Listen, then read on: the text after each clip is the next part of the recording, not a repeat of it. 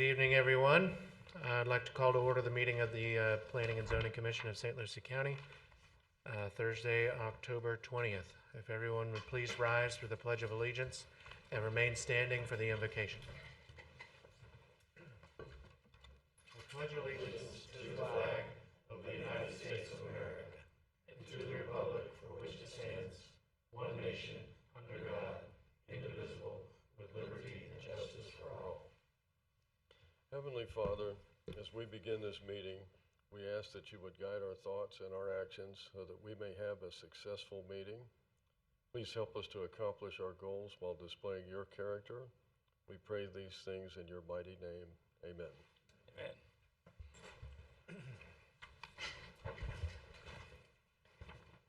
Madam Secretary, please call the roll. Mr. Sanders? Yes, ma'am. Mr. Benner? Yes, ma'am. Mr. Odell? Yes, ma'am. Mr. Slay? Yes, ma'am. Mr. Lowndes? Mr. Bridgers? Ms. Slack? Yes, ma'am. Mr. Munt? Yes, ma'am. Mr. Lowe? Yes, ma'am. Chair Taylor? Yes, ma'am. All right, I don't have any announcements or disclosures. We can do per item if there are any. We'll move on to 7A, the minutes from the regular meeting of September 15th. Are there any additions or deletions? Mr. Chair, I'd like to back up for just a half Mr. on Munt? announcements, disclosures. I've spoken with staff on item 9E and F this evening. Okay. And on minutes, I'd like to have the minutes corrected. They have me as chair, and I'm not. Any specific place, or is it throughout? No, Just so we just can get it. on the attendance at the top. Oh, okay. Madam Secretary, you got that? Cool. Okay. We had a motion to approve the minutes. Will that include Commissioner Munt's Yes. corrections? Okay. Okay. Second on it. We have a second from Commissioner Slay. I'll second. All in favor, signify by saying aye. Aye. Any opposed? All right, move on to public comment. If there's any member of the public wish to address the board on any non-agenda items, please come forward. Okay, seeing none. We'll move on to our, one quick agenda rearrange. We're going to do item A and then move directly to item D. So we'll be hearing that second, and then we'll go back to item B and throughout. So just a little note there. And we'll go ahead with item 9A, which I believe is Ms.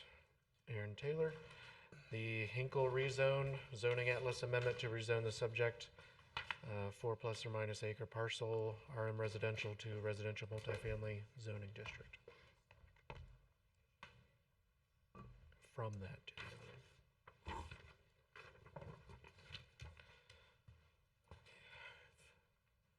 Good evening, Chair and members of the board. For the record, my name is Erin Taylor, Associate Planner with the Planning and Development Services Department. Today, I will be presenting Agenda Item 9A, a rezone petition for Chad Hinkle.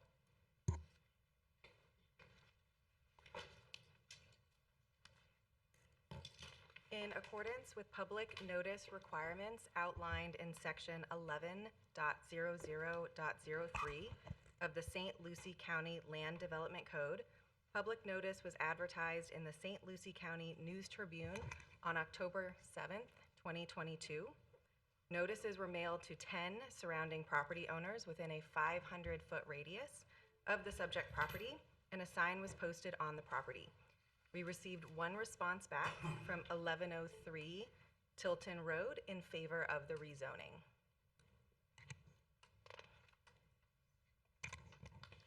The 4.06 acre parcel is located on the southwest corner of Tilton Road and Silver Oaks Drive in Port St. Lucie.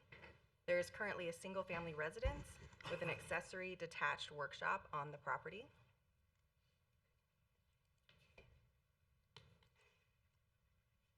The future land use designation is RU, Residential Urban, The RU land use category is the predominant residential land use category in the county. This residential land use category provides for a maximum density of 5 dwelling units per acre. The RU designation is generally found between the identified urban service areas and the transitional RS areas. The proposed rezoning to the AG5, Agricultural 5 zoning district, is consistent with the Agricultural 2.5 future land use designation as per the comprehensive plan, table 1.3, land use designation zoning compatibility chart. And I apologize, I believe the rezone is to the AR1, 1 dwelling unit per acre. The current zoning on the property is RM5, residential multifamily 5 dwelling units per acre. And the proposed rezone petition will conform to the minimum lot standards in accordance with the Land Development Code Section 7.04.01 for the AR1 zoning district. The purpose of the AR1 zoning district is to provide and protect an environment suitable for single-family dwellings at a maximum density of 1 dwelling unit per gross acre, together with such other uses as may be necessary for and compatible with very low-density rural residential surroundings. The proposed rezone will lower the density from the current 5 dwelling unit per acre to 1 dwelling unit per acre. This petition conforms to the standards of review as set forth in St. Lucie County Land Development Code, Section 11.06.03, and is consistent with the St. Lucie County Comprehensive Plan goals, objectives, and policies. Staff recommends that this petition be forwarded to the Board of County Commissioners with a recommendation of approval. And this concludes my presentation. Staff and the applicant are available to answer any questions the board may have. Thank you, Erin. Per Assistant County Attorney Catherine Barbieri, I do want to disclose that I know personally the applicant. We did not discuss the public hearing item, however. That being said, are there any questions of staff at this time or the applicant? Okay. Thank you, Erin. Seeing none, we'll go ahead and move to the public hearing. This is a public hearing. If there's any member of the public that wish to address the board on this item, please come forward. Seeing none, I will close the public hearing and bring it back to the board for further discussion and a motion. Move to approve. Okay. Second. We have a motion to approve by Commissioner Munt and a second by Commissioner Slack. Madam Secretary, please call the roll. Call the vote. Mr. Benner, Yes, ma'am. Mr. Odell, Yes, ma'am. Mr. Slay, Yes, ma'am. Mr. Lowndes, Yes, ma'am. Ms. Slack, Yes, ma'am. Mr. Munt, Yes, ma'am. Vice Chair Lowe, Yes, ma'am. Chair Taylor. Yes, ma'am. Motion carries unanimously. Thank you, Erin. Thank you. Okay, we're gonna move on to item 9D, the 711 Kings Highway Angle Road rezone. And we have Mr. Tahir Curry with the presentation.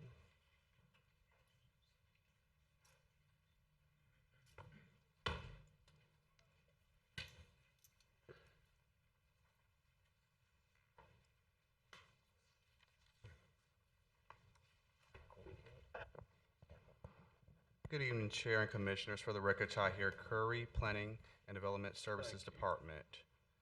Agenda item 9D is an amendment to the official zoning atlas to rezone the northeast I thought I heard some, sorry, okay. 2.96 acres of the subject 39.4 acre parcel from AG1 zoning district to the commercial general zoning district located on the southwest corner of Kings Highway and Angle Road intersection. The public hearing was noticed with a sign on petition site, a display ad in a local newspaper on October 7, 2022, and mailed notices to property owners within 500 feet. Proof of advertising is provided within the agenda packet.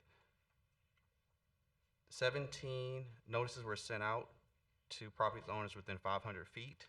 The planning department did not receive any responses.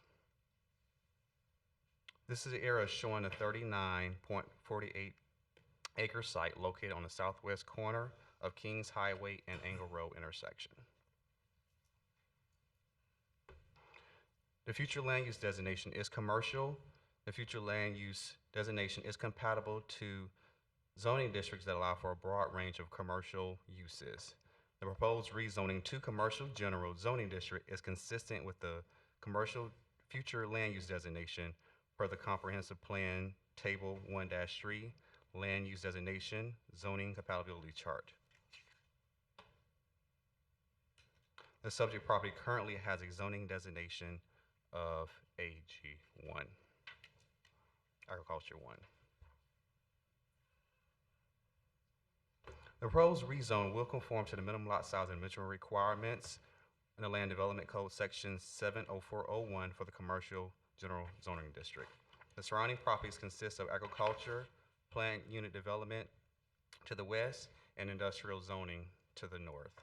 The proposed rezoning will allow for a retail convenience store in accordance with the Land Development Code, Section 30103.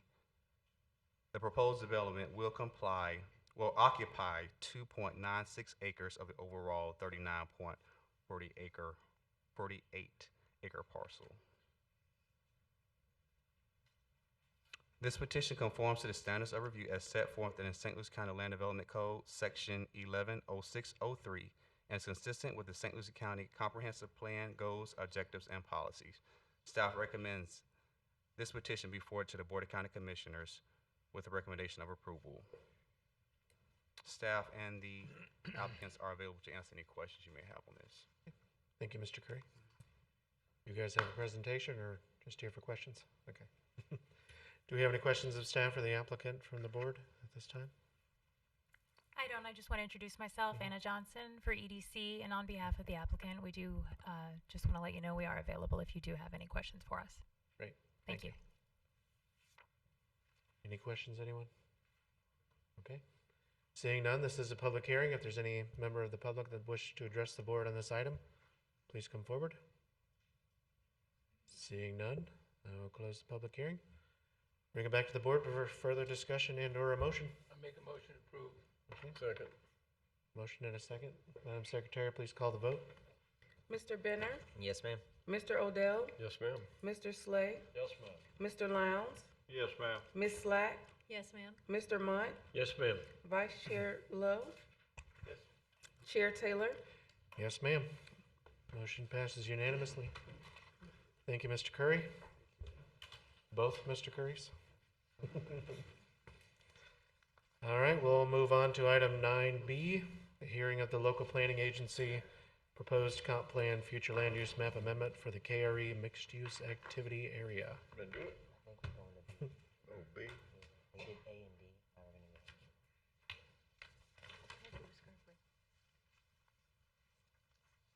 Oh, boy.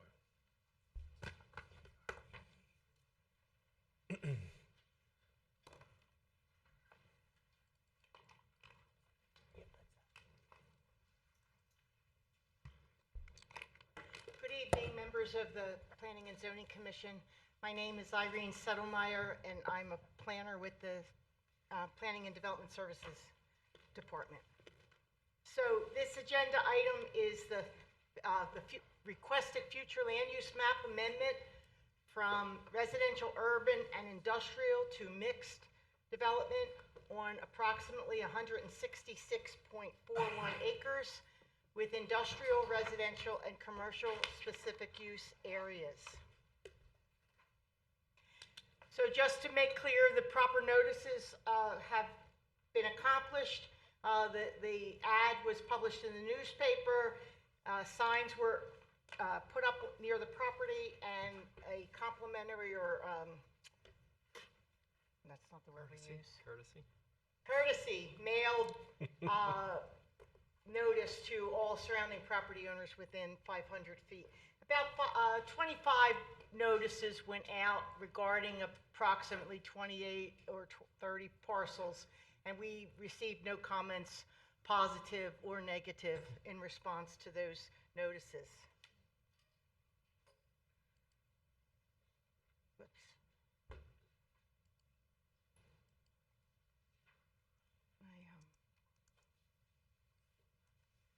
why that's so big. So this is the general area, this is the area map.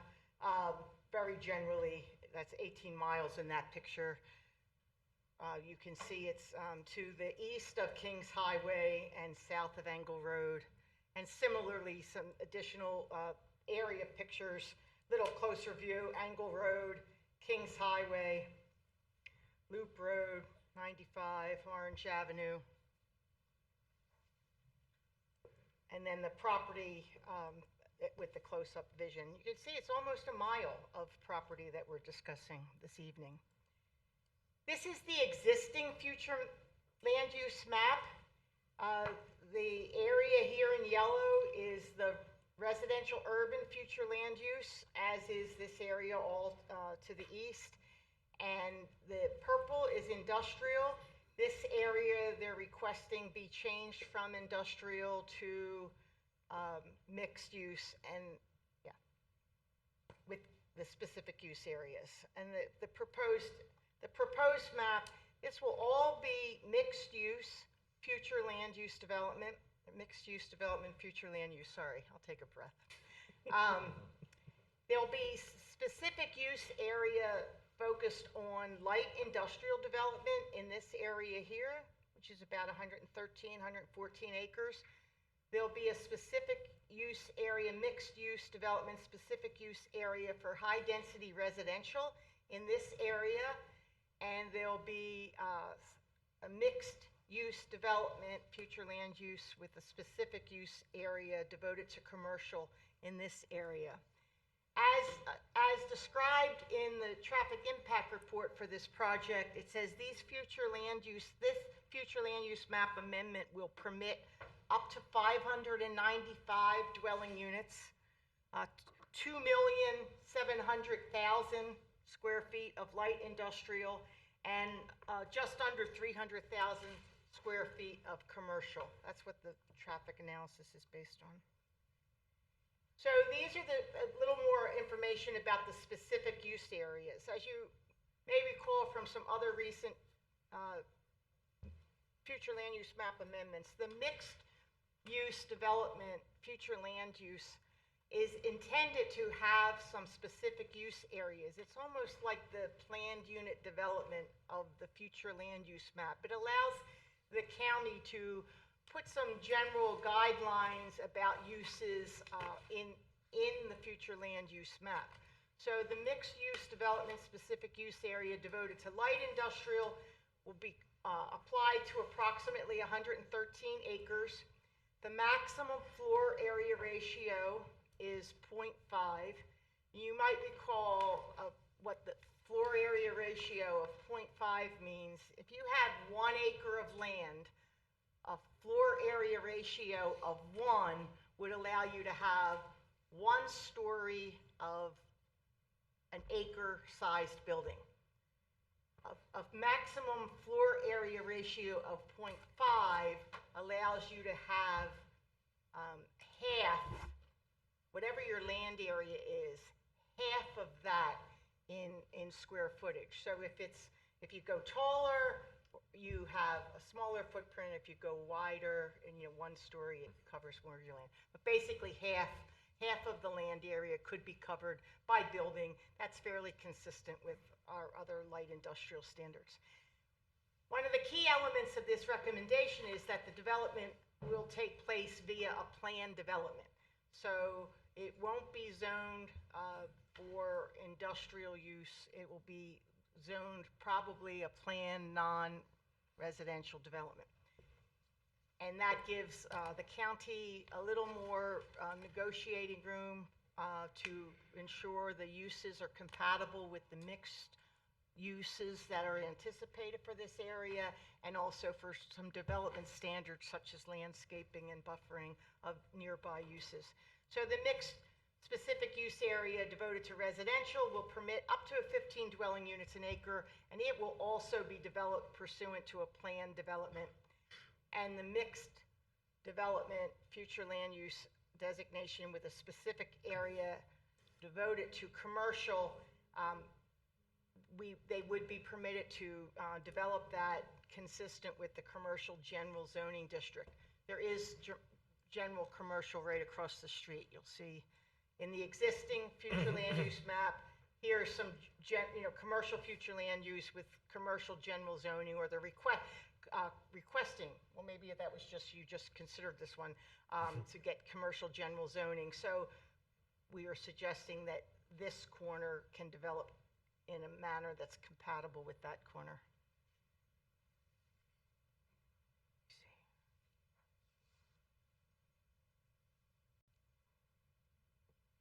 So another agenda item tonight is some proposed adjustments or amendments to the Jenkins Road Special Area Plan, but I wanted to just show how this property is within the Jenkins Road Special Area Plan, and this map again shows the 3 specific use activity areas. This is again, going to be a topic of a future agenda item tonight, but this is the Jenkins Road Special Area Plan, and the applicant's property is right in this area. This is Kings Highway, and this is Angle Road, and you can see this Avenue Q that's proposed, Road C, Road G, and what is proposed. The applicant will be helping the county achieve this roadway network that has been anticipated for some time.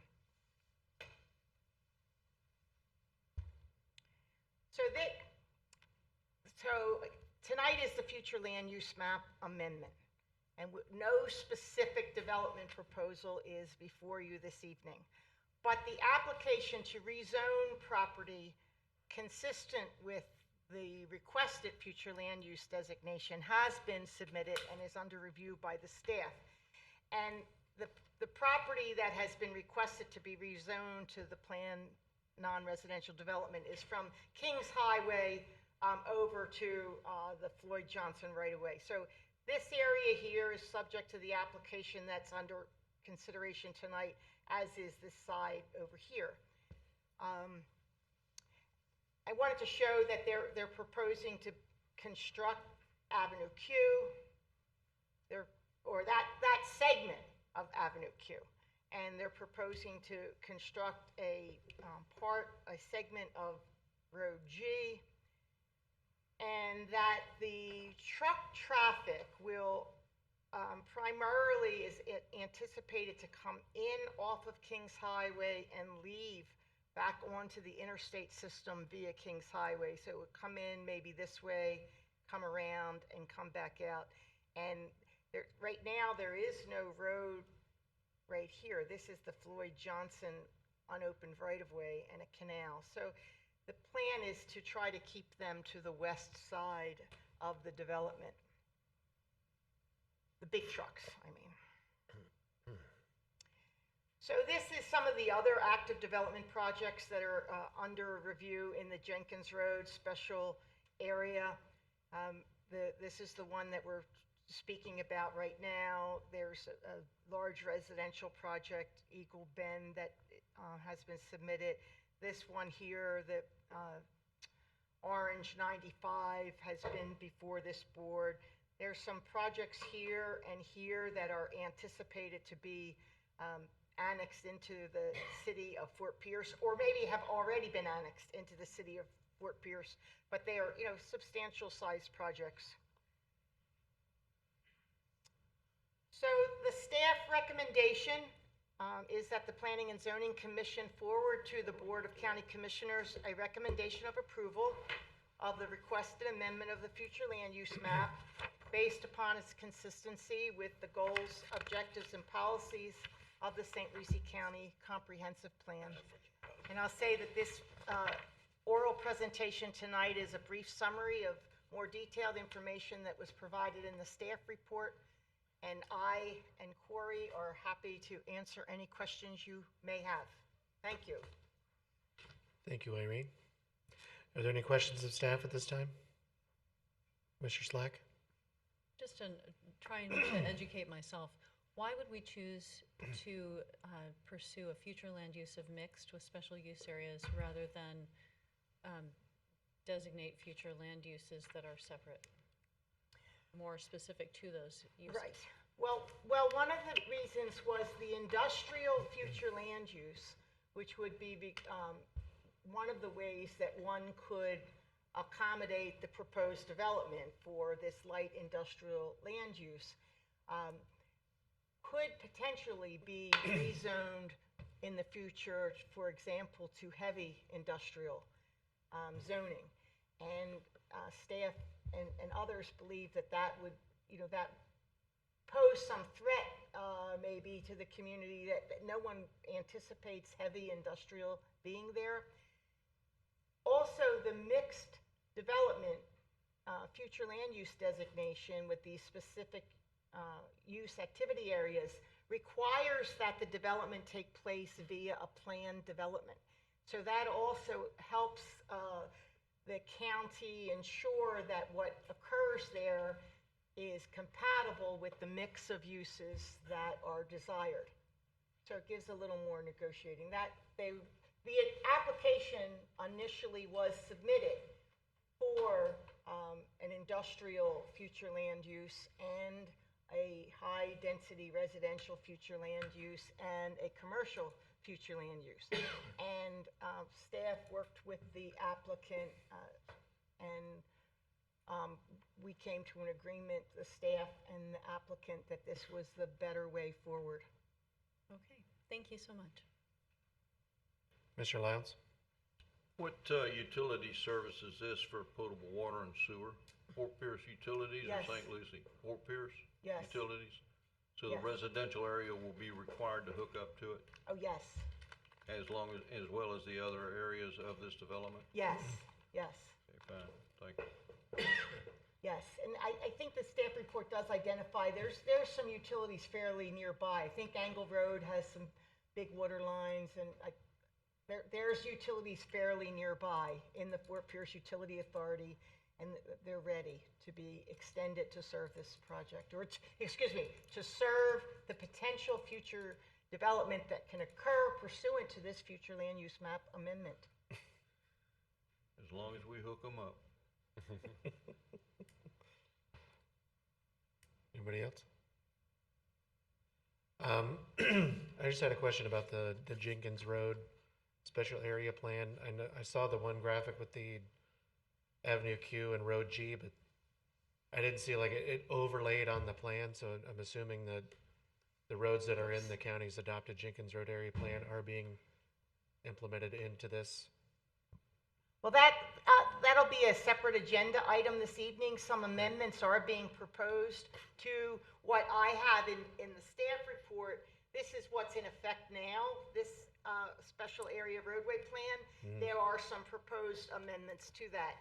But the Avenue Q, this coming off of Kings Highway, and well, here it's called Road B. Oh, here's Road G. So Avenue Q and Road G are a part of, are anticipated to be segments of it constructed by the development that would be made possible by these future land use map amendments. Is that something that the applicant has already agreed to, these roads, or would that be something that comes later on when there's? Those are, right, they'll be part of the site plan review is when those commitments are made. Okay. At this time, there's no particular, this proposal doesn't involve any particular Right. development activity. It's just the future land use map amendments. Okay. Thank you. Back to your question. Mr. Slay? Who's responsible for the roads when we come around to this? Who's responsible? Right. I guess that will also be, you want to wait till your agenda item, or it will be, I guess, the subject of negotiation. They'll be open to the public. These are roads that will be open to the traveling public. Right, but we can't create those roads, right, without property ownership here? Sure. Allowing that to happen? Well, right away would probably be dedicated for them. Chair Taylor, members of the commission, Commissioner Slay, within the Jenkins Road Area Plan Special District, there's a line that requires that the network area shall be dedicated, built, and eligible for road impact fee credits in accordance with the county's thoroughfare protection plan. Therefore, the roadways identified or adopted within the plan would be a requirement of the developers to meet concurrency. If they need the roadways for concurrency to construct them, alternatively, they would dedicate a portion of the right-of-way and build a portion of the roadways depending upon the nexus and the needs to support that project. Okay. And we'll discuss that a little bit further in the next agenda item. But certainly, as part of the, as Irene indicated, this is the future land use map amendment. If adopted, future proposals such as the concept plan that we saw earlier on screen for a flex warehouse, industrial space, any residential or commercial development, that would be through a rezoning process and a site plan in which traffic impacts would be evaluated and corresponding roadway improvements would be developed as far as a schedule to support that development. Again, Irene highlighted, it's part of the staff report packet, Kings Highway is scheduled for significant improvements. We've already seen enhancements from the Turnpike, State Road 70 North. There's 2 additional phases of that expansion and a subphase that would extend from I-95 north to St. Lucie Boulevard, including enhancements at the intersection of Kings Highway and St. Lucie Boulevard and Angle Road, St. Lucie Boulevard. That timetable is projected to launch between 2026 and 2030, as Irene has up on screen, looking for 4 lanes, multi-use paths, bicycle facilities, enhanced stormwater lighting, and as Commissioner Lowndes indicated, opportunity to expand utilities, whether it's water, wastewater, fiber optics, natural gas. The public investment in Kings Highway hopefully will be met with private investment in the individual roadway networks within the Jenkins Road Area Plan. Cool. Mr. Chair. Mr. Benton? Sure do. Are those aforementioned roadways, are they part of the airport connector route? Commissioner Odell, they certainly intertwine and provide interconnectivity to what would become the Airport Connector Road. The Airport Connector Road is outside of the boundaries of the Jenkins Road Special Area Plan. However, one of the alignment protocols is the extension of Jenkins Road north, then jogging westward and aligning with Taylor Dairy Road, which is an unimproved roadway between Angle Road and St. Lucie Boulevard today, and St. Lucie Boulevard being one of the major east and west links to connect into the hopeful airport connecting roadway. Okay, thank you. Any other questions of staff? Okay. Seeing none. Mr. Curry? Good evening, Mr. Chairman, members of the commission. For the record, Brad Curry with Engineering, Design, and Construction, representing the applicant tonight. Staff and commission have done a great job investigating and coming up with what this project's all about. It's been a pleasure working with staff. We did, start out with a straight industrial classification, residential, high, and commercial. From speaking with staff, it was determined that the MXD would be a better way to go because, exactly as staff stated, staff has the ability to require the plan development for the industrial. They have the ability to restrict the uses as part of the land use. So the county knows what they're getting from day one. I always use the analogy that straight zoning district is basically writing a blank check, meaning the county has a whole list of things that could happen. This is not writing a blank check. This is a very specific check that the county knows what they're getting. With me here tonight is Noah Christmer with the KRE Group. He traveled here today to be with you guys, to be a part of this project. And then also is Bob Rains, who's our attorney. And both the 3 of us would be happy to answer any questions that you have regarding the project.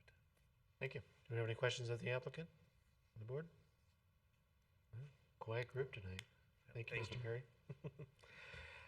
All right, this is a public hearing. If there's any member of the public that wish to address the board on this item, please come forward. Seeing none, I'll close the public hearing. Bring it back for further discussion or a motion. Mr. Chair? Commissioner Odell? I'd like to make a motion. It seems that this amendment is consistent with the goals and objectives of the St. Lucie County Comprehensive Plan. I motion to approve. Second. Okay, second by Commissioner Mudd. Any further discussion? Madam Secretary, please call the vote.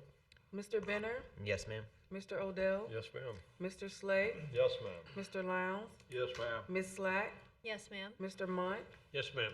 Vice Chair Lowe, and Chair Taylor. Yes, ma'am. Motion passes unanimously. Thank you, Aaron. Thank not you. Aaron. Irene, sorry. I still had Aaron's paper on me. Okay, let's move on to item 9C. Mr. Benton. This is the Land Development Code Text Amendment amending Section 4.12, the Jenkins Road Area Plan Special District, which we Thank you. just saw. Thank you, Chairman Taylor, members of the commission. Again, Corey Benton, Planning Manager with the Planning and Development Services Director, presenting the agenda item 9C for the Land Development Code Text Amendment. As stated, this evening's public hearing was duly noticed in the local newspaper via display ad, which is the minimum requirements for the Land Development Code Text Amendment. The applicant, who is also the applicant of the preceding item, did hold a neighborhood meeting last evening in the Fenn Center after providing notice to adjacent property owners, discussing their overall development schedule and highlighting some of the components of this evening's text amendment proposal. Here's an overview of the project area. The Jenkins Road Area Plan Special District covers approximately 1,700 acres of land. In 2007, after a substantial development applications were proposed to St. Lucie County, including a high level of residential development units, commercial, a wide variety of concepts proposed, St. Lucie County adopted this special district in 2007, establishing more of a traditional neighborhood district that provided for land use and design standards as to how this area would evolve and grow. In the recession that we experienced shortly thereafter, and some challenges regarding the market and land development in this area, ended up with a Land Development Code Text Amendment by the county in 2015 that eliminated those specific use and design standards and replaced it with a roadway street network to ensure that roadway capacity, interconnectivity, and multimodal access in this area would be planned and retained as future developments came online. Because as you can tell from the aerial, there are some sizable property owners that have aggregated and accumulated quite a few pieces of land, and then smaller individual landowners that may or may not have frontage on a public roadway today, because this area is largely undeveloped and does not have the established right-of-way to support extension of utilities and extension of those roadways. Therefore, in 2015, the county adopted this roadway network, subject for discussion this evening, and along with that, various typical roadway sections that we'll cover shortly. So the adopted road and trail system today has an intricate set of interconnected roads, one certainly supporting transportation capacity in this area for a wide variety of uses. In 2015, there was uncertainty in the market as to whether we would see residential, industrial, commercial, or a mix of development types in this area. So they provided a significant amount of roads interconnected in various areas with different orientations, some focused on the pedestrian, some focused on bicyclists, but also accommodating vehicles and potentially truck traffic and routes. The only portion of this network that has been acted upon and developed is the Loop Road, or portion of Road F that extends north from Orange Avenue and then jogs east, linking back to Jenkins Road, but otherwise much of this area remains undeveloped. As discussed in the prior agenda item, there are pending applications throughout this region, both with St. Lucie County and the city of Fort Pierce. The proposed residential development is highlighted in a violet color, known as the Eagle Bend project, which proposes roughly 1,200 residential dwelling units. That's under review with the Development Review Committee. In green is the land use map amendment that was discussed in the prior item. In blue, the orange 95 Commerce Center, the Flex Warehouse and Distribution Space proposed off of Jenkins Road and Loop Road to the south, and then 2 project sites that are under annexation petition to the City of Fort Pierce, at least one of them having the first reading to annex into the City of Fort Pierce and be processed as a planned development or residential development predominantly in the City of Fort Pierce. And of course, highlighted in yellow, the Fort Pierce Westwood Academy that has been contemplated for redevelopment, potentially expansion to continue to serve the needs of the community through that high school campus.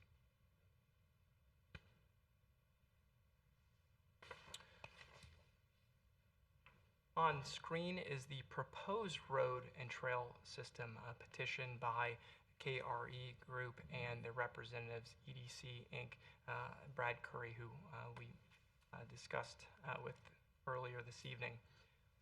Some of the highlights of the proposal are displayed with the various arrows starting from left to right. Along Kings Highway, FDOT, as we noted, is developing a roadway improvement plan. Part of that roadway improvement plan on this SIS corridor is looking for restricted access designations and alignments where they're looking to consolidate the 3 connections that are currently within the plan to 2 and providing full access potential in those areas, served with turn lanes and the potential to be signalized in the future, ensuring that there's adequate separation from the intersection at Angle Road to the north and then the intersections further south as you approach Orange Avenue. Jogging east, realignment of Road B, ensuring that there's connectivity between Q and Road G outside of Kings Highway and Jenkins Road to provide for that short-term connection. Then the green roadway links, accounting for Floyd Johnson Road, which is an undeveloped roadway today, extending east and west between Jenkins Road and what would be the extension of Lamont Road from the south, allowing for interconnectivity down the Loop Road and Orange Avenue and that I-95 interchange, bypassing any of the residential development that may be anticipated along Jenkins Road. Then again, continuing and retaining predominantly the Avenue Q extension east to Angle Road. Then the north-south roadway A, the applicant is proposing to extend that north, extend it north from Metzger Road to Angle Road, aligning with 53rd Street to the north across Angle Road, as 53rd is I would call it a major or minor collector, collecting a lot of residential traffic north of Angle Road in the Taylor Creek Canal. Panther Lane, a potential roadway extending north and south on the east side of Fort Pierce Westwood Academy, is retained in this plan. And then the removal of some links in between Jenkins Road, Panther Lane, 41st Street, and Orange Avenue, which are understood to be more private or potentially drive aisle connections. As some of those projects in the city of Fort Pierce propose multifamily development where there would not be platted streets or roadways, but more drive aisles or private connections. Additionally, one thing to point out as we talk about, and staff later provides a recommendation supporting a variation of this amendment, these roadways as displayed and previously discussed, per this plan, these rights-of-way shall be dedicated, the roadways shall be built, and each would be eligible for road impact fee credits, in which if a developer, let's take KRE, was proposing to construct a portion of Jenkins Road, portion of Road Q, Road B, and Road G, the valuation of those improvements would be eligible for credit against the county's transportation or roadway impact fees. And so there's the carrots and sticks as it relates to ensuring adequate public facilities, concurrency for transportation, but also ensuring that there's a nexus in the balance of the incentive for the developer to build the roadway, although the county would have long-term maintenance responsibility for the roadway networks presented in this right-of-way protection plan. So it's certainly a balance of ensuring that the county protects the primary roadways needed to support transportation, facilities, interconnectivity, the balance of complete streets for both vehicles, bicyclists and pedestrians in this area with a mix of use from institutional, residential, commercial, and industrial, but also understanding the limited resources and the economics behind impact fee credits and the county's maintenance responsibilities of the roadways that would outwardly serve the general public as opposed to being more project specific. And some of the reduction in those smaller roadway links, as you can see on this map today, the parcels are very scattered.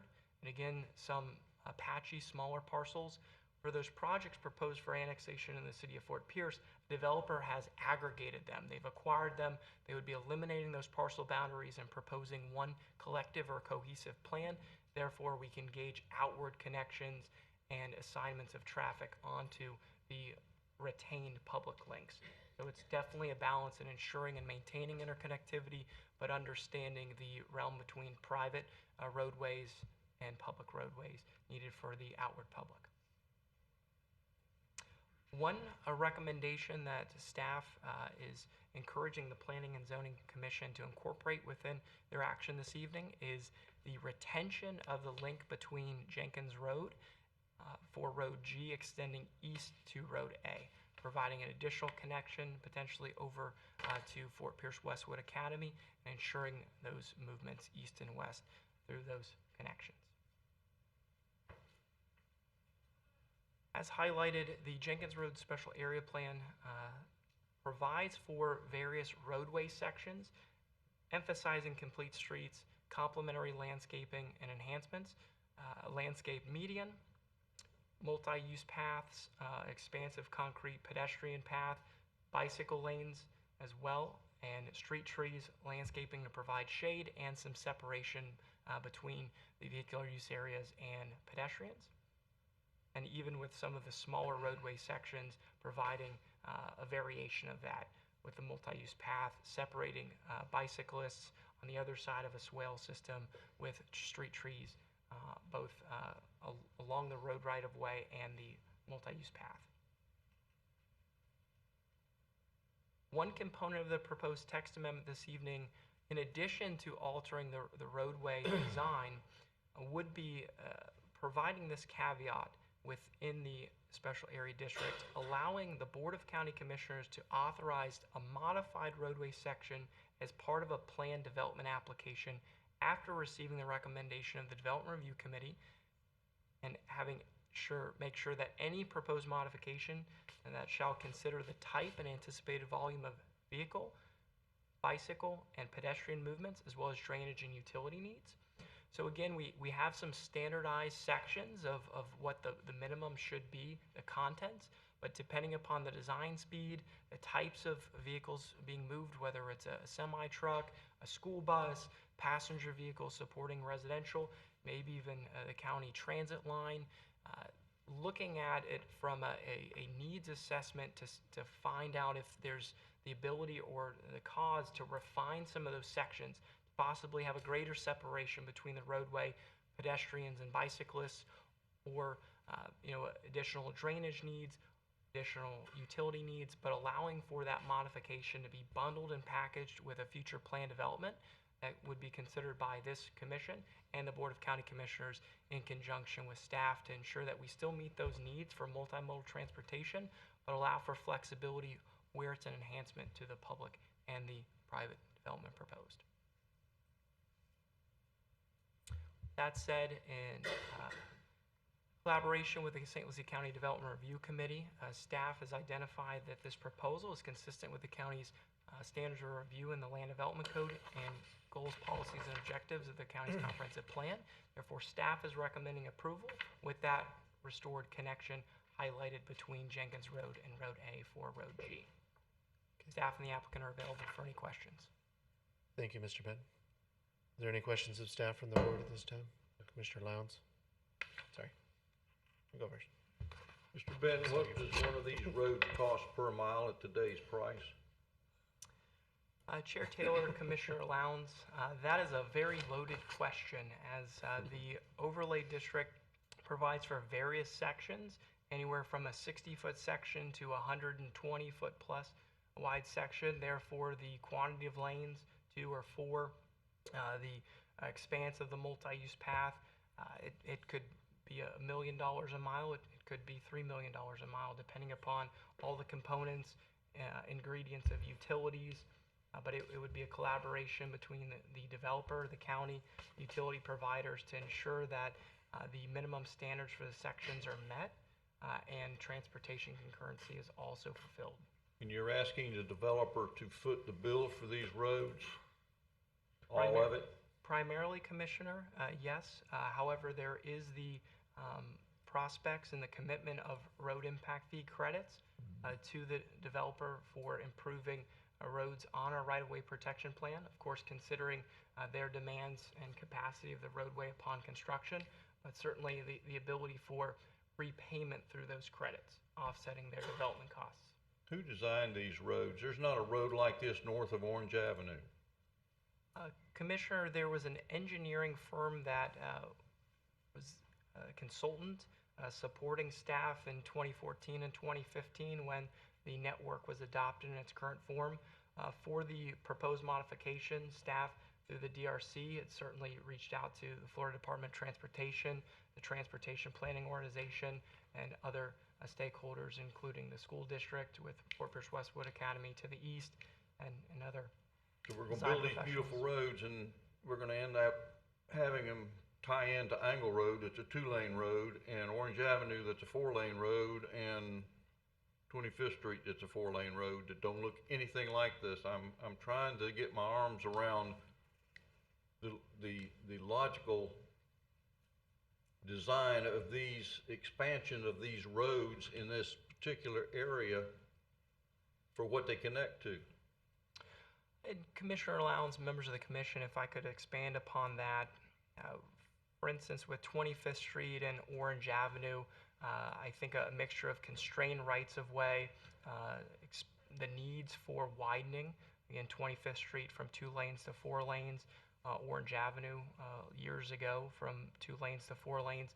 Because of established commercial buildings, residential homes, there are a lot of limitations on how wide and how many ingredients to those roadway networks could be provided.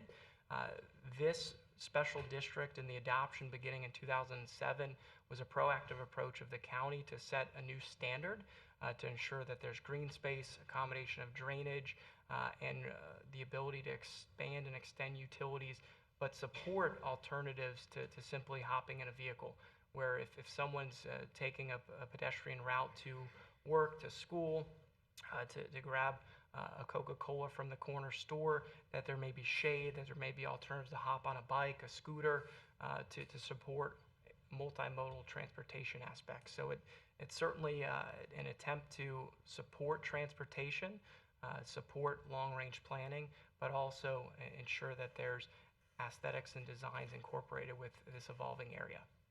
Well, I certainly applaud our approach to look 30 years ahead. I wish we had done that when they decided to pave Kings Highway 40 years ago. But at the time, it wasn't necessary, and I'm fighting to get my hands around the overall complexity of these roads in this area. And Commissioner, to highlight some of the aspects or potential benefits of the petition, it does reduce and eliminate some of the required roadways, and it provides flexibility for a developer alongside staff, the Board of County Commissioners, and even this body to consider alternative sections where there may not be the need for an expansive 100-foot or 120-foot wide right-of-way based upon the development schedule, but to ensure some of those core ingredients and design features are integrated. It'll take a developer with some deep pockets, isn't it, Mr. Benton? Certainly, it's expensive to develop these days, but that's where the county staff is looking to be proactive and coordinating with developers and exploring any updates to policy that are reasonable, but also support the health, safety, and welfare of the community. So when they develop these roads, then they give the road to the county? That is correct. The roadway links Merry on Christmas. this exhibit would be dedicated to the county. impact fee credit eligible for those dedications. I hope they put a big bow on it. Mr. Chair, what are you gonna? Commissioner Monk? Mr. Monk? Mr. Benton, could we go back to the slide that allows for text modification by the BOCC?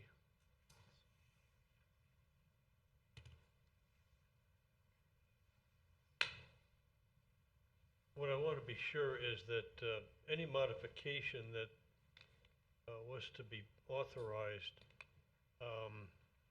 isn't less than the current county standard. Is there some way that we can ensure that it says they can authorize a modified roadway section? Is there some way we can ensure that it's no less than the current county standard? Chair Taylor, Commissioner Munt, and we have David Hayes, Senior Project Engineer from the Public Works Engineering team here this evening. If I misstep or misspeak, the components of this line emphasizing after receiving the recommendation of the Development Review Committee, it's our understanding that, again, there's two minimum county standards for local roadways today. First is a 70-foot wide road right-of-way that would experience or have an open swale system, but inside the urban service boundary feature sidewalks 5 or 6 feet in width and have bike lanes. 60-foot section for closed drainage, curb and gutter. I do not believe the county public works and engineering team for a county accepted roadway would support or accept anything below that 60-foot section. Certainly for plan developments incorporating private streets, we've considered 40 or 50-foot roadway sections, again, where it's owned by the developer, maintained by the developer, and serving single-family or townhome driveways, dead end with a cul-de-sac, not thoroughfares that are serving the public outwardly. Certainly if this body would like to recommend that caveat, that in no instance shall it be below or deficient of the minimum county roadway specifications, you certainly can. But if the county is going to consciously support, the DRC is going to support any alternatives to the adopted sections, we're going to be reviewing that based upon county minimum specifications and knowing that we would be tasked with maintaining them after dedication. So I think that concern is already addressed and staff is in that position, but if you'd like to encourage memorialization of it through text, I don't think staff would have any concerns with that minimum specification being added. I would be more comfortable if we could include it. Thank you. Mr. Lowe? Mr. Benton, a question. We haven't talked too much about this yet, but this is originally a 1,700 acre piece of property that was originally started when they wanted to change this. We haven't talked about water and sewer. Is all of this in the city? Chair Taylor, Commissioner Lowe, all of this area is within the Fort Pierce Utilities Authority service area. FPUA maintains active potable water and wastewater lines along Angle Road to the north, Orange Avenue to the south, and will be extending utilities along North Kings Highway north of Orange Avenue, where they're currently servicing the Flying J and Wawa development at the intersection. Those utilities would be extending north. There's some minor lines in that area today, but the lines would be expanded. There's the conversation about incorporating natural gas as part of that effort, and certainly FPUA provides a fiber optic or FPUA net for communications as well.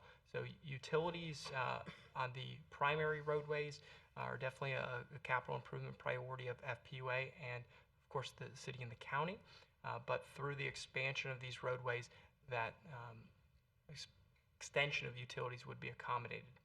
That said, as far as the city of Fort Pierce limits, at the time of publication, the green area with the speckles, that is the current city of Fort Pierce boundary. You'll see the former Turner machine that's now Freightliner Stam manufacturing facility here. Bent Creek, Celebration Point to the south.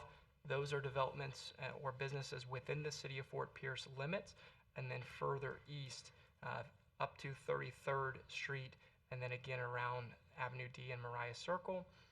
And the proposed annexation areas, the former Mill Creek development proposed due north of the former Skate Town establishment here, and then behind the Freightliner Turner machine, that area to the northeast of St. Lucie Battery and Tire is actively under consideration for annexation into the city of Fort Pierce.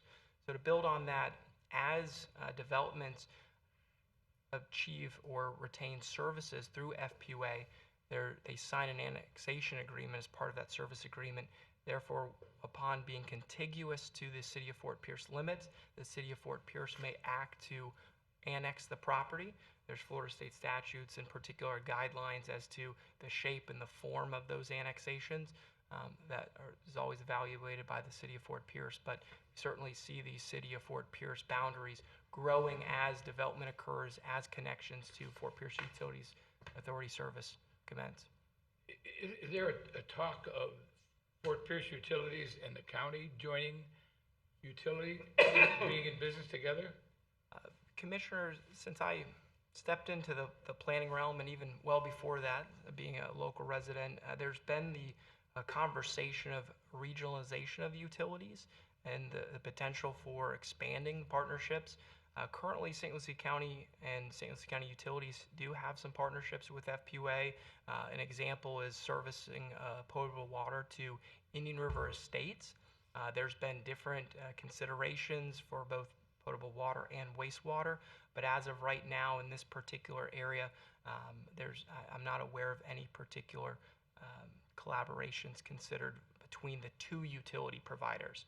St. Lucie County Utilities has other initiatives in our own service area, which we'll hear about in agenda items E and F, up north of the Treasure Coast International Airport and south of the county fairgrounds, servicing the unincorporated areas not within FPUA service territory, where some of the county priorities have been. So at this time, St. Lucie County would not be involved in the utilities at all? That is correct. This would be an FPUA exclusive service area.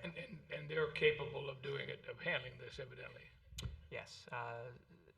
FPUA, there's well-field protection areas around John B. Park due east of us. They have their facility off 25th Street near Elks Park, the baseball fields, and they, of course, have been contemplating options to relocate their wastewater treatment plant from South Hutchinson Island to Energy Lane, adjacent to their natural gas energy production facility west of Selvitz near Glades Cutoff. Thank you. Thank you. And that's just water and wastewater FPUA here. That's electric is still FP&L in this area, right?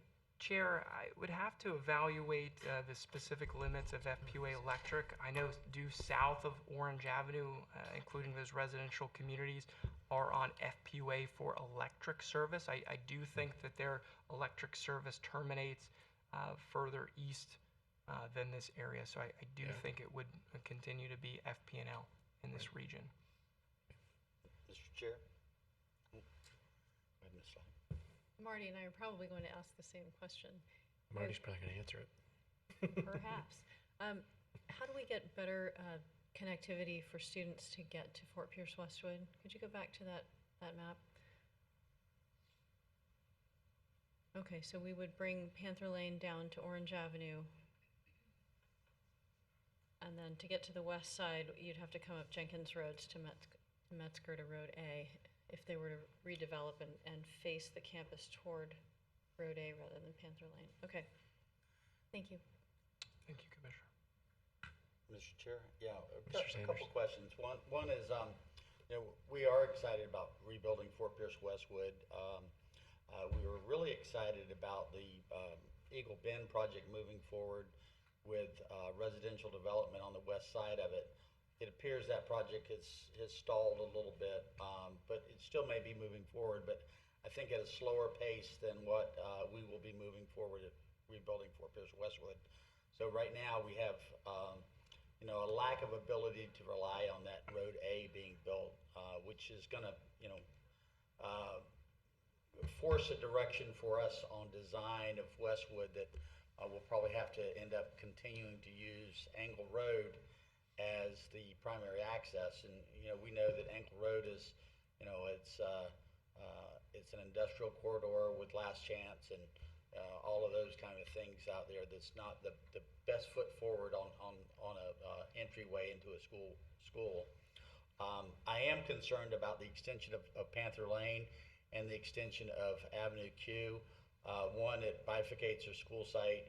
Two, it starts to wrap roadways around a school site, which state requirements for educational facilities specifically prohibit ringing the school with roadways.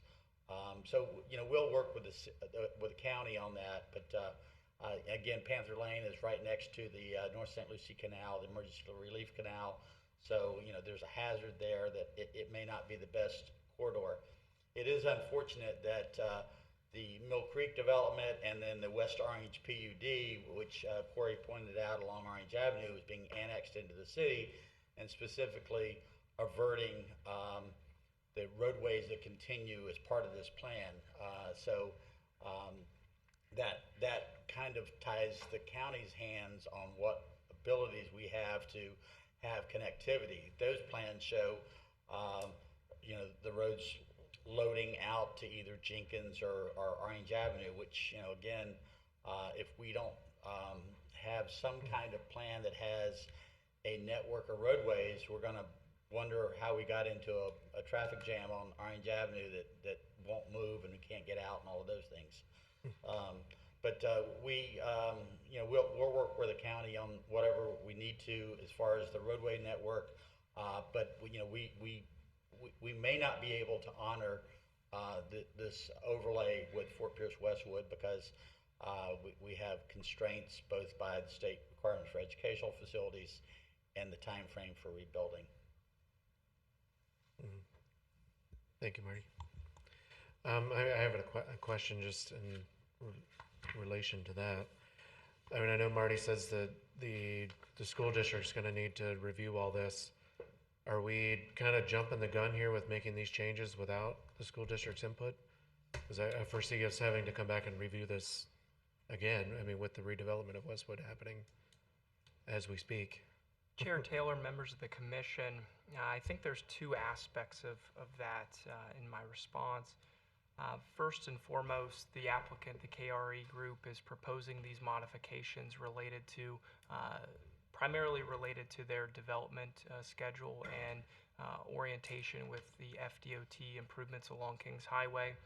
Staff and partnering in that evaluation or responding to the application has agreed to or supported certain tweaks based upon evolving conditions in the market, but kept the area around Fort Pierce Westwood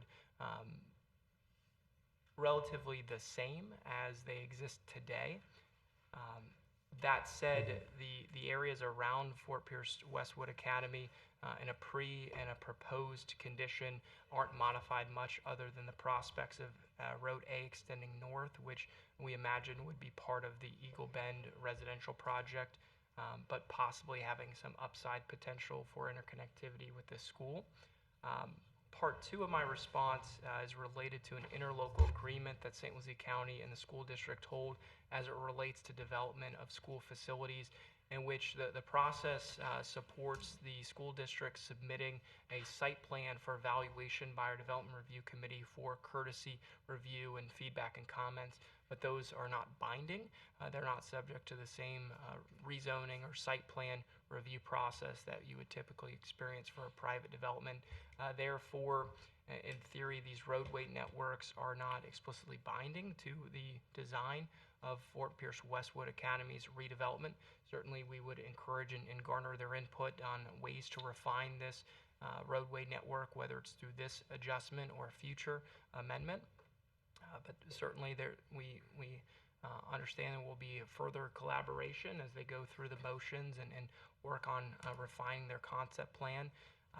The county operates, maintains, and owns most of the roadways immediately surrounding Fort Pierce Westwood Academy. Therefore, we're certainly a stakeholder, and we want to maintain and embrace that partnership and find a way to support this redevelopment project and enhancement of a well-needed community facility.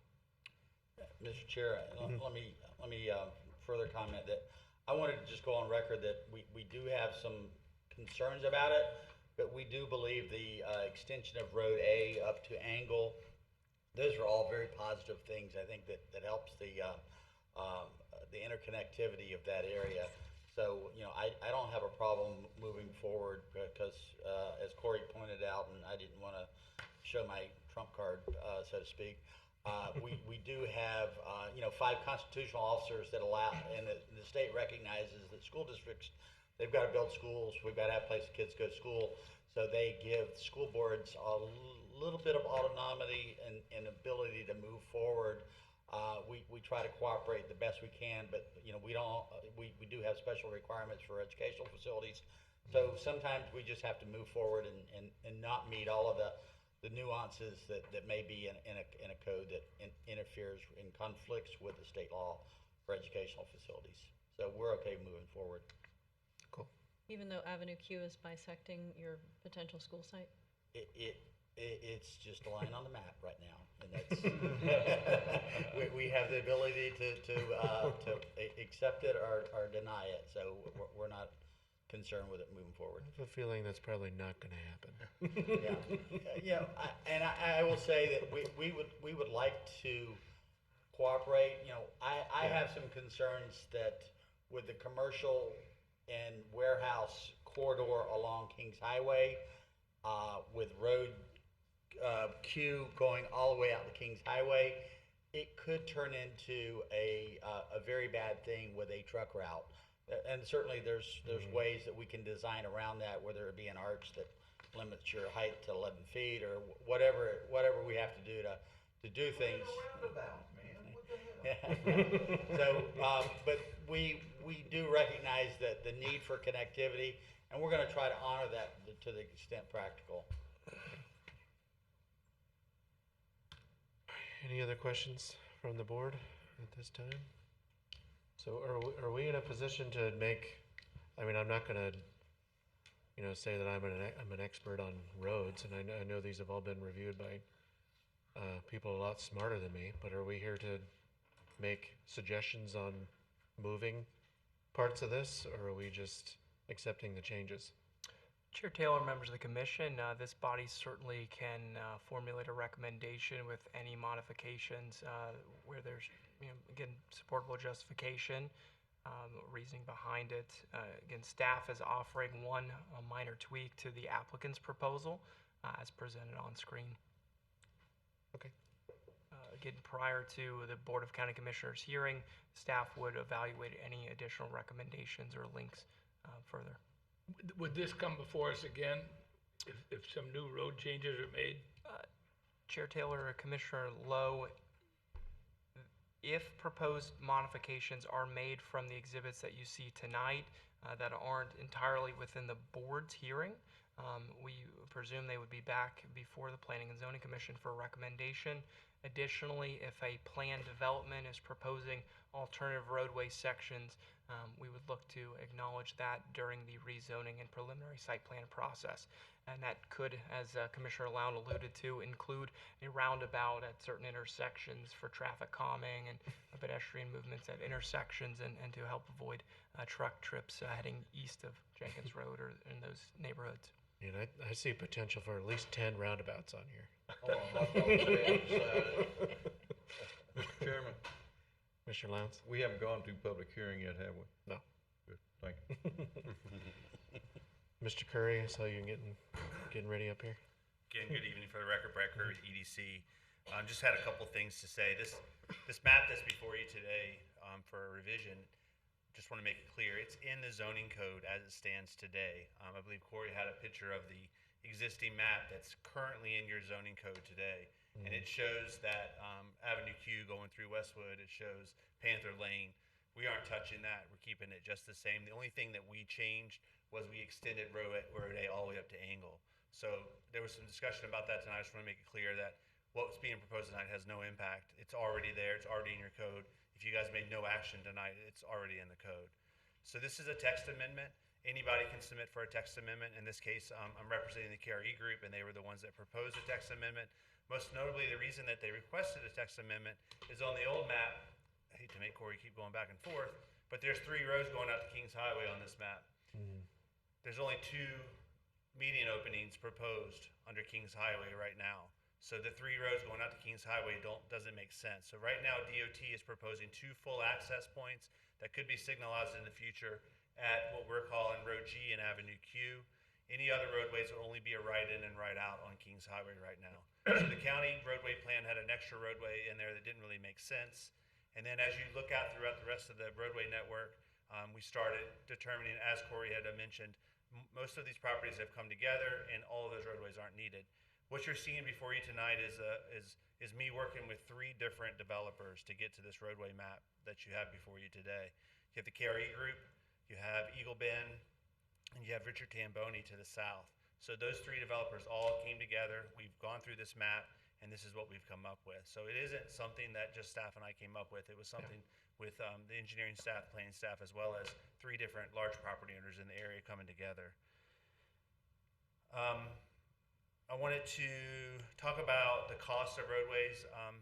Mr. Lowndes, I used to know those numbers really well, but with the way costs of things are going up these days, we did a roadway paving waiver on Header Canal Road, and this is probably a year ago now, and Header Canal Road we were proposing it to be a 70-foot right-of-way open swale drainage. So you guys, Mr. Lowndes, you've been around enough to know what that looks like. No utilities, no sidewalks, no street trees, no street lighting. Just a plain road. Yep, just a road with the swale drainage. It's $1 million a mile just for that road. And So I would expect. this is a lot more comprehensive and complex than Header Canal repave. Yes, sir, definitely is. And you haven't even considered water and sewer. That would be part of that lane mile. So very, very expensive road. But the way this works is with the impact fee credits. Impact fees, for this case, are a good thing that they're a little bit high because we're able to get the credits for when we go and we build the road. There's a dollar amount that's determined, and then we go get a building permit, and we don't have to pay the transportation roadway impact fee. So it will work out. It will still probably will result in the cost to my client, but building roads for a project like this is pretty similar. I think about Tradition, for example, or Southern Grove. All of the stuff that you're seeing being built down there now, where FedEx is, Cheney Brothers, all of those places, they've all had to build roads to get there as well. So the construction of roadways, along with having these sorts of larger warehouse distribution facilities, is fairly normal for this area. So it appears to work financially based on those things. The right-of-way standard, Mr. Munt brought that up. I like to simplify things as much as possible, Mr. Munt, and if you start talking about county standards in that language that was up there, Corey brought it up, he nailed it. When you start getting into the residential PUD portion of this project, of this area, the residential PUDs could have much smaller right-of-ways, 50-foot right-of-ways. I think I got Mr. Hayes to sign off on something even smaller than 50 foot in a PUD, but again, that's a private roadway that's going to be owned and maintained by a homeowner association. So I'm a little uncomfortable starting to talk about county standard because then I always tell my staff, I don't know who's going to be interpreting it tomorrow. And that's what, in this case, if you start talking about county standards, it could be tied to the individual residential PUDs where a 60-foot or a 70-foot right-of-way really doesn't make sense. So I'm a little concerned about that, but if that's something that this commission feels is important, then of course it can be placed in there. I just wanted to express my concern. I think that's it. That's all that I had. I'll answer, again, we have representatives here from my client, and Mr. Raines would be happy to answer any questions that you have. Mr. Chairman. Mr. Lowndes? Mr. Curry, does this road design at all impede or hamper a quality development in this area? It's a great question. I think depends on. I think it only helps, to be honest with you. I know I have someone from Eagle Bend here tonight as well, and I'm fortunate enough to be representing them, and they probably think there's probably a little bit too many roads. But I think for the KRE project that I'm with you tonight, if KRE were to develop their piece, the western half of this, we're calling it the U, where you have at Road Q, Road G, and Road B.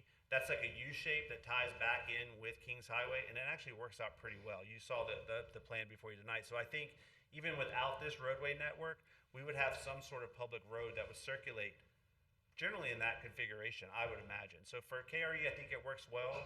When you get over to the residential stuff, the Road G was a recommendation to remove by the Eagle Bend folks, and it's hard to tell right now, but where that Road G is going to be a residential, what we call a residential pod. So that residential pod that's right there where the proposed Road G is, that's east of Jenkins, Taylor Dairy, and west of Road A, that area is going to be a big residential section. So the residential people will have the ability to go out in all four directions. They'll be able to go out towards Avenue Q, they'll be able to go out to Jenkins, Taylor Dairy, they'll be able to go to Road A.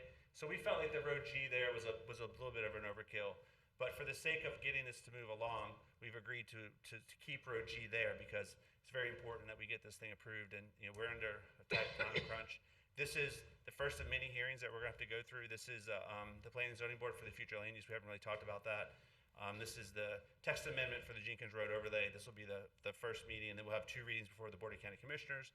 We'll have 2 additional readings for the land use, and then we haven't even started talking about the zoning. So this is a pretty lengthy process, so it's important for us to keep the process moving forward. So we didn't really fight staff too much on Road G. We kept it in there. We're going to move on. Mr. Curry, Mr. Benton, I wrestle with the need to look ahead 5, 10, 12 years, and I see that the road development is necessary so we don't build ourselves into bottlenecks today. But by the same token, I don't want to hamper or impede a quality development that this county needs. There's a fine line in there someplace.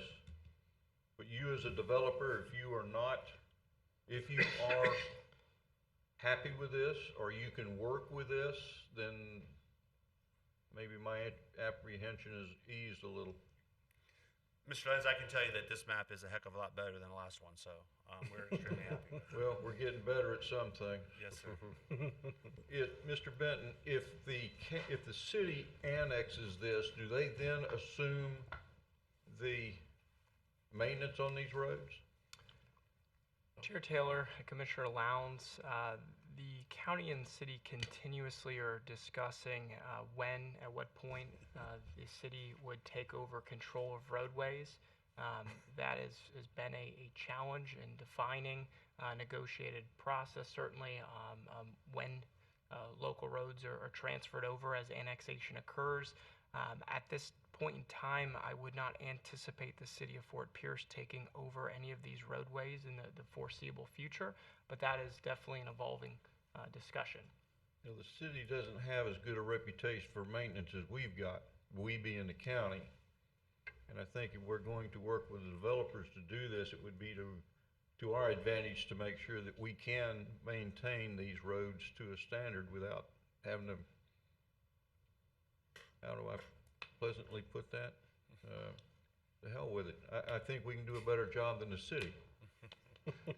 Thank you, Commissioner. And certainly, roadways like Jenkins, Engle, those are long range anticipated to be maintained as county roadways because they move people about in a more arterial fashion.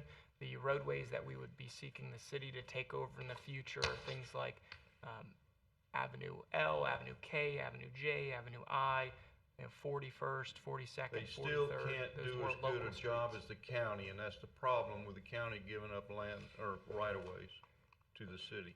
Nothing against the city, they just don't have the money nor the facilities to do it. I'd strongly urge that the county keep these. Thank you for the feedback, Commissioner. If I could add one thing as we talk about the refined map presented this evening, one balance that I think that staff would point to is it provides a level of certainty, where roads should be considered. So there's a reasonable expectations from both sides, even with the refinement that we're going through right now, and also a commitment from the county that these roadways are impact fee credit eligible. Mr. Chair, I'd like to add a comment to Mr. Lowndes about, the roadways being beneficial. And I think a couple things that you can see really quick, if you look at those 2 developments that are being annexed into the city, they don't find it beneficial because they're right there on Orange Avenue, and their easy solution is, let's dump everything on Orange Avenue. If we don't have that interconnectivity, I'll give you an example of what it will look like. Go to St. Lucie West and look between Cashmere and Peacock on the north side. You have very little connectivity, so everything jumps out onto St. Lucie West Boulevard, and you wonder why it's a mess. And if we don't do something to make assure that we have some connectivity, we'll have everything dumping out onto Orange Avenue, and again, wonder why it's a mess. So the county had a lot of good forethought in making sure there was some connectivity, and I would have liked to see, you know, Avenue A, Road A, going all the way down to Orange Avenue, but again, the annexation with the city, with the West Orange PUD, kind of blocks that from occurring.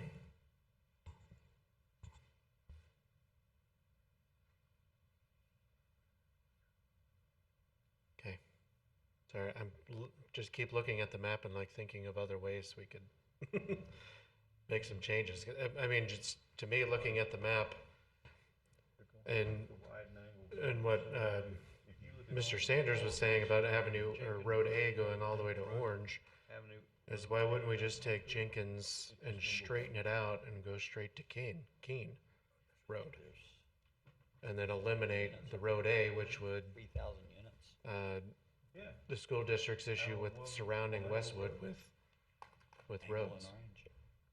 You know, straighten Jenkins out and then move Road B slightly over to connect with Taylor Dairy. Mr. Chairman, you're speaking about Jenkins Straighten everything straighten out to Angle. You said Kings, but you meant Angle. Well, I mean, line it up with Keene, to Angle. Yeah, so there's a great reason for that, and it's a bald eagle and wetlands. Okay, well, there you go. That wasn't on my map. So what the turtles? You can deal with it without the eagle. Okay, well, that makes more sense. All right. That accounts for all the squiggly lines in here that I'm seeing. Okay. All right, never mind. Any other questions of staff for the applicant at this time from the board? All right, seeing none, this is a public hearing. If there's any member of the public that wish to address the board on this item, please come forward. Seeing none, I'll close the public hearing and bring it back to the board. Rush motion to approve. Okay, we have a motion. Is there a second? Second. Second by Commissioner Munt. Any discussion? Chair, if I may, does that include staff's recommended restoration of that connection? Yes, sir. Thank you. Okay. Any other discussion? Madam Secretary, please call the vote. Mr. Benner? Yes, ma'am. Mr. Odell? Yes, ma'am. Mr. Slay? Yes, ma'am. Mr. Lowndes? Yes, ma'am. Ms. Slack? Yes, ma'am. Mr. Munt? Yes, ma'am. Vice Chair Lowe? Yes, ma'am. Chair Taylor? Yes, ma'am. Motion passes unanimously. Thank you, gentlemen. All right, moving on. I think we have more of Mr. Benton for the next couple of items. Item 9, I think we're moving to item 9E, since we've already done D. And this will be the hearing of the local planning agency, proposed comp plan, future land use map amendment. There are two kind of concurrent items, D and E, or E and F. But we will be, I believe it's a joint presentation, but we'll be voting on those separately, just so everybody knows. Okay. Thank you, Chair Taylor, members of the commission. I appreciate the preface. Agenda items 9E and 9F, again, combined presentation, two public hearings in action, represent petitions for comprehensive plan future land use map amendment and an associated plan unit development, rezoning, and preliminary site plan. I'm accompanied by Amy Cooper, the Environmental Regulations Manager for our Environmental Resources Department. Howdy. The public hearings before you this evening were duly noticed with courtesy notification letters distributed to 30 owners of property within 500 feet of the petition sites, 3 public notice signs posted on the premises, 2 along Glades Cutoff Roadway, 1 adjacent to the intersection of Glades with Rangeline Road, and then 1 on the far north side of the property along the C-24 canal, and a display advertisement in the local newspaper. Here's an aerial of the petition sites, collectively 16 parcels of land totaling 3,229.27 acres. And it will provide some specificity of the rezoning and future land use. But again, the region of the property, or the region of the county, this area was recently subject to expansion of the county's urban service boundary, which does include the entirety of the property. Again, at the northwest corner of Rangeline Road and Glades Cutoff Road, south of the C-24 canal, and east of Carlton Road. You can see in purple highlights where the city of Port St. Lucie limits currently terminate immediately across Glades Cutoff Roadway, and to the south, again across Glades Cutoff Roadway with the McCarty Ranch piece. The existing future land use category of the property is AG5, Agricultural 5 District, allowing for development of no density greater than 1 dwelling unit per 5 acres and supporting a wide variety of agricultural uses and services. Surrounding the property is the AG5 category to the east, north, west, and south. We do have the industrial land use category due south across Glades Cutoff Roadway and the FEC rail corridor. Further to the east, within an enclave of St. Lucie County's jurisdiction, we have the residential suburban area of the PJ Reserve. And then we have the city of Port St. Lucie into the east. And here's a snapshot of their future land use map, which includes a residential golf course development, which is the PJ Verano site, and new community development, which is comparable to a mixed-use development district in Tradition, Southern, and Western Grove areas. Again, representing largely the 27,000 acres of the western annexation area within the city of Port St. Lucie, which consisted of 3 developments of regional impact.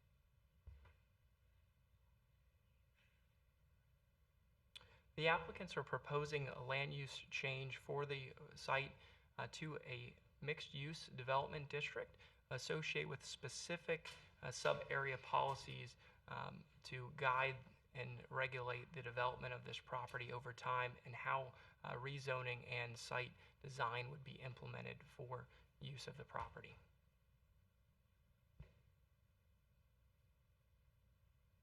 Here are highlights of the proposed Oak Ridge Ranches mixed-use activity area, which provide for site-specific regulations, provide for residential development of up to 3 dwelling units per acre, or 9,688 dwelling units, encourage a variety of housing types, inclusive of single-family, multifamily, townhomes, and even cottages, allow for up to 650,000 square feet of non-residential uses with a maximum floor area ratio of 1.5 in some more compact concentrated areas. We elaborated on floor area ratios in design a little earlier to incorporate that component. Also allow for uses consistent with the county's commercial neighborhood, commercial office, and commercial general districts for those non-residential spaces, centered on providing easily accessible convenience type uses to the immediately surrounding residents. Provide for an ultimate height maximum of 80 feet for development, and through the plan unit development details that we'll discuss a little later, how certain pods and residential components would have further limitations of height, but again, setting a maximum within the land use. Requiring a minimum 35% common open space across the entire development area. Of course, requiring central water and sewer services for the development at build-out, and providing for a build-out period of 25 years. Of course, requiring upland preservation of a minimum of 128 acres or 15% of that upland habitat area, whichever is greater. So that's a summary submitted within the staff report, specific language and text of those sub-area policies. Some of the review considerations by staff in our submitted report, as adopted in the county's comprehensive plan and corresponding with Florida statutes, are evaluating proposed land use changes and development proposals in a way to ensure that the county manages land use patterns designated on the future land use map comprehensively, consistently, and effectively to enhance the quality of life for its citizens, promote economic vitality, and accommodate projected population growth and development in an environmentally acceptable manner. Further policies provide that in considering land use map amendments such as this, that the property under the land use amendment application is adjunct to or within no more than 1/4 mile of the same or greater type of land use classification. As was highlighted previously, the property's proximity to the growth center of the western annexation areas in the city of Port St. Lucie and the evolving area along the Glades Cutoff Corridor and adjacent to the east. Additionally, that the land use area up for amendment lies within the 5-year capital improvement program for potable and wastewater master plan, or can reasonably be accommodated through an amendment to that master plan. Additionally, in linking to Florida statutes, analysis of this future land use map amendment relating to anticipated growth in the county, availability of facilities and services to support development in the future, suitability of the plan amendment for its proposed use considering the character of the undeveloped land, soils, topography, natural resources, and even historic resources, analysis of the compatibility of adjacent land uses, need for job creation, capital improvement, and economic development, and also consultation with the Florida Department of Transportation as development may correspond or impact the state strategic intermodal system. Then policy 1156, ensuring that there's evaluation in creating a balance of land uses based upon demands of the residential population or non-residential needs of an area. Having that balance where goods and services are accessible without significant miles traveled. So in discussing some of those analysis points that were presented in the applicant's petition as well as staff's report, St. Lucie County's population, and we considered this through the comprehensive plan amendments evaluating the urban service boundary expansion, where in 1990, our county's population was just over 150,000. And in 2020, we recorded just shy of 330,000 residents, which represents a 119% increase from that 30-year period, and from the last decade alone, an 18.5% increase. In evaluating the University of Florida Bureau of Economic and Business Research projections, looking outward to 2050, population range for a county are projected between 370,000 and 601,000 residents. Based upon the medium series, that would place St. Lucie County's population at just shy of 500,000 residents by 2050, representing nearly 160,000 individual increase, or almost a 50% increase from our 2020 census count. So then evaluating public facilities, particularly utilities, to support a land use amendment. Highlighted in blue is the St. Lucie County Utility Service Area. As we discussed previously, there are territories and regions between private service areas like PGA Reserve that has their own reserve development district supporting potable water and wastewater, but also the City of Port St. Lucie and the City of Fort Pierce through the Fort Pierce Utilities Authority, those areas where there's individual authorities providing service or a potential partnership, as we highlighted on South Hutchinson Island. The county has a very expansive unincorporated area in our service territory, with some limited facilities, primarily oriented North County around the airport, and then some areas extending State Road 70, Midway Road, out to the fairgrounds. And this area being entirely within the St. Lucie County Utility Service Area. The Board of County Commissioners, in conjunction with the St. Lucie County Utilities team, through evaluation and long-range planning for utility service, has evaluated various expansion sites to support county utilities.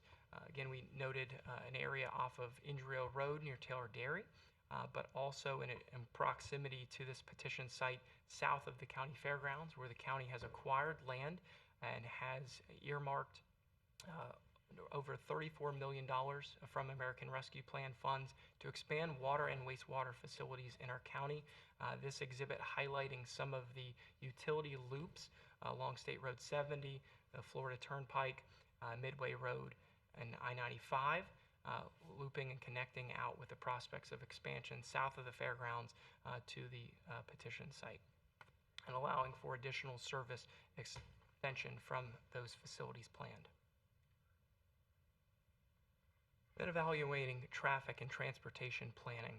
This exhibit displays the long-range transportation plan as adopted by the Transportation Planning Organization, in which the county and the cities, municipalities, and other stakeholders serve, and looking outward at the county's needs for roadway and transportation facilities, with this exhibit displaying roadways that are needed, but funded, or privately funded. As we talked about with the preceding items, there's certainly a balance and a nexus of new development paying for itself, figuratively, providing for extension of public facilities to serve the needs as rezonings and as new development and urban growth occur. The roadway links in magenta are predominantly within the city of Port St. Lucie limits and are considered to be developer funded.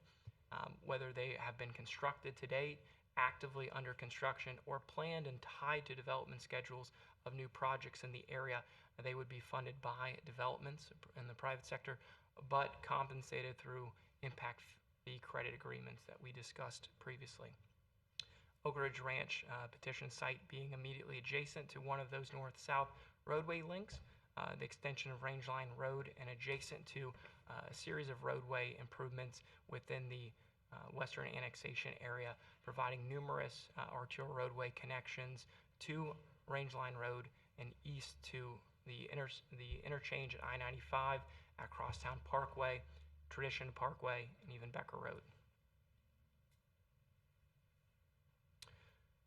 Within the future land use map amendment petition and the collective PUD petition, there's traffic analysis presenting the existing roadway plans, development activities, and transportation schedules for those various projects already vested or approved, corresponding with the proposed development and the build-out schedule at complete and full build-out. This exhibit evaluates a 2040 build-out, identifying anticipated roadways to have been completed to the southeast and sections and links of the roadways that this development would need to support improvement or enhancement of in the area, particularly extension of Rangeline Road north beyond Glades Cutoff Road, widening of Rangeline Road from their primary internal spine roadway to the northeast up to Midway Road, and that area interchanging with I-95 and the intersection of what would become Arterial A and its connection with Commerce Center Drive, and then again connections and widening of Crosstown Parkway for east-west movements into the growth areas of Tradition, Verano, and those town centers.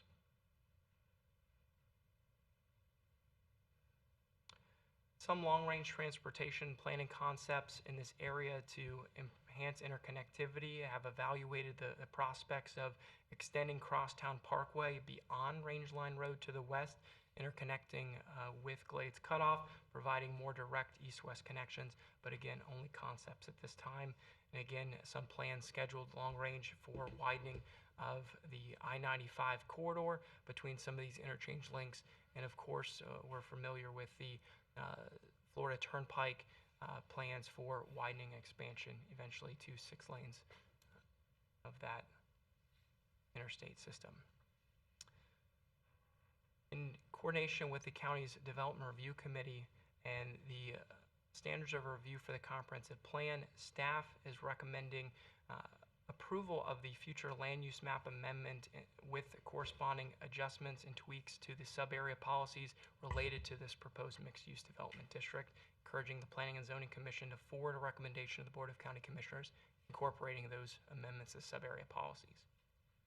Some of those highlights include almost a preamble to the mixed-use development sub-area policies, with highlights including a statement that the design and the conditions are encouraged to preserve native habitat to support the long-term sustainability of vegetation in its natural state.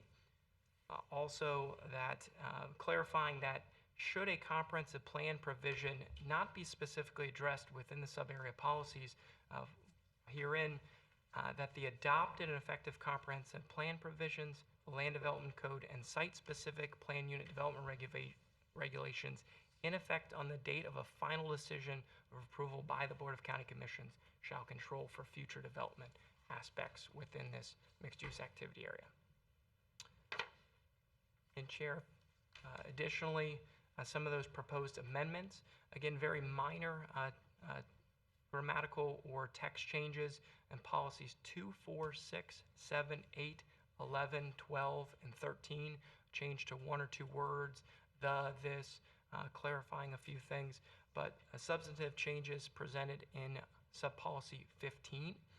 Staff recommending that the additional language include that it clarify a minimum of 128 acres or 15% of upland habitat, whichever results in greater preservation of those environmentally sensitive areas. And then further that the 25% of upland habitat preservation area, that it must be placed in a conservation easement prior to any site plan approvals or prior to issuance of a vegetation removal permit or exemption, whichever comes first. Also offering that adjustments of up to 10% to recorded conservation easements corresponding to the aforementioned preservation areas for the upland habitat may be processed administratively through consultation review by the Environmental Resources Director and the Planning and Development Services Director and the County Attorney, as long as an equivalent is compensated, providing for some flexibility, ensuring the minimums are maintained depending upon what's on the ground through further evaluation, ensuring that the same quality quantities maintained. Further, in sub-area policy 17, adding that the associated upland vegetative buffers be handled and evaluated during site plan application for each phase or pod. And then eliminating sub-area policy 18 as it is incorporated and addressed within sub-area policy 14 already. Chair, if I may proceed into the plan unit development and rezoning component.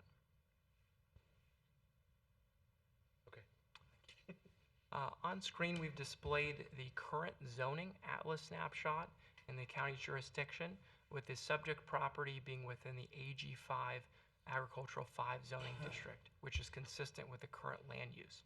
The applicants are proposing a rezoning of the property to plan unit development. This evening's public hearing for the rezoning is specific to 3,224 plus or minus acres, not including the small 5-acre piece that is proposed at a future public hearing to consider rezoning from commercial neighborhood to plan unit development. Although that parcel ID was included in this evening's public hearing notice, it was not specified the rezoning from commercial neighborhood to PUD, so that would be a subsequent hearing. So the action on the proposed rezoning to PUD would be 5 acres less than the future land use map amendment this evening, and that item would be back before this commission.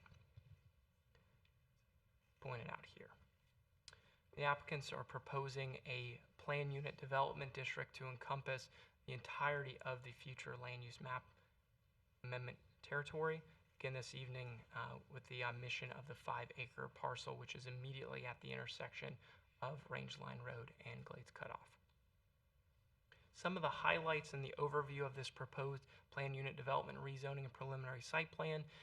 Again, linking to the mixed-use development, aligning with the proposed Oak Ridge Ranches MXD activity area, allowing for development up to 9,688 dwelling units with a range of housing types and up to 650,000 square feet of non-residential uses that align with the commercial neighborhood, commercial office, and commercial zoning districts.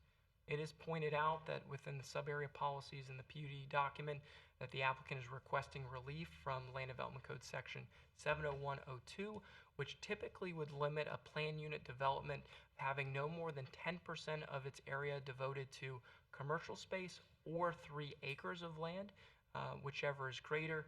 Again, that standard and applying it across 3,000 plus acres would limit the non-residential uses unless they were rezoned to a different district.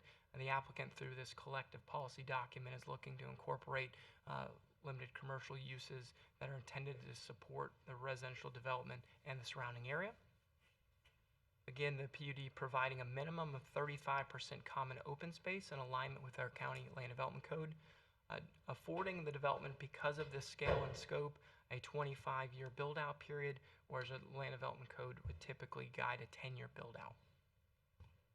Then again, establishing a minimum of 128 acres or 15% of the overall project for upland habitat preservation area where that habitat exists, whichever is greater. On screen is a snapshot of the preliminary site master plan. Again, one of the core highlights being the primary spine road or Oak Ridge roadway extending from Glades Cutoff Road through the project, trying to navigate environmentally sensitive areas, connecting back to what would be an extension of Range Line Road north of Glades, providing a main arterial roadway serving the various pods within the project. This diagram highlights those various pods, a lot of the proposed wetland retention and preservation areas, some of the natural recruitment areas, but some of the foundational components of the plan development as it may evolve. One of the largest residential pods, which is predominantly on the north side of the project, totaling just under 660 acres, would afford development of single-family, cottage-style development and villas, townhomes, multifamily, and even the prospects of a golf course. Many of the surrounding pods that you see with the light orange or pastel color being represented by predominantly a single-family or townhome for sale platted lot proposal. And then numerous pods along Glades Cutoff Roadway between pods 8 and 12 that would support cottage villas, townhome, or multifamily development with a density range between 6 upwards of 15 dwelling units per acre, and adjacent civic and commercial spaces that would potentially support school, library, fire station, office, retail, and other storage and commercial related activities adjacent to the existing arterial roadways and at the intersection of those arterial roadways and the proposed spine roadway. Although not displayed on this exhibit, utility extensions would be along established road rights-of-way or expanded roadways in the county's territory, but also along the primary spine roadway to serve the various pods as phases of the development commence. This exhibit presents the upland habitat set aside in common open space areas as part of the laid out preliminary master plan. Much of this territory or area being oriented on the far west side, adjacent to some of our more rural areas in proximity to the project, serving as a natural buffer, and central to the site where they're naturally occurring.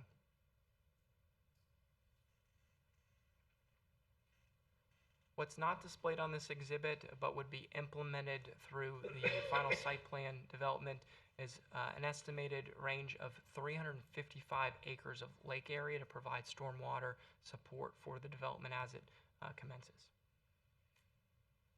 And the applicant's presentation will go into greater detail of some of those design aspects. Outwardly, the applicant is proposing a buffering in addition to any natural preserve areas, beginning on the west side and transitioning back east. A 50-foot minimum buffer along the western property boundary here adjacent to some of those naturally preserved areas. To the north, a minimum of 100 feet of buffering, including a drainage way along that western property line. Along the north property line here, not adjacent to the C-24 canal, a minimum of 216 feet of buffering, including some berming, stormwater area, and landscaping. Along the eastern property line, ranging anywhere from a 25-foot to a 50-foot minimum buffer, which would be adjacent to the extension of Range Line Road, arterial roadway. Along Glades Cutoff Road, a minimum of 25 feet of buffering, and then further on the south side, a minimum of 50 feet in buffering in those select areas.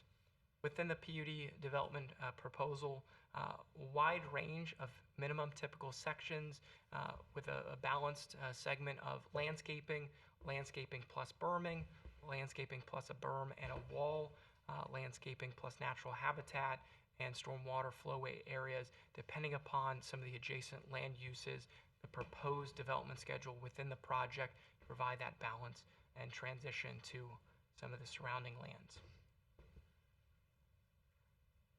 One exhibit in talking about the 25-foot buffer adjacent to the property along Glades Cutoff Roadway.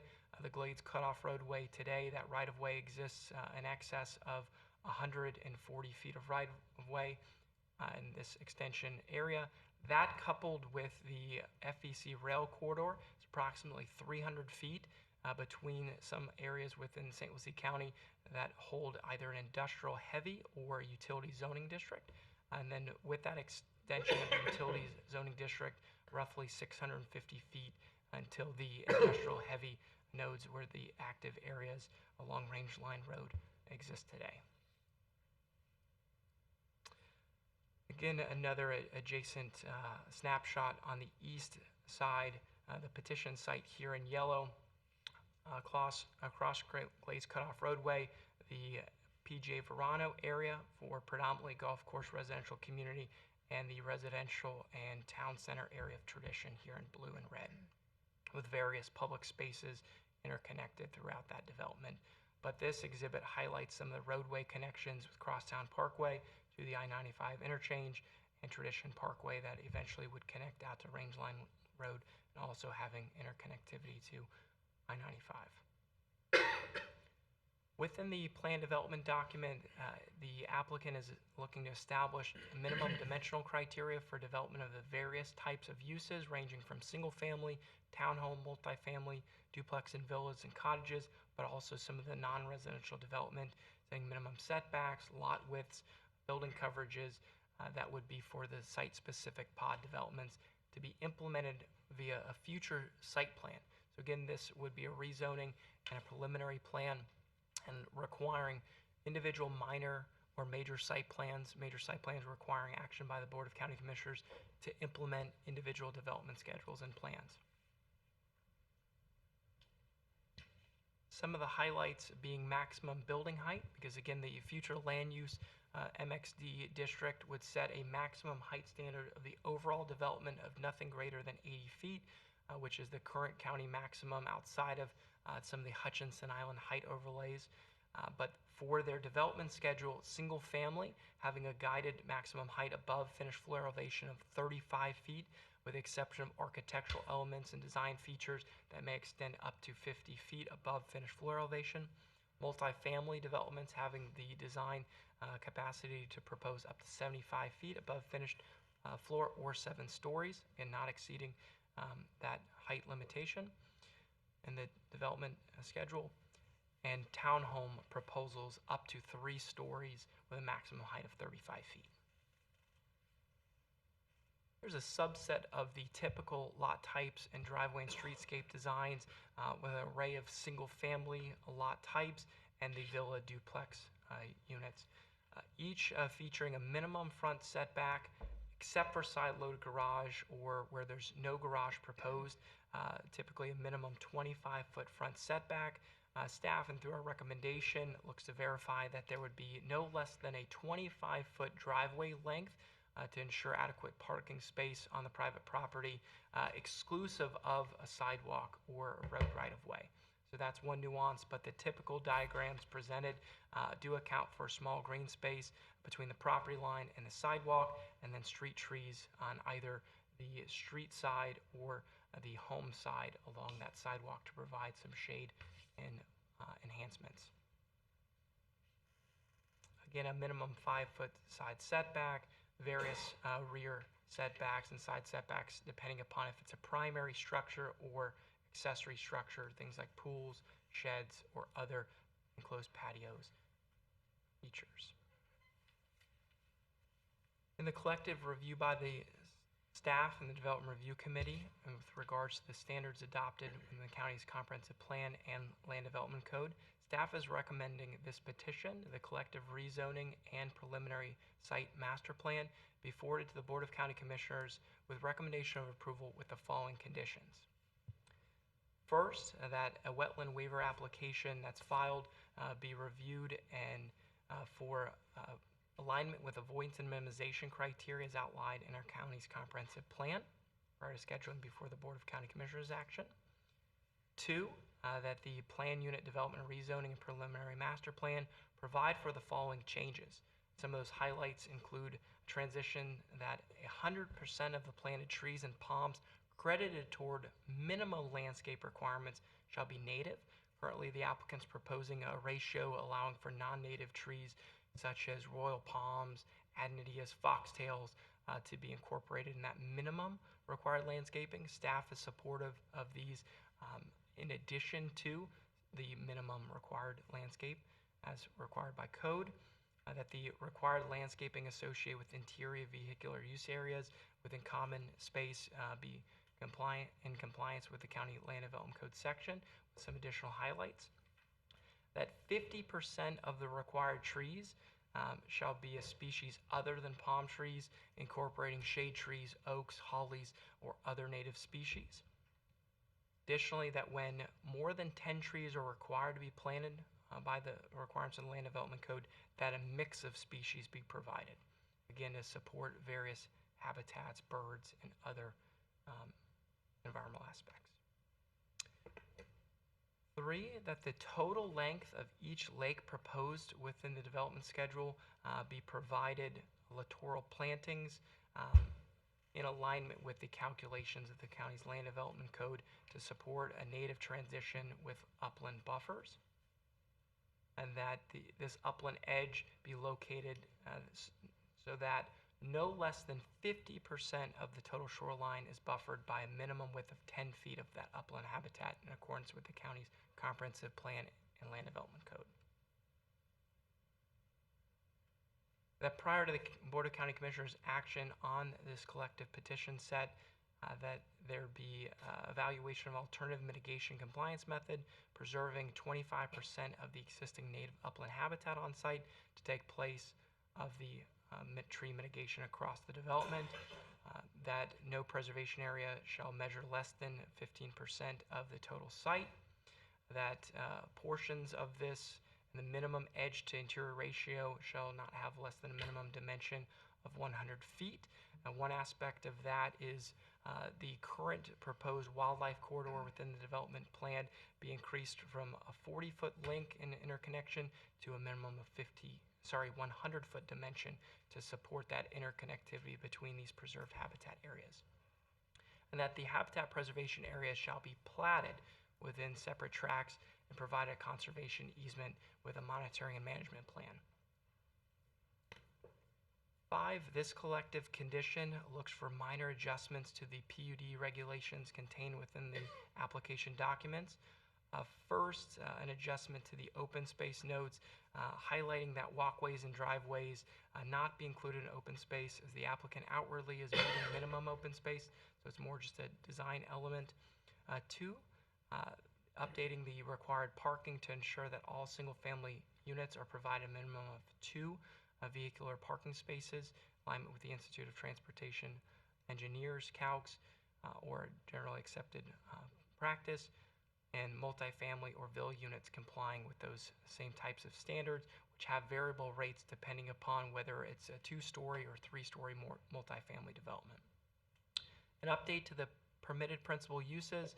The applicant currently has listed the allowance of telecommunication towers, which is a public facility needing to support development of this type and scale, but staff's recommendation that it be limited to stealth communication towers having camouflage and certain design criteria to blend in with the surrounding area. Also, to clarify that pool equipment and air conditioning units be required to meet the minimum of a 2-foot side yard setback. Affirmation that all residential driveways accessed from a road or street shall have a minimum of depth of 22 feet from the closest sidewalk or curb to avoid conflicts consistent with public works standards. Provide that the PUD development allow for permanent signs consistent with the land development code associated with PUD developments and non-residential developments, ensuring that the non-residential development designs adhere to the county's community architectural standards, monument signs, and different design elements. Additional recommendations of approval include, at the time of Board of County Commissioners action, a preliminary schedule of transportation improvements corresponding to the development thresholds. As part of the applicant's transportation report, they've highlighted various links that would be improved, as we touched on previously, but firming that up corresponding with different development thresholds. Also, that a street lighting plan be provided and evaluated and improved to ensure safety of adjacent roadways, internal streets, and pedestrian paths as this area evolves and grows with different phases of development, improvements being made to Range Line, Glades Cutoff Road, and design of the internal arterial roadways and local streets, ensuring that adequate lighting, considering the types of development, the types of transportation or traffic movements and pedestrian links be provided to provide that balance of safety but also compatibility with some of the outward areas. Additionally, that roadway intersection access designs for connection to the county roadways be evaluated further during final site plan review, and that could be connections for the multifamily or flex pods along Glades Cutoff or Range Line roads, the Spine Road intersection, potential enhancements to intersections like Glades Cutoff roadway, Range Line roadway, whether that's a signalized intersection, a sizable roundabout, or other design approaches, ensuring that the county has capacity to evaluate that and grant specific design specifications at final site plan review. The staff report was submitted for the record. Staff is available for any question, but the applicant does have a comprehensive presentation to provide as well with more enhanced exhibits of the development schedule and scope. Where do you start? That was a long one. I will say that I know we, as Corey mentioned, but the applicant does have a pretty in-depth presentation that may answer a lot of your questions that you might have, because it gets a little more specific. But if you have any specific questions for Corey right now, we can do that. Otherwise, I think we could go ahead and hear the applicant's presentation, if everybody's okay with that. Okay. Get them all out of the way, and then we'll bombard you with questions.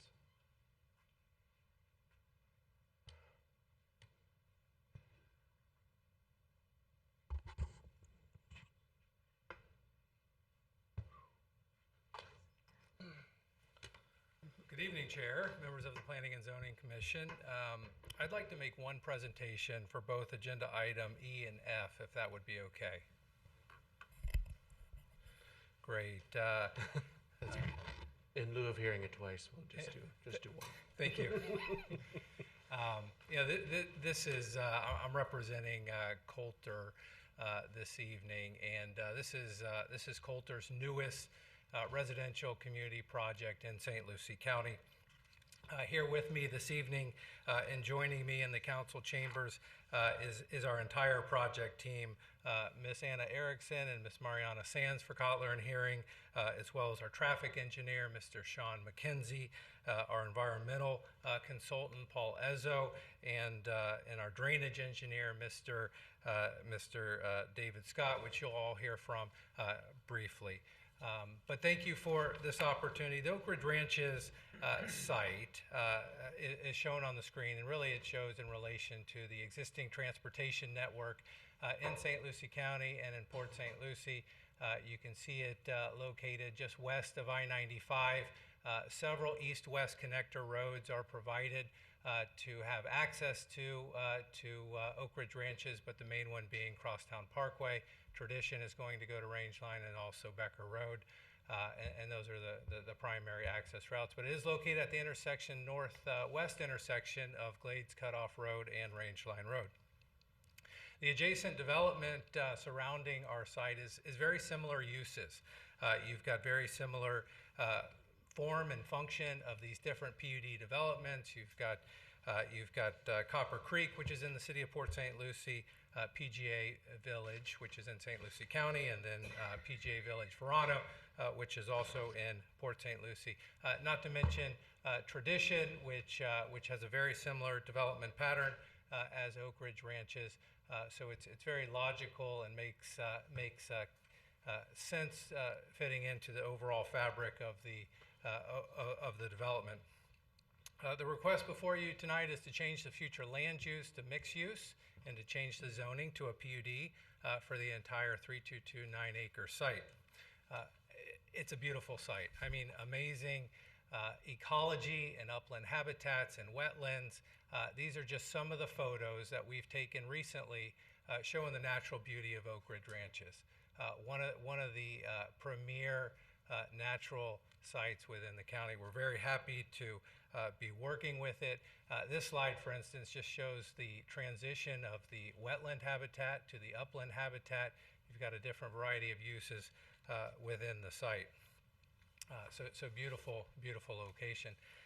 This board, you may recall, and the County Commission a few months ago actually voted in favor for the county to expand the urban service boundary in the South County area, which is located in the blue.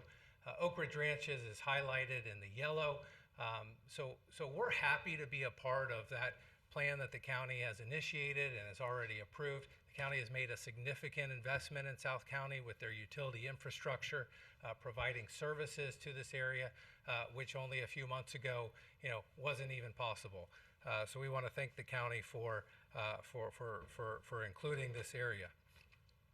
The mixed land use, future land use map amendment is the appropriate underlying land use for this site because it's the best tool that we can implement the flexible zoning for the PUD.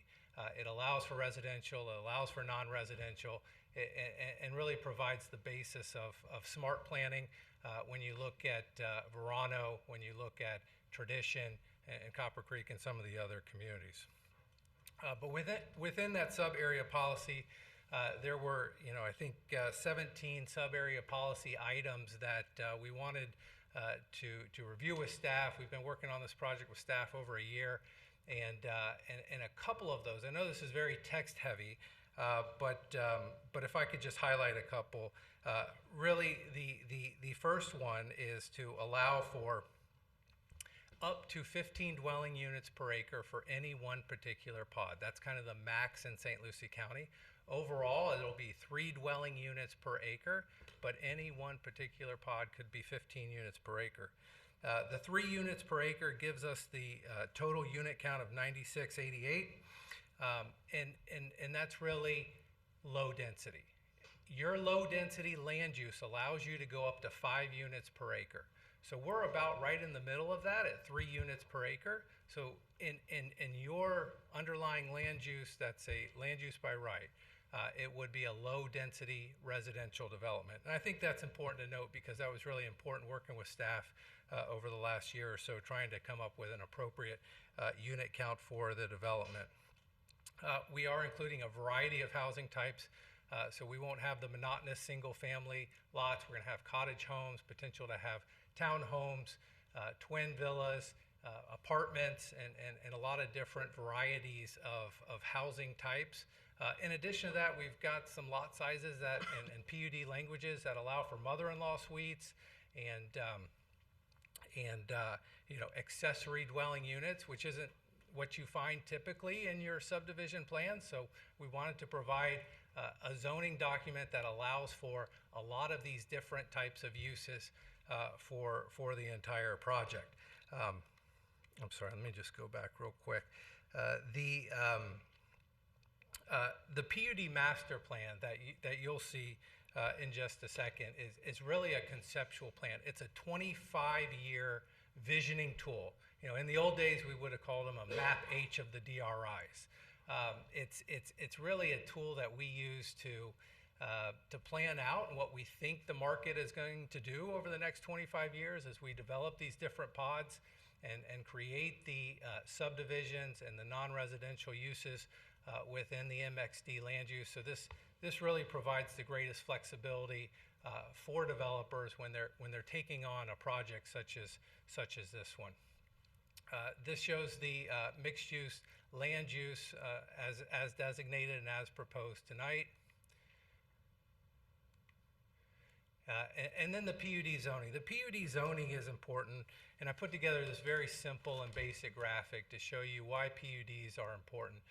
You can see that PUDs tend to cluster the development, preserving the ecological area, the open space, the environmental lands, instead of doing a grid system of a subdivision layout that really doesn't provide the open space, the stormwater management, the recreational areas that a PUD does.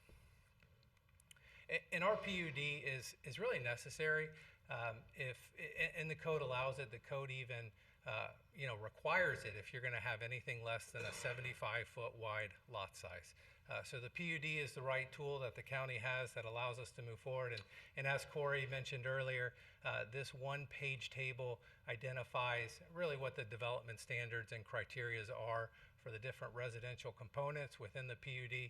It deals with ancillary uses, setbacks, pools, all those kind of criteria that the builders are going to look at when they're developing these individual pods. We thought it'd be simple to have a one-sheeter to kind of explain everything. The rendering that you show contemplates this 3 units per acre density. So the 3 DUs per acre spread over the entire 3229 equals 9688 units. And I think you can see that we really tried to work with the natural natural environment. So the 2 yellow dots on the page represent the ingress and egress of our sites off of Rangeline Road and Glades Cutoff Road. So that's going to be the main entrance to the community, and also the environmental area. So you can see the top call out shows those preserved uplands and wetlands area. And really, we took the approach of looking at the environment first. We looked at the uplands, we looked at the wetlands, we looked at the quality of the site that's existing. We said, how can we develop these pods, and how can we develop this framework for the site, keeping that natural beauty in mind? And that's how we came up with this conceptual bubble plan.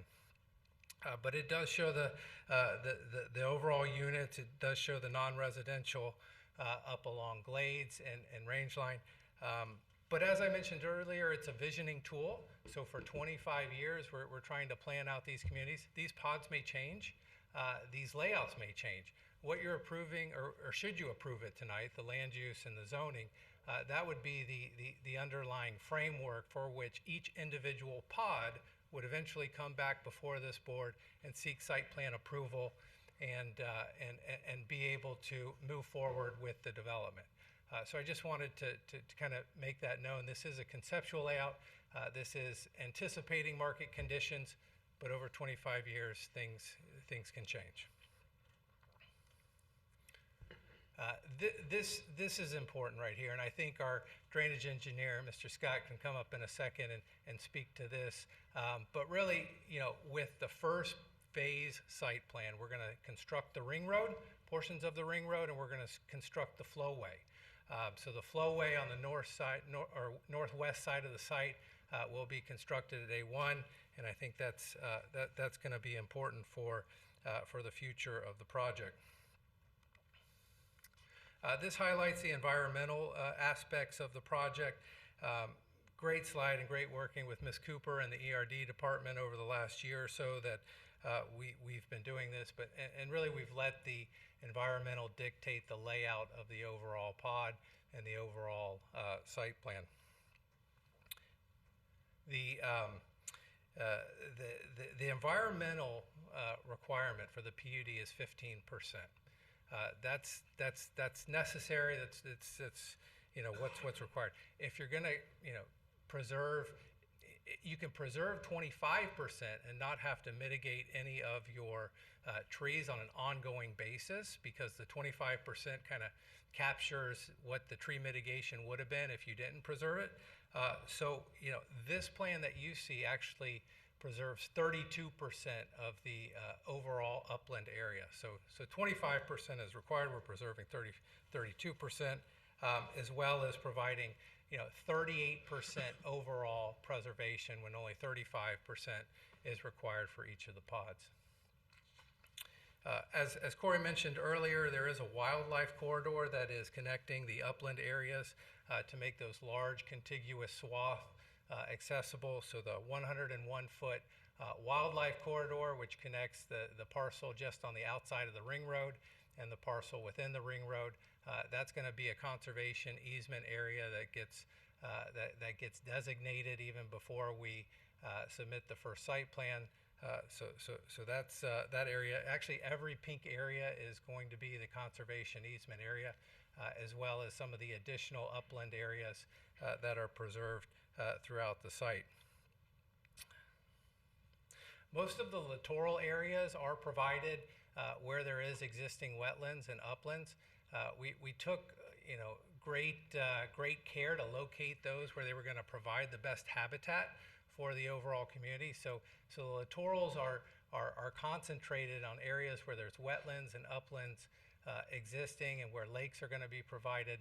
That really provides the best ecological habitat, as opposed to just having them in the back of lots that sometimes they cannot be treated with the same care as they would be if they were in an environmental area. And then this slide shows the efforts taken to improve the buffer areas on our perimeters. We've got the spine road that is going to go in on day one. That is a 120-foot right-of-way with buffers on each side of it, as well as the different perimeter buffers on the west and the north and also the south. This would be a 25-foot width buffer that is shown in front of our commercial areas. That is an enhanced buffer. I think the requirement is for the 1 tree per 30 linear feet and a continuous hedgerow. So we will be more than likely enhancing that buffer, as well as this 25-foot buffer in front of the residential areas, which has the option to have a fence or a wall included in that buffer. And this is the natural area. This exists along Glades and Range Line as it is today. Part of preserving this natural area is to include some of it in the buffer. So that's showing.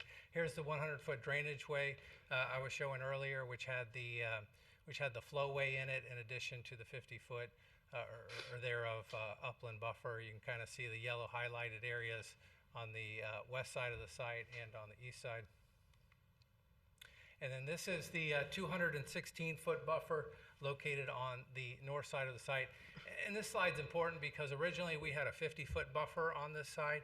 After talking with the adjacent property owner and working with him, we were able to increase this from 50 feet to 216 feet. It does include a natural waterway, which also is incorporated into the buffer.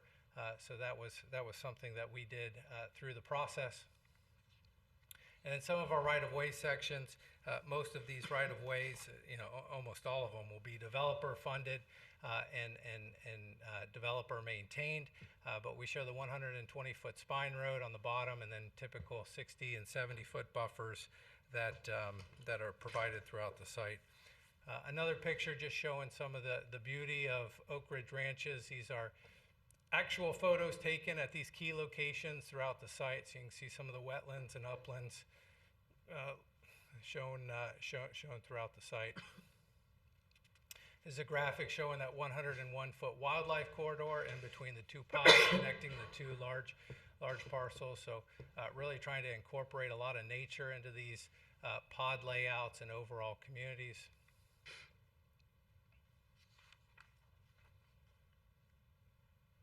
And then and this lakeside habitat really shows where you have existing uplands, you have existing wetlands. We're creating a lake and providing littorals.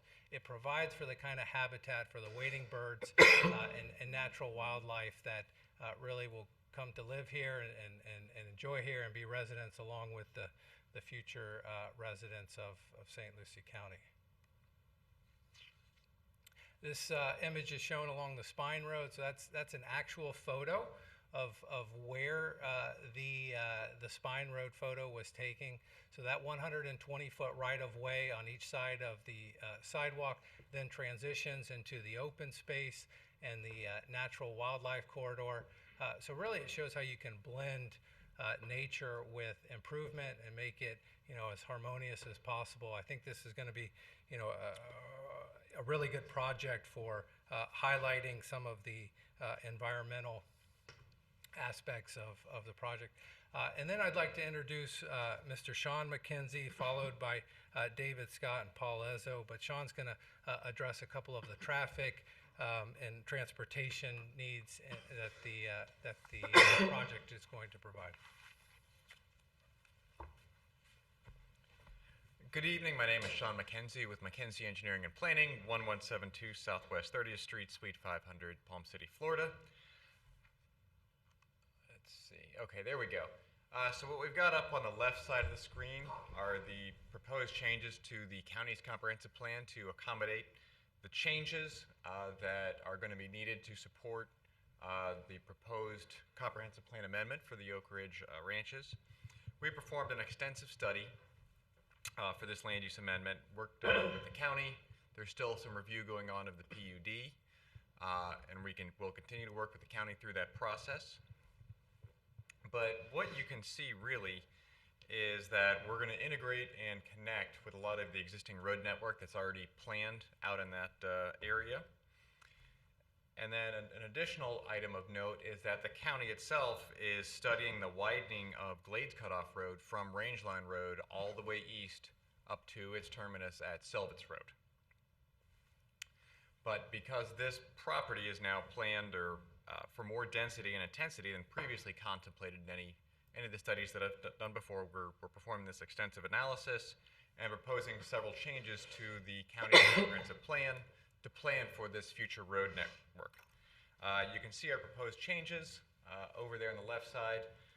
Number one, we're proposing 4 lanes on Glades Cutoff Road from our property entrance to Midway Road, which Corey had highlighted. 4 lanes on Rangeline Road from Midway south all the way down to Tradition Parkway. Inclusion of Crosstown Parkway, a critical east-west corridor in the city and now essentially for significant county property.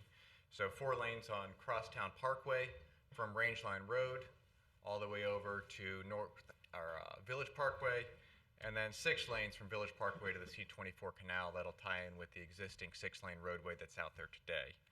And then also critical is the Oak Ridge Ranch Loop Road itself, which will provide a bypass from Rangeline Road over to Glades Cutoff Road. And then if you look at the graphic on the right, that's the 2045 long-range transportation plan. That's part of the county process, city process, all working together. And our project is essentially integrating with that same plan and really proposing almost all of the same improvements in that long-range transportation plan. And here's the city's comprehensive plan. Again, we're showing that we're integrating essentially with a lot of the city's planned area out in the western part of the city.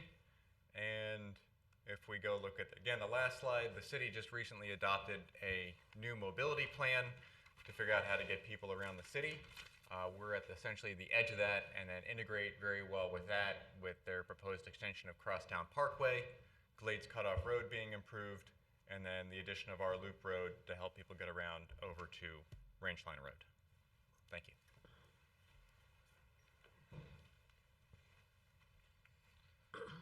Good evening, my name is David Scott. I'm with Jacobs Engineering and I'm the civil engineer doing the drainage design. Can you go to the next slide? So just kind of a general overview of the site. North is to the right on this drawing. Generally the site's located within the C-24 basin. C-24 canal is located at the north edge of the site. Generally the site kind of split generally in 2 ways. Part of it flows to the north, part of it flows to the south. The southern part drains out to the Glades Cutoff Road ditch, which continues to the northeast out to C-24 canal. We're limited by discharge rate by the C-24 formula. It's dictated by the South Florida Water Management District.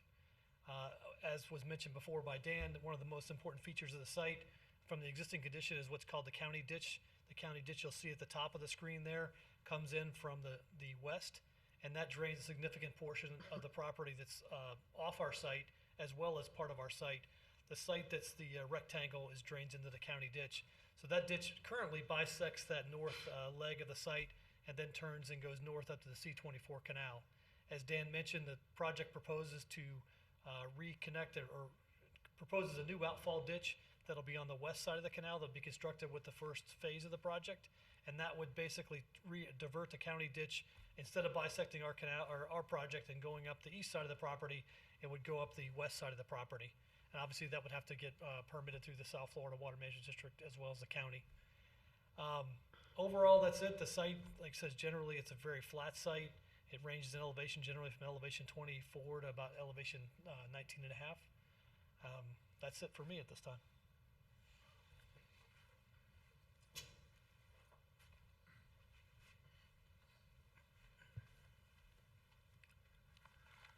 Good evening, Commission. My name is Paul Ezzo. I'm with EW Consultants representing the applicant. I only get one slide, and it's 1,000 words, so you just take a look at it. This wetland is number 46, which is located in the northeast portion of the site. And the historical use of the site is as citrus and cattle pasture, and there's obviously native areas that remain. The native areas are basically in blocks, and they're in blocks in the southwest area. There's a block in the central portion, and then there's this northeast portion as well. So that's what we focused on, as well as connecting those three main areas all together. Typically you see a development and you have wetlands that are isolated and ringed with 25-foot buffers or 50-foot buffers. What we tried to do here, and I think we were successful, is take high-quality wetlands such as in these three areas, the southwest, the central, and the northeast, and integrate them with native upland habitat. One of the things that ERD staff and I struggle with is environmental restoration, and you hear that a lot. You hear in presentations that we're going to restore a wetland or we're going to restore an upland, and I've been doing it a long time. It's difficult and it's expensive, and it takes a lot of dedication and it takes dedicated funding. All we have to do here is preserve it, and this is not even enhance it, but just preserve it. And we talked about the conservation easements and putting these areas in conservation easements up front. And I think the layout of the site plan certainly takes into account these natural areas and the expanse of these natural areas as well. Interestingly, when I did have the opportunity to take ERD staff out on site early in the process, but a lot of times you're going from these different habitat, like you can call them units, but different habitat areas go from the southwest to the central, and you can follow the wildlife. As you flush them out in your ATV, you can follow them moving through the site into these different habitat areas as well. Thank you very much for your time.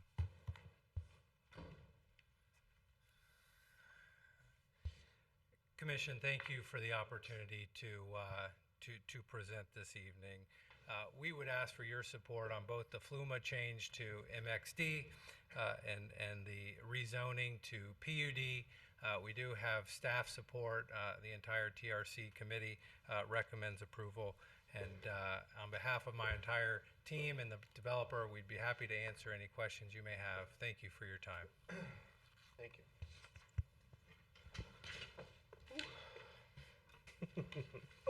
Who wants to start?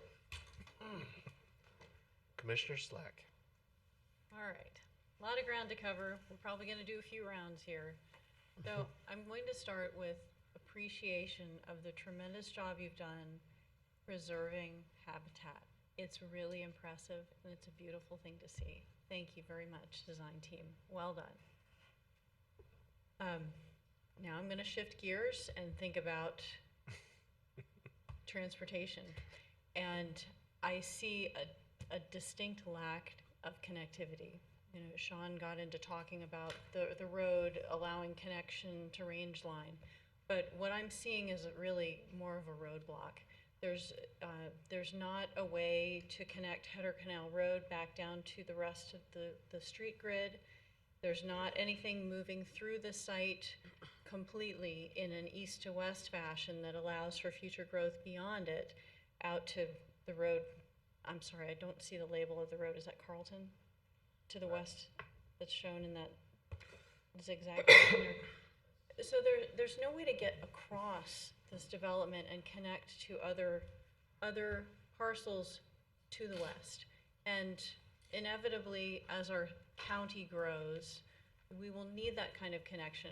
And I'd like to see us avoid the sort of thing that we have in St. Lucie West, where the whole PGA Village development cut off St. Lucie West Boulevard from direct connection to Glades Cutoff Road, and instead you have to take this giant loop around on Commerce Center Drive. So there are places in your site plan where there are breaks between the pods, and I would like to see you expand those in some way and perhaps have some sort of raised road section so that the wildlife can continue to flow through like you're showing, which I applaud and think is absolutely wonderful.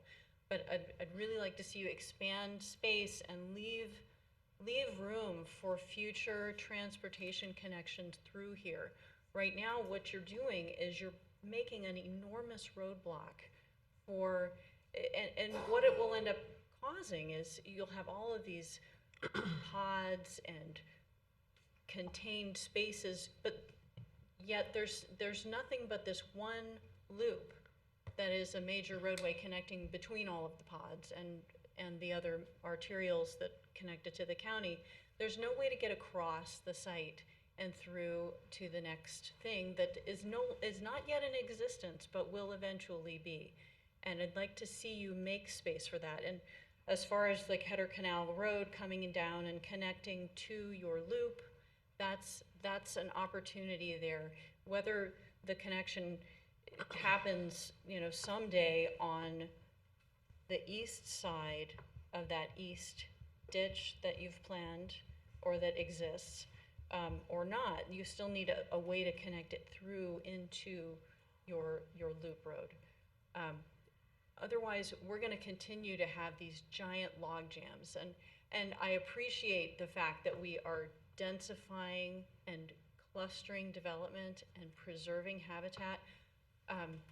But there's a lot to be said for the open grid. I'm not suggesting you grid this up and turn it into a million little tiny single-family houses. No. What you've got is a really good start, but we need to connect it through so that we can have arterials move, have space for the arterials to connect to future roadways that perhaps the county has already planned and I've just never seen it, but I can imagine how these things would need to connect in the future way down the road. And I'd like to see us avoid building roadblocks and leaving space for that to happen in the future. And in the meantime, it could be undeveloped land. So that's where I'll start. I'm glad to see that you're thinking through a very robust mix of different housing types, and love seeing the accommodation for potential alleyways and accessory dwelling units or mother-in-law suites or over the garage apartments on an alleyway or things like that, so that it's not this vast streetscape of garagescape where it's all garage doors facing the road. I think that will help encourage a more pedestrian-friendly development. So those are lovely things to see that you're really thinking through all the possible permutations. But I'd like to know how you plan to address the commercial component. Is this intended to be retail to support residents of these 9,600 dwelling units? Is it service business to address those residents of the 9,600 dwelling units? Or does it also include workplace to provide jobs for those 9,600 dwelling units so that it is somewhat more self-contained and has more opportunity for pedestrian interconnection between workplace and housing, and less of this 9,600 units worth of people and cars and school buses and delivery trucks all dumping into Crosstown Parkway to get onto I-95 and commute to work. Because I can tell you, that is a massive traffic jam waiting to happen.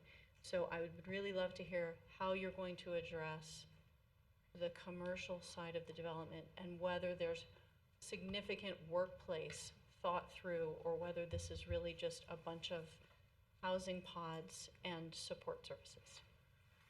7-Eleven. Can we Thank you, move the Commissioner. slides back to the site plan, the internal? Just while you're talking about it, we can look at it. Great questions on the commercial aspect of the mixed-use FLUMA.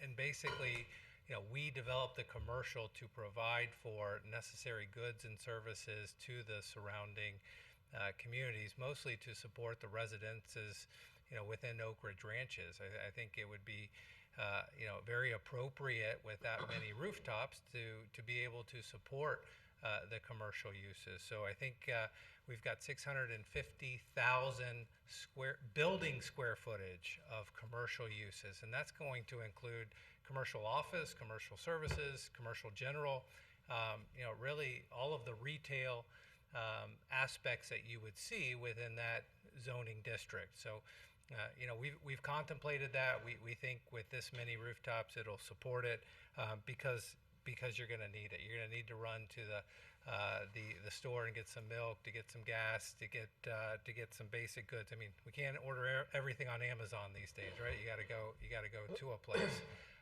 So I think that's why the provision is there. As far as workplace, I could see a scenario where there could be the potential for those. Again, I think it's going to be market driven. So we'll have a commercial developer at the time that you get some sustainability from the rooftops and you can support the commercial uses. Just recently is really tradition taking off on Village Boulevard forever. The commercial was lacking in that part of the city. Same thing with Verano. We've got 7,200 homes approved within Verano, and we still haven't developed the commercial parcels yet, just because the need really hasn't been there yet. So. Is there an identification of where that particular use would take place? You talked about areas of special uses. How does that get designated within this PUD in your preliminary plan? So again, the pods are conceptual. They'll have to come in before this board and before the commission with any final site plan. We anticipate the commercial uses being along Range Line and Glades Cutoff. So there's a commercial parcel located adjacent to each of the Spine Road nodes, next to the Civic and EMS. So there's a commercial parcel located there and located there. That's where you're going to capture the most pass-by trips, people coming home and leaving, and that's the closest place to them to support the neighborhood uses. So. But we do anticipate that people are going to hop on their scooters and their bikes and travel down the ring road next to the nature areas and natural areas and go and get their milk and put it in the front of their bike and go home and really provide those those uses in close proximity to where people are living. Is there any allocation for the sort of commercial neighborhood type use within the development itself? I mean, this is, 25,000 people in here? They're going to need more than just 2 Publixes and an office building. I mean, what you're proposing is that the guy at the north end of the golf course is going to hop on his bike and ride for all that way. I don't see that happening. So it looks like it is housing, and then 2 spots of commercial right where the ring road connects to Range Line and to Glades Cutoff Road. So if you were to provide connectivity to future links, it would give you an opportunity to have some sensible spots for commercial neighborhood. Something along the link that goes up to Header Canal, something along the link that goes out to Carlton Road. That gives you a spot in the center where it would make logical sense to have commercial neighborhood that's really kind of equidistant from the 2 ends of the site, not just leave the guys at the end of the golf course so far away that they can only drive their car to somewhere.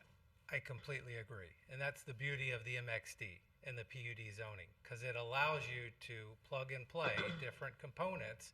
If the golf course, takes off and they want to have a little neighborhood store right next to the spine road, within this PUD plan, we can provide for that in the site plan.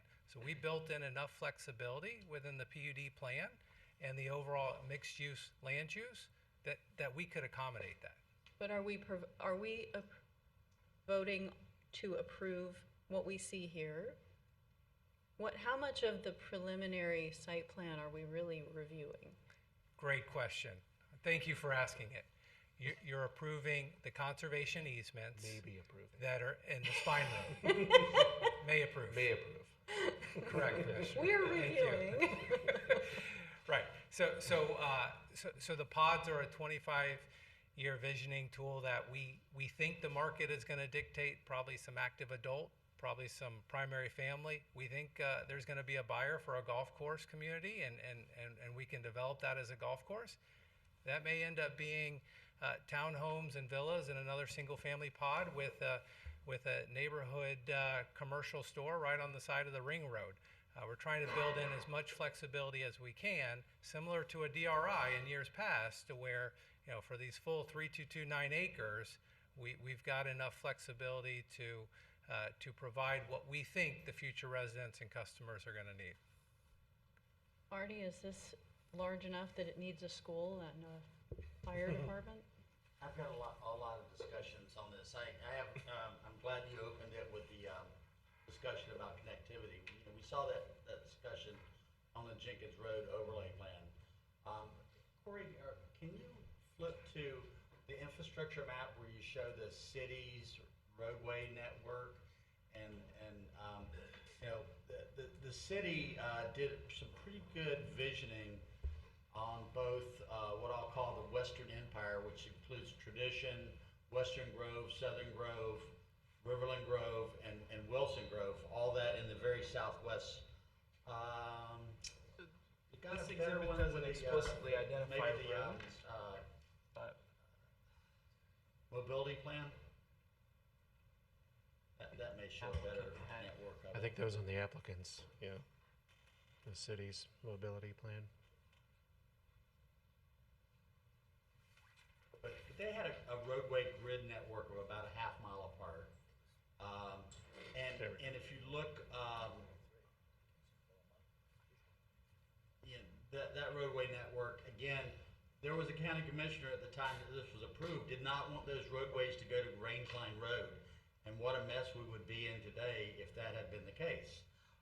So again, they provided, the city of Port St. Lucie provided connectivity from east to west, so they did not landlock those parcels west of them. Same thing if you flip up with the LTC Ranch up off of Glades Cutoff Road in the back entrance to the Reserve Commerce Park. That roadway network, the city of Port St. Lucie looked at northwest annexation area, and they created a roadway network to assure that the development along Glades Cutoff Road did not landlock all of those parcels to the west. So it's reasonable planning to understand that you've got to look beyond your property boundaries. First thing they taught me in engineering school, look beyond your boundary constraints. That you've got to look at what's going on east and west of you and make sure that you're not landlocking. If you want to, do an eastward hoe and no more development past the urban service boundary lines, which, was the 80s thinking, 90s thinking, that works if you want to not continue, but that certainly is needed. The other thing that we've got to look at is schools. If you go back down to the southwest annexation area, I believe I have 9 schools planned in that area, because we have a school interlocal agreement with the county that requires us to plan new developments concurrently with schools. So we have schools in proximity to the residential units being planned there. We've got a mixture of elementary and K-8 and high schools in proximity. I've talked to the developer, and this development we don't know what the housing mix will be. Right now, it's just approving a land use. And if it turns into called a family-friendly development, like the Lennars, the D.R. Hortons, we could have as many as 4,000 students in this development. And, we do have schools planned in the area, but they're planned for the developments that are already on the books and have the entitlements in place. So we've got a plan for the schools in this area as well. And LTC Ranch, for instance, 4,000 units, we have a high school in there. And we have excess capacity in that high school. So what we're gonna need is at least 2 K-8s in this development. And I believe that we can come up with language that is acceptable to the developer, that if they start looking at age-restricted housing like Riverland has done, then we can dial that back. But right now, we've got no insurances other than you're giving them a land use that allows them to build 688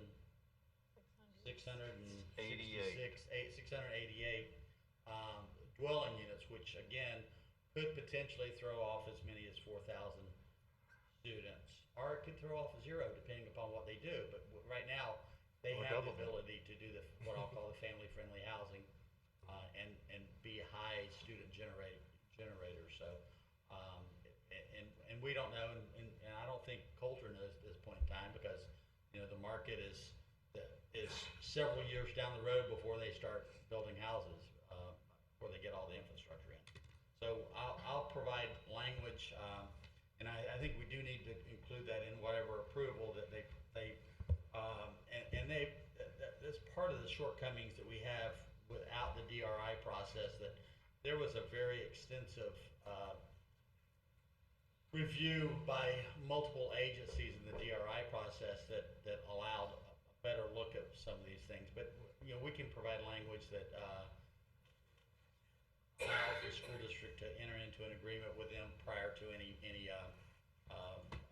residential units being occupied. Yeah, my concern is that, somehow there's something, I'm sorry. My concern is that we make sure that there's land set aside and an appropriate site and location thought through for things like fire departments and schools and Your all of point that. was well taken, though. If you look from the north end of that site without looking at the curvature of the roads, it's almost 4 miles from the north end to the south end. So, again, you're not gonna hop on your bike to run to the corner store down at Glades South Road. Especially if you're retired. Okay. Are you able to address the regional connectivity issues that we're bringing up, just so we can talk about that while it's fresh? And connecting to surrounding areas and properties? Thank you, Commissioner. And I think the county has already anticipated Range Line Road going to the north. I think the main access, this site is on 2 major roadways, Range Line and Glades Cutoff. So we have that benefit going for us. We've looped those 2 roads together to try to distribute our trips as best as possible. As far as any connections to the west, I mean, I think the county would have to acquire that right of way from adjacent property owners, and if that's the case, then I think we would be we would be open to exploring that issue. We've got a couple issues that we're still working with staff on before we get to the final FLUMA adoption and PUD, but all good planning questions. I think it makes a lot of sense to be looking at those things and where commercial should be appropriate located within the community. And again, I think Marty, with the school site, if we have a lot more age-restricted units, and we probably won't need as many school sites. If we have a lot more primary family, then certainly we may need to expand the 25 acres of a school site that's already provided. We'll be happy to work with the school district between now and going to the adoption hearing to work out those details. And Commissioner Slack, we are providing a 5-acre civic site, which in our minds, and I think working with the different departments, does have the ability to provide a fire station and maybe a police substation or something like that. So we have tried to take all of those kind of outside planning considerations into the design and overall layout, but truly the environmental is driving kind of the pod layouts and what we kind of anticipate for the overall development. Okay, Mr. Lowndes? I'd like to address your water flow for just a minute, if we could get that slide up.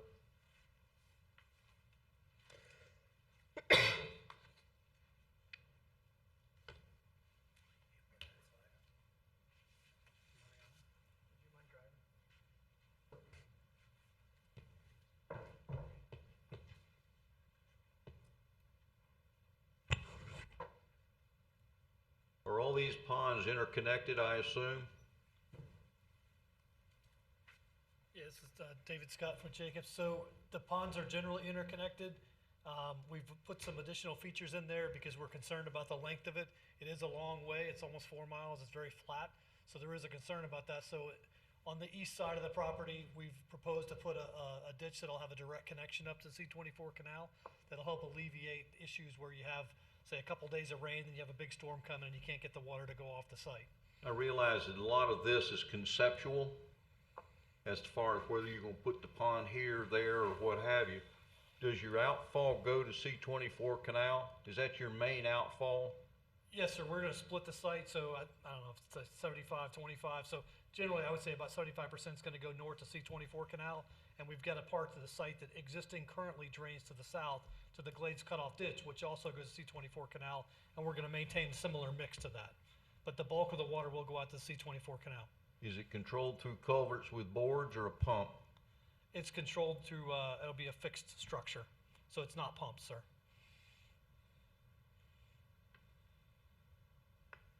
You live in Florida?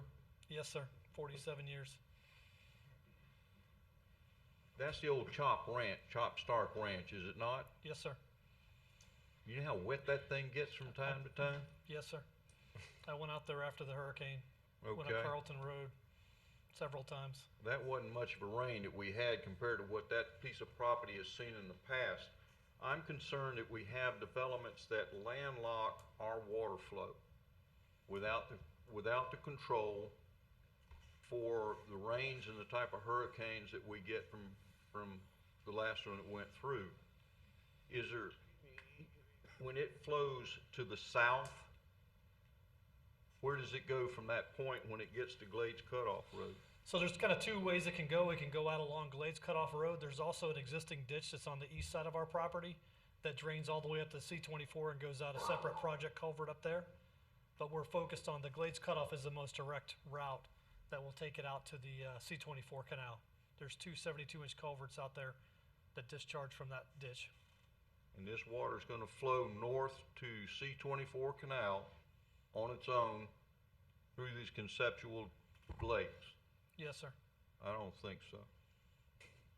I know I'm just a dirt road dummy arguing, talking to a well-trained and schooled engineer, but I don't think it's gonna go that way. I think that you're gonna have problems getting the water from Pod 4A to C-24 canal. I'm trying to look at the number. Right And I there. understand your concern with that, and that's one of the things that we looked at specifically. So what we're proposing to do, if you notice there's a blue line from where the arrow in Pod 4A goes out. Yes, sir, That's right there gonna- by the old grove. Yes, sir. So that's what we're proposing to do is, we have that county ditch that comes in from the west. That drains a large portion of the area that's on the east side of Carlton Road. So we're gonna take that ditch and we're gonna go to the north, but I'm also gonna extend that ditch to the south along that west boundary of our property and connect in to drain Pod 4A separately from the rest of the system. Because when we first started the hydraulic modeling, we're having issues with, because it's such a long site, it's very flat, where the water's stacking up and it doesn't want to drain out. So we're proposing a separate ditch that's going to take that water directly out to the C-24 canal to alleviate concerns like you're raising. But it's a very linear site. It is very flat. It has some challenges. and I understand your concern. Yes, sir, it does. That county ditch, the county west of Kings Highway has problems cleaning ditches. Well, if I might, sir, it's And colloquial I'm putting name. that nicely. Well, it's named the county ditch, but the county doesn't actually own it. It's the county ditch is a generic term. That's right. So that makes it almost more of a problem because it doesn't have an easement. The county doesn't actively maintain it upstream. So that is a potential challenge. And it ain't your ditch. That is correct. It's not our ditch. The part that is our ditch on our site is going to be, it's going to be straight shot. We're going to take off, I would say, about a mile off the length of the ditch. It'll be a nice wide 3-to-1 stable, ditch that's going to be on the west side of our property, and an easement that is maintained and is well, has plenty of room to work on. But you're right, that ditch is a challenge, and we've identified that, and it's definitely a concern. We don't want to cause a further problem with the proposed development. Will this development be under a homeowners association? It'll be covered by an HOA, but I believe that they'll also have a community development district that'll ultimately own the lakes. Who owns the lake? A community development district, a CDD. Within this development? Yes, sir. Like So the they reserve. would control the ditches and maintain the flow of those ditches? Well, they would operate and maintain the overall system within our property boundary. Sir, I'd strongly urge you to look at some kind of maintenance or some type of pump system that would back up the water flow from this development. And I realize, again, this is conceptual. Each one of these ponds will turn and go another way, Yeah, I understand your concern. but you still got to get that volume of water off of this acres because it ain't gonna penetrate where you got houses, concrete, driveways, and paved roads. It ain't going anywhere, but it's gonna flow someplace. I understand your concern. Yeah, Mr. Chair. Dave, how wide will that canal be? It's we have a 100-foot right of way.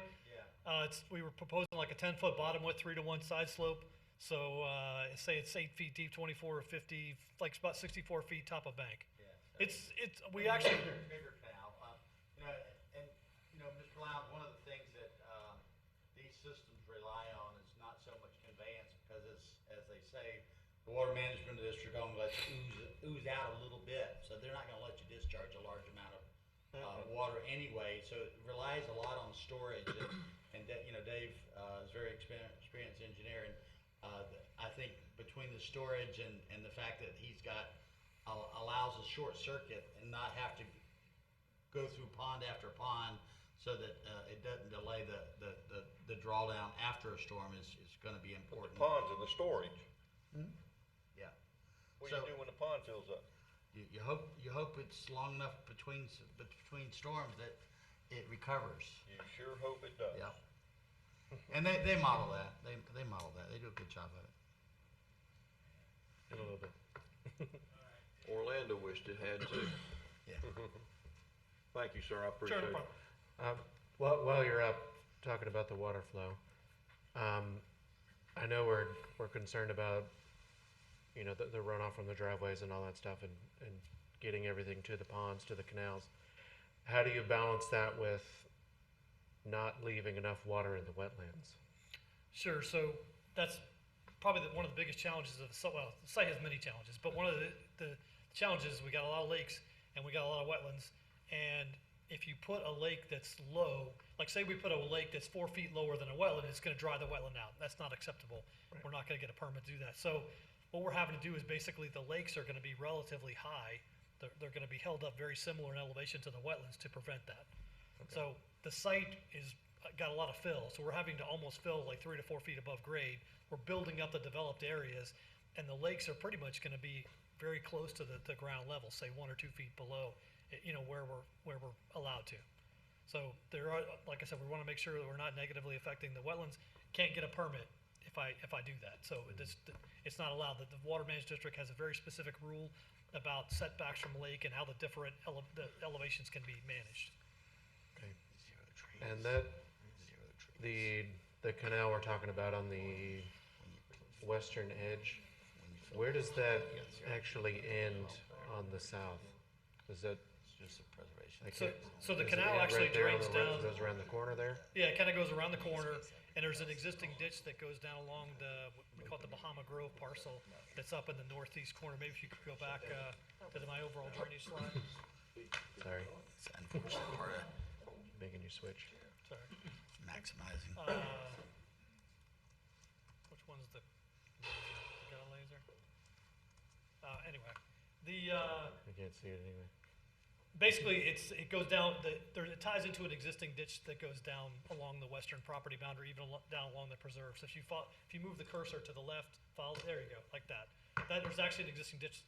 Back up a little bit. That drains that area and takes it to the north. So we're looking to incorporate that in, so we have an outfall for that western preserve area. Okay, so the ditch, right above that top arrow Yes. is where it starts to head west? Yes, sir. Okay. And so the whole site is cut up with ditches. The commissioner mentioned Chop Stark. It's been agriculture for a number of years. They've been out there. Basically, every wetland and everything has been not to use his name, chopped up, but split up with ditches and drain. We're gonna, by raising the water table up and kind of putting that back together, we're hoping to preserve that so the wetlands won't be overdrained. Right now, it has 8 outfalls that are permitted on the site that drain really all directions the water can leave and go out. So we're minimizing that, trying to preserve the water to maintain the hydro period in the existing wetlands. And that's part of our permitting process with the Water Management District. They're gonna require that, so. Okay. So just want to double check with this southwestern border, from where you said the ditch goes down, that's not a ditch. That black dotted line, where it Sorry, kind I'm of really like. having a hard time following what's. The The property line. Yeah, right Sorry, there. the western property prop- line, right. Yeah, the ditch ends if you go just a little bit farther to the south, right? The ditch ends in this general area. Okay. There's kind of a ditch that starts down the western property line, but no, there is not an existing ditch that extends the entire western property line. So everything south of that is open land, or not? It's generally open land. Not We're proposing, dissected by a ditch. generally, yes, that's correct. Okay. We're not talking exact dimensions, but generally, yeah. Right. Okay. Mr. Chair, I've got Commissioner Lowe first. He's been begging. For Mr. Benton, if you don't mind. This board received 2 letters tonight. One was from the city of Port St. Lucie, and the other one was from Buchanan. Can you briefly tell us what your thoughts are? One was referred, there's a chemical plant next to the site. Chair Taylor, members of the commission, Commissioner Lowe, I believe in addition to that correspondence, we did receive an email regarding the overall project from a resident as well. But the city of Port St. Lucie correspondence highlighted a request for future traffic impact reports for different stages of the development be coordinated between the city, the county, the developer, and potentially the transportation planning organization as it relates to different phased improvements corresponding to transportation impacts of the project. Additionally, it considered different buffering and surrounding areas. I'd have to pull up that exact copy. Additionally, there was correspondence related to the established industrial heavy site along Rangeline Road, which the landowner or representative of that landowner was encouraging a minimum of 1,500 feet separation between their operation and residential uses. They provided just those comments for the record, as they could not have a representative attend today. And the letters were provided to the Planning and Zoning Commission in advance of this meeting. And I think on that one slide in your presentation, you showed that there was about 950 feet of buffer along Glades Cutoff there.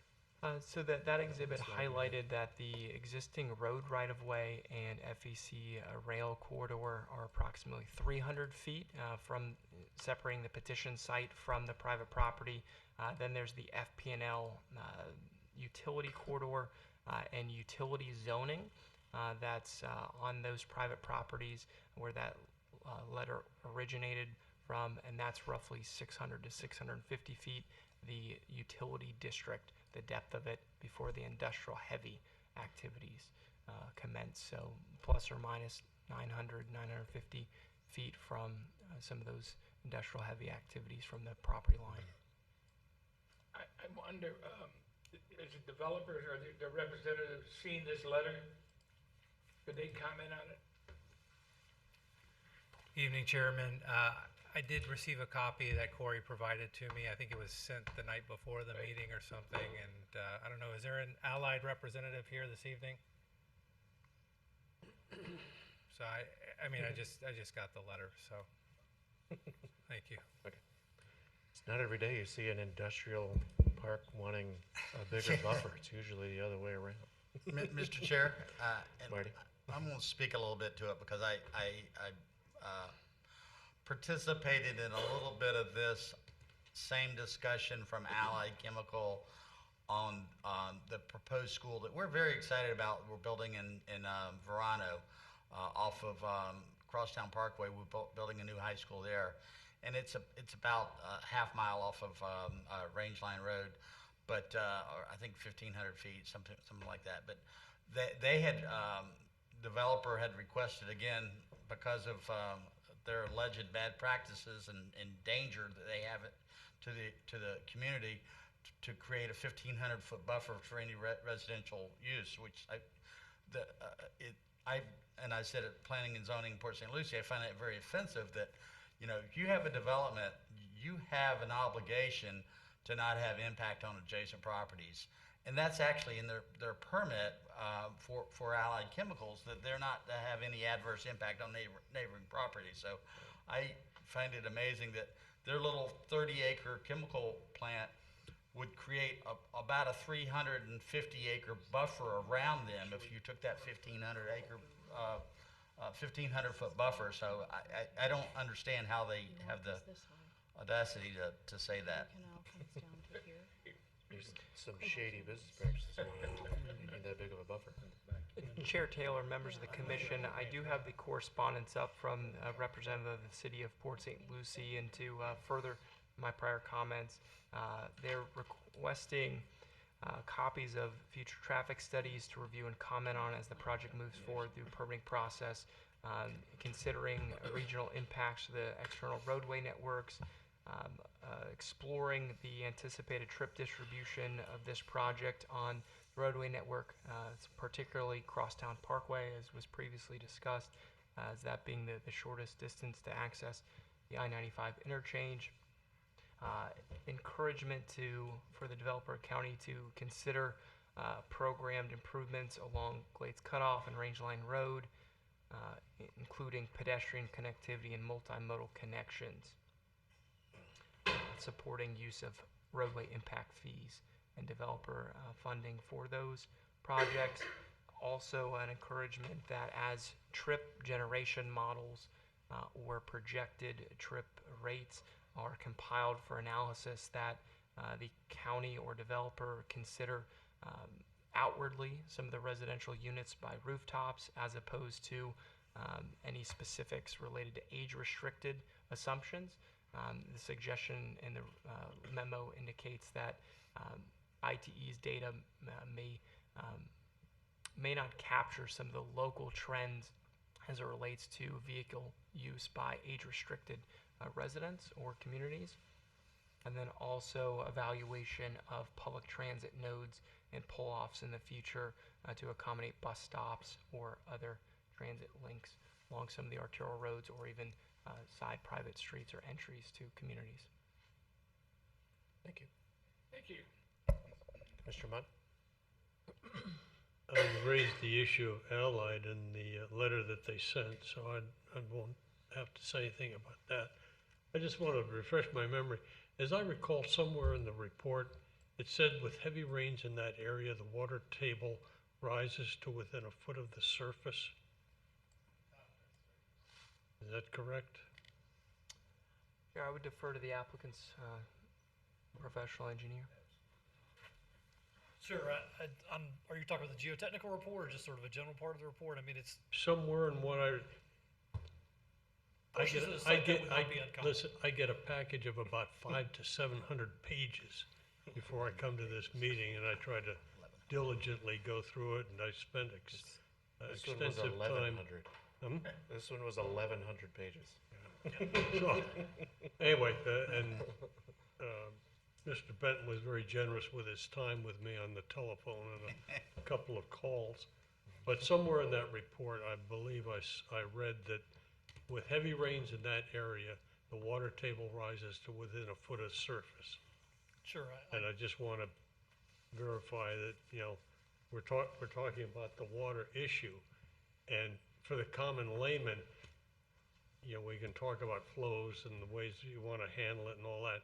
But if you tell somebody that the property that they're on has the potential of heavy rains, and we get, you know, 2004, Francis and Jean, 2 hurricanes back to back in less than 30 days.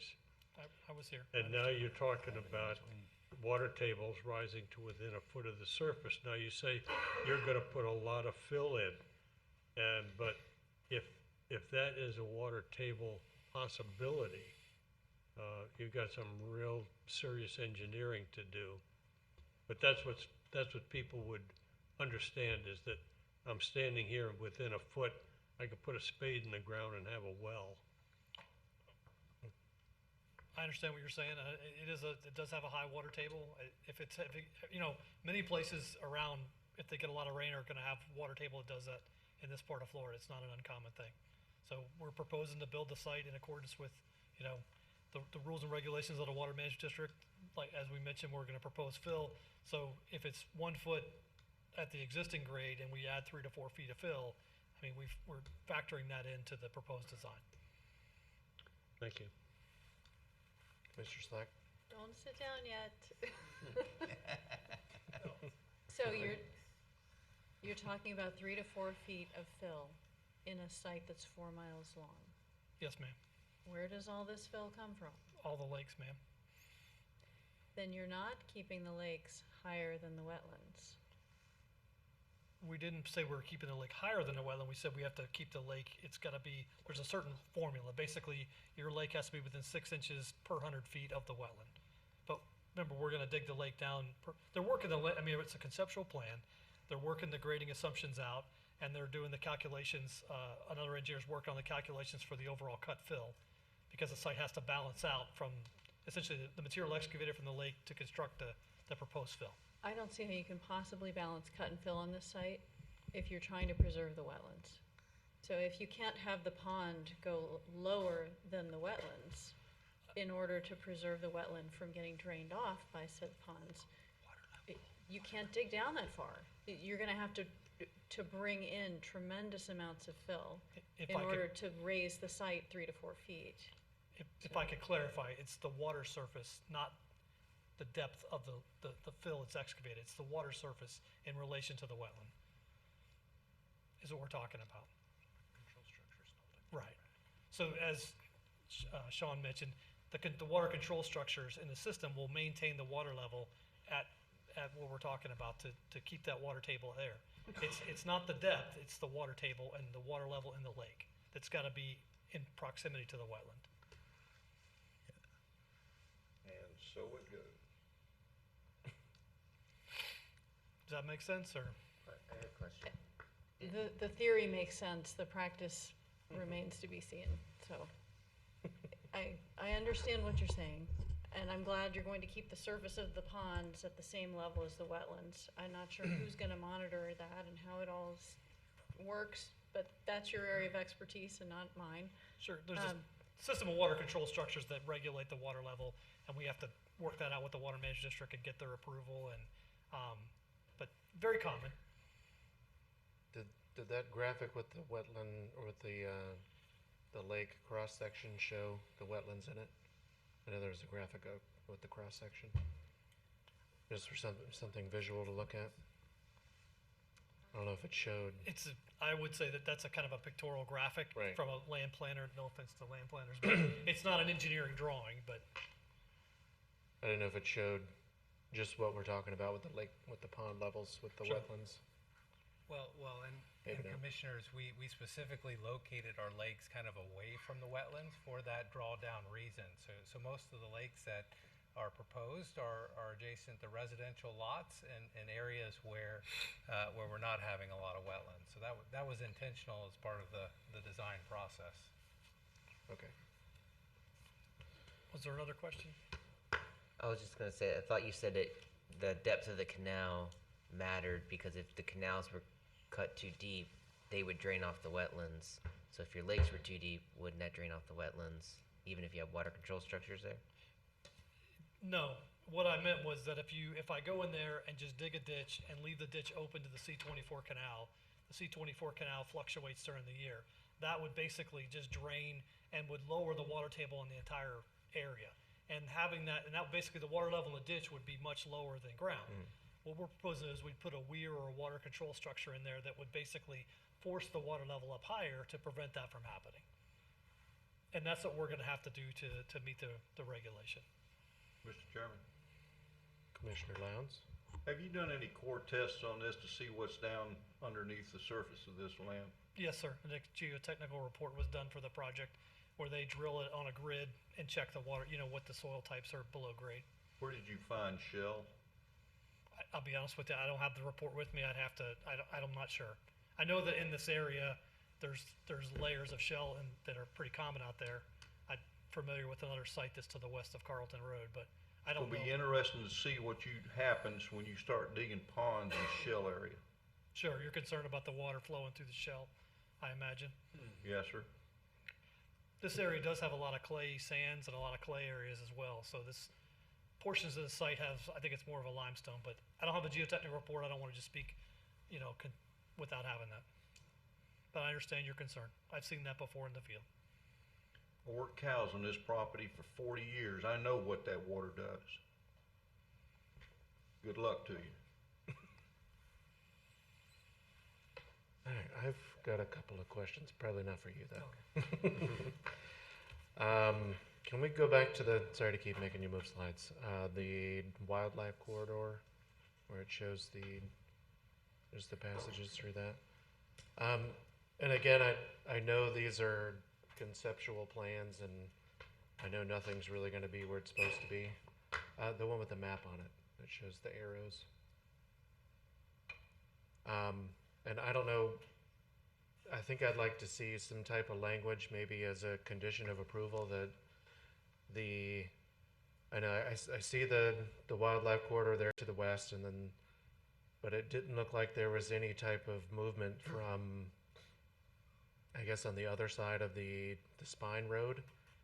So there's really no way for wildlife to traverse the site to go from south or east to west, which I know we're probably, decades in the hole as far as allowing, wildlife to migrate the way they should in this area already with Glades Cutoff and Rangeline Road. But wildlife corridors continue to be a pretty major issue in Florida. As we're moving west, the other coast is moving east, and it's shrinking the inside of the state of Florida, which, as you know, is a peninsula, and we have a very limited amount of land.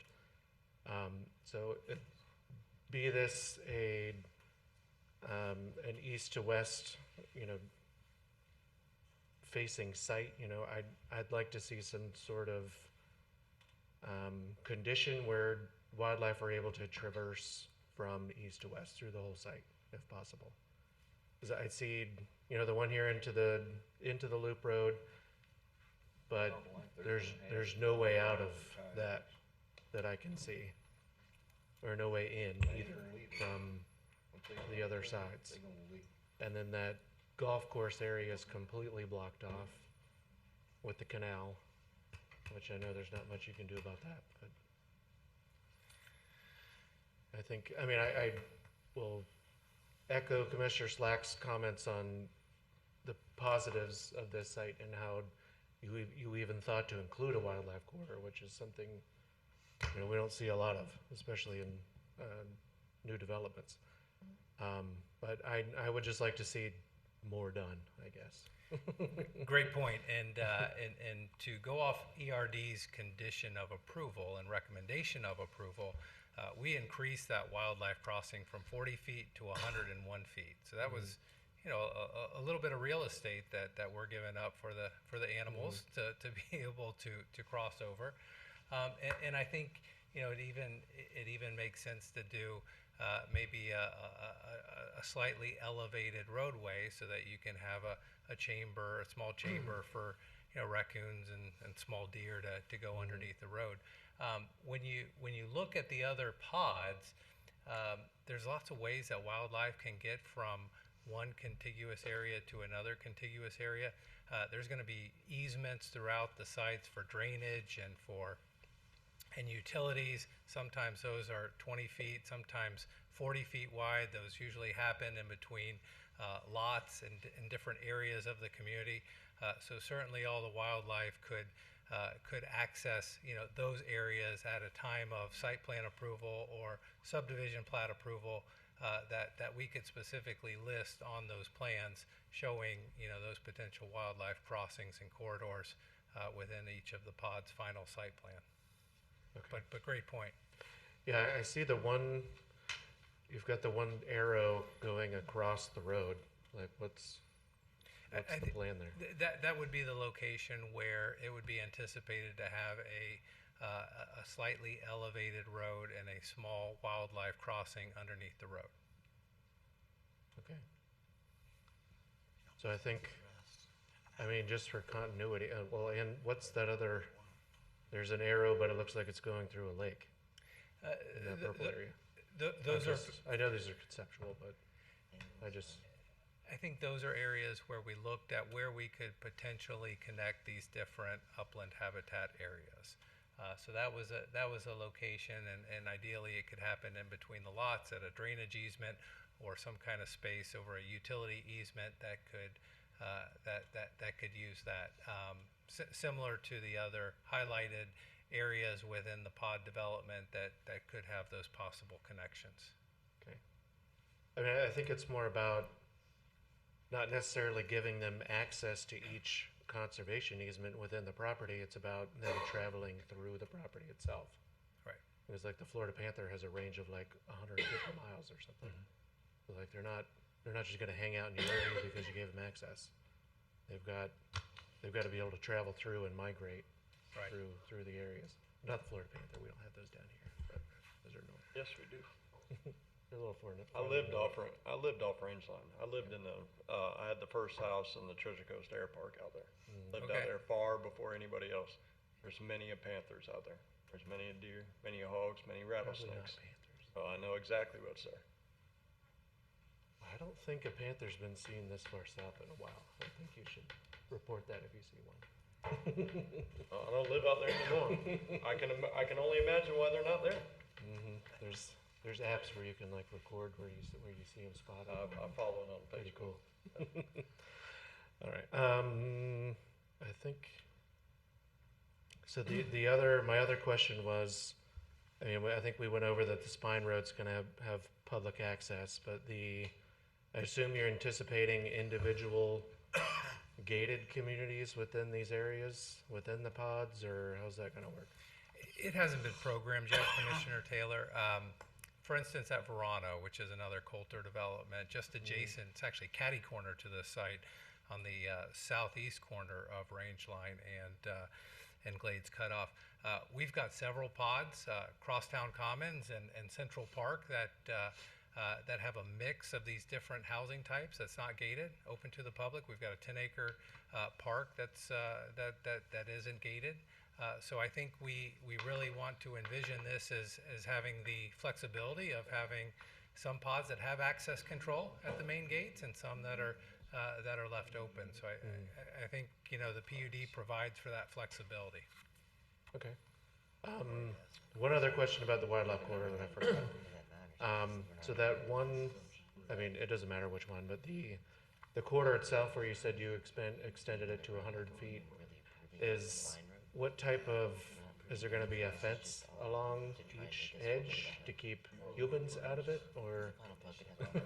We want to encourage the humans to use it. One of the slides that we had prepared showed the walking trail within that 101-foot wildlife corridor. So you'll more than likely you'll have the back of lots up against that 101-foot wildlife corridor. Whether or not they choose to fence it because it's required if they have a pool, or they just want to leave that open, I think we're going to leave the homeowners to be able to decide that. But more than likely, it'll be open and be able to enjoyed by everyone. Okay. I think most of my questions were answered. Corey, similar to the Jenkins Road area plan, does the county foresee any type of future planning for this area with this road? I know this is a developer proposed link here, the Spinal Road, and is there any future plans to have our own plan for roads out there? Chair Taylor, members of the commission, as we put on display earlier, the long-range transportation plan as adopted by the TPO did not at that time contemplate substantial residential growth west of Rangeline and Glades. Therefore, it didn't have a robust roadway network in this particular area west, but certainly in those other areas highlighted in north and Fort St. Lucy's annexation area and to the east. That said, the county maintains a thoroughfare protection plan or right-of-way protection plan that looks outwardly and balances growth and it needs to move vehicles across the county. The last version was adopted in 2010, and there's been efforts throughout this year and even last year to update that plan based upon development activities over the last 12 years and projected growth.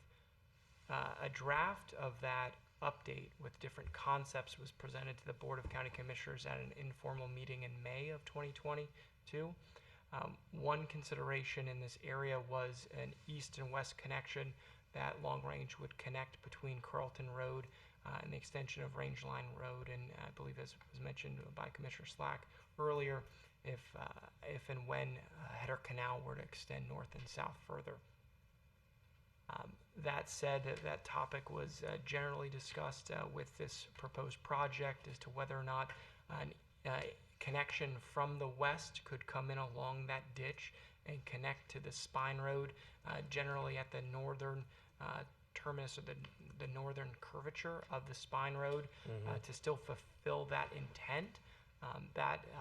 Because it's not an adopted right-of-way protection plan, it was not required of this development, but certainly it was discussed with staff and the Public Works engineering team.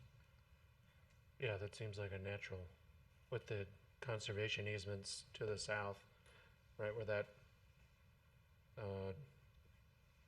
pretty much right where the littoral shelf is marked, bringing that road for access to the west. That seems to make sense. Okay, thank you. The pods on Glades Cutoff, are those going to be multifamily, I assume, or those are the 15 unit per acre? That's where it's shown on the conceptual site plan. I think we still want to reserve that flexibility with the MXD future land use and the PUD zoning to have other commercial pods maybe located in the center of the site as Commissioner Slack represented earlier, or multifamily or apartments at other locations throughout the site.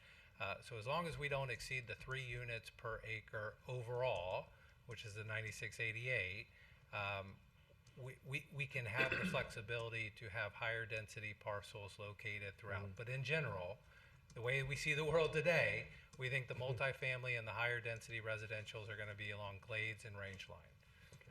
So that is something. And just going back to the transportation connectivity issues that were brought up earlier, we'd be happy to explore with staff, the option of providing a potential future right-of-way connection to the west if that was something that Ms. Santa Maria and her staff wanted to review. Okay. Thank Yeah, you. I'd like to see that, at least in our recommendation. And to the north as Right well, today. so that we can link up Right. with Header Canal at some point. I think that's all I have. Unless I think of something else. Any other questions of staff or the applicant from the board? Okay, seeing none. We'll go ahead and open the public hearing. If there's any member of the public that wish to address the board on this item, please come forward. And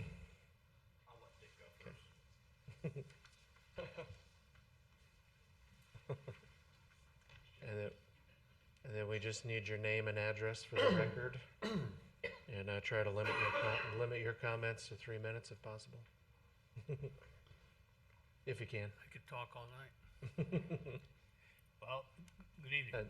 Move over to the microphone if you can. Yeah. Good evening. I try to butt into the conversations about the water. I need your name and address for the record. I'm sorry. It's okay. My name is Richard Schoen, and I live at 9338 Carlton Road. Okay. And I've been out there 20 years. We bought our property in 2002. So we're going really quite a ways. But what I wanted to bring up to is the water table. The water table out there is on top of the ground right now. Anywhere you walk, you're going to slush, because the water table's up. If you put a shovel in the ground, it's going to fill up right to the top. I've got 15 holes that I have to dig because I lost some of my fence. So what we got to do is just wait. We can dig, but we got to drop a pole right away because it's going to fill right up to the top. You know, back in 2004, there was alligators swimming on Carlton Road. What you're looking at right now is alligator haven. These alligators are going to be all over that place. They're all over everywhere out there. There's gators everywhere. And they all of a sudden they show up. I may not see a gator for 6 months, and all of a sudden you wave to one and here he is. He's in your pond. My pond was down to about 2 feet. It's now up around 6 feet. It's all over it. But you know the water runs through the ground. It runs east to west. So when it stops raining, about a week later, my pond is still coming up. And it comes up until all of a sudden it levels off for what the guys in the east are sending me. Because I live out west. But those basically the things that, unless you live out there, you won't know it. And that gentleman right there, he knows it. Because 2004, you had to have a 4x4. Because you couldn't even travel on Carlton Road. You couldn't even get out your driveway. We were flooded for 2 weeks, 3 weeks. It's been 2 weeks now since the last hurricane came through. And it's water. My neighbor is still flushing. My fence, my road driveway is I built it up. And my poor neighbor is underwater because they didn't come up with what we did. So the water is a very big issue. I'm sorry. But the water is a big issue. Thank you. It really is, guys. And it gets worse. We've had not much rain lately. We either need you on the microphone or, sorry, just for the record. Sorry, they'll yell at me in the booth.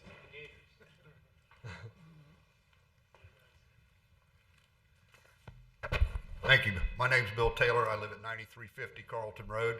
I'm just due east of Mr. Schoen, actually. A lot of things I want to bring up, but I've only got 3 minutes. I'm not going to get them all. One of the things I wanted to complain about is the notification process. That sign didn't get put up till either last Wednesday or Thursday. I noticed it on Thursday. I didn't get my letter till Tuesday. I went down to the office and talked to Corey, and they didn't have any paperwork ready. And then I talked to him the next day, and he very graciously, of course I had the paperwork, which I don't mind, printed me all this.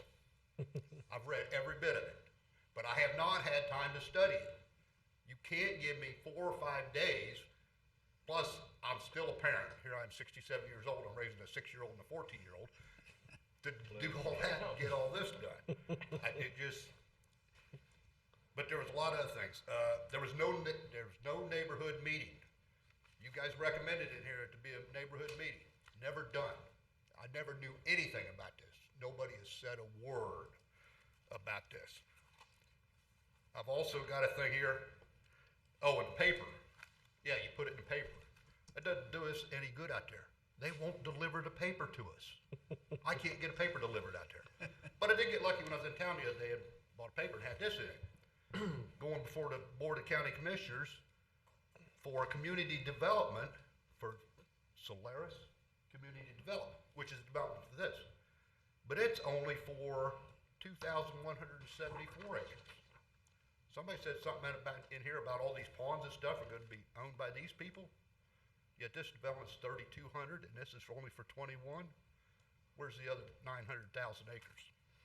Anyway, there was also a statement in here that due to the internal closed loop nature of the Oak Ridge Ranch Road from range line to Glades Cutoff, the roadway is suggested to remain a private roadway.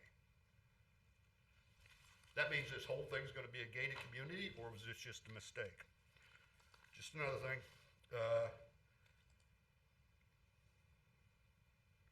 There was something in there, like I said, I haven't had a chance to study, but there was something in there, a couple places, about paving an unnamed road from the west boundary to the east. And I can't find that on any of the maps. I don't have a clue what they're talking about. Another thing I don't like, there's been no talk anywhere in any of this, any from these people, about the community to the south and the community on Carlton Road. There's a lot of families down there on Glades Cutoff. There's a lot of us on Carlton Road. And we are going to be severely affected by this. Not just the drainage and by the traffic. You know, because if I got to take the kids to school, I got to go all the way down Carlton, up Glades Cutoff. If I'm going in Fort Pierce, I can just go up to Okeechobee River. I guess I'm done. That's all right. Go on if you got a little bit more. Okay, thank you. A lot of us out there do a lot of hunting and shooting.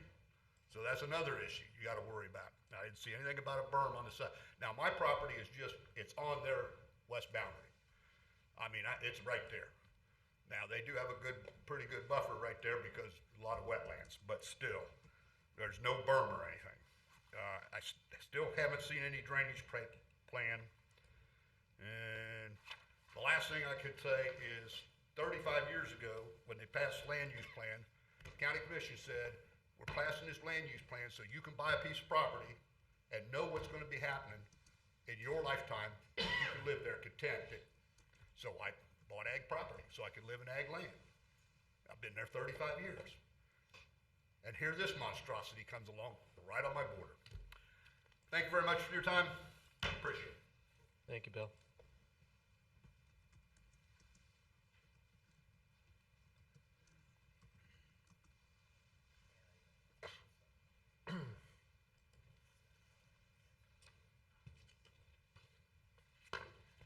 Good evening.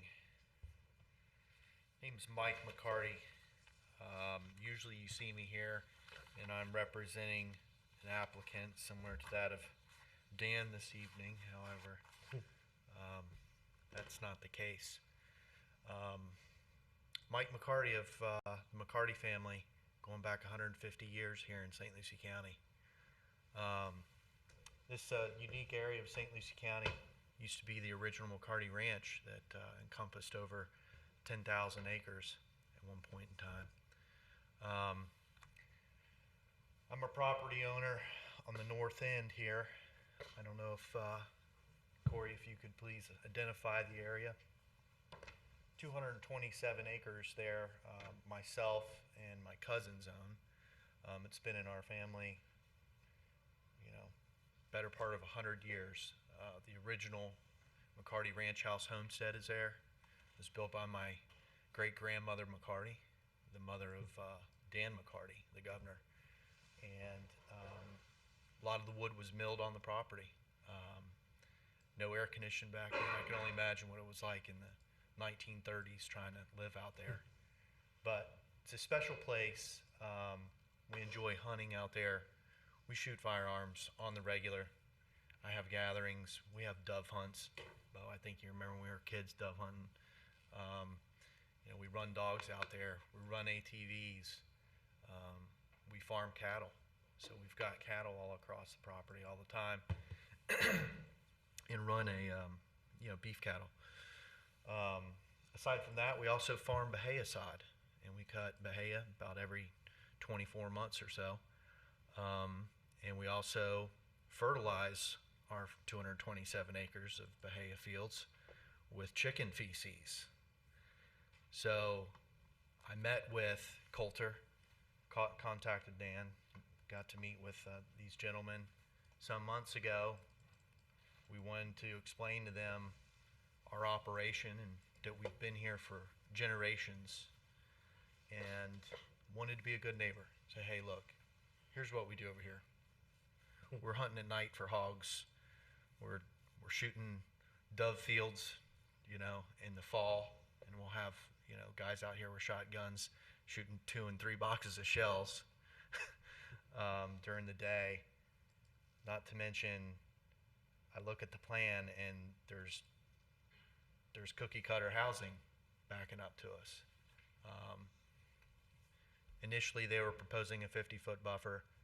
I did look at the plan, and they did increase it to 216 feet, but the last I checked, you can still smell chicken poop at 216 feet. And if I'm shooting firearms, may I continue, please? I have some more points. Thank you. 216 feet probably isn't going to be the best neighbor to a bunch of people, wherever they're from, living in 0 lot line, 40, 50 wide lots along our property boundary. I understand that we are now within the urban service boundary. I understand that. However, that does not mean that you design a community that does not take into consideration the existing uses that have been there for over a century. I also want to add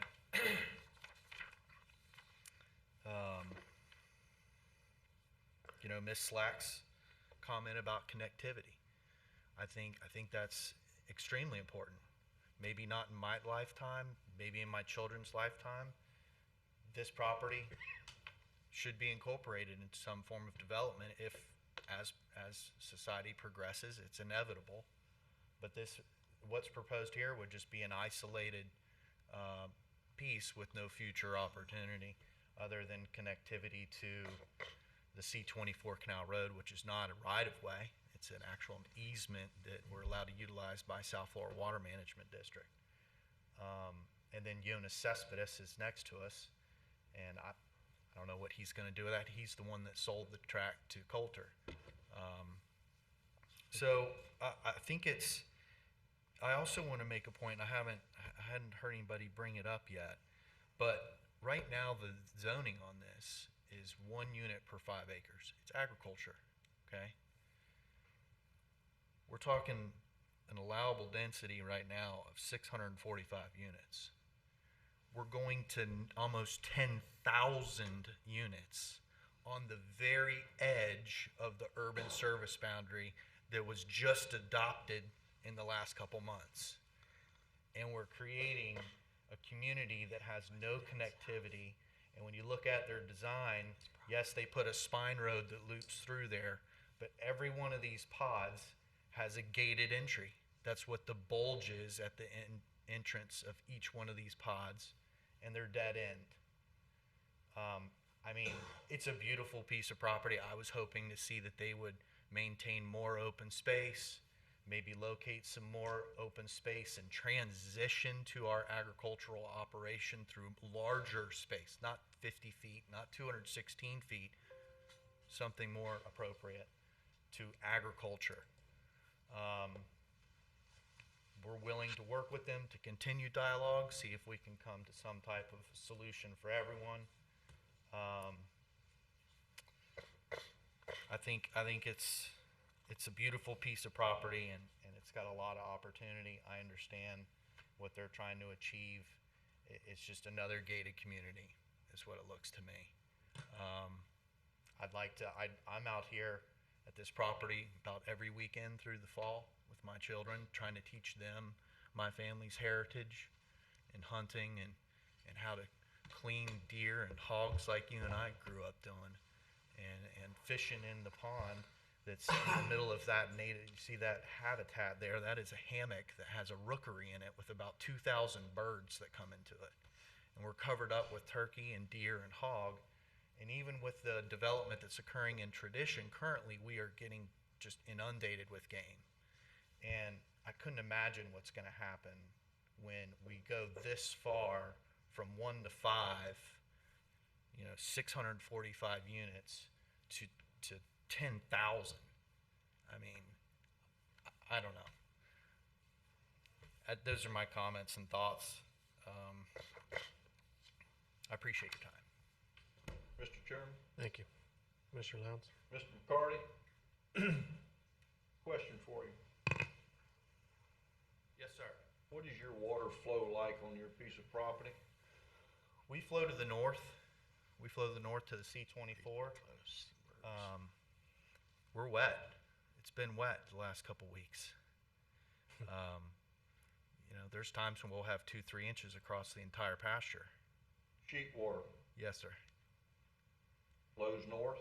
Yes, sir. How does it exit your property? There's the P25 and the P26 that run north there into the C-24. I think it's the 25 and 26. They run north-south. Can you dump your water at any time without permission from South Florida? Currently, I mean, this is an old agricultural operation. Like I said, we've been there for 100 years. We don't have any controls as far as I know. It runs into the old drainage ditches. Yes, sir. Yeah. Thank you, sir. Thank you.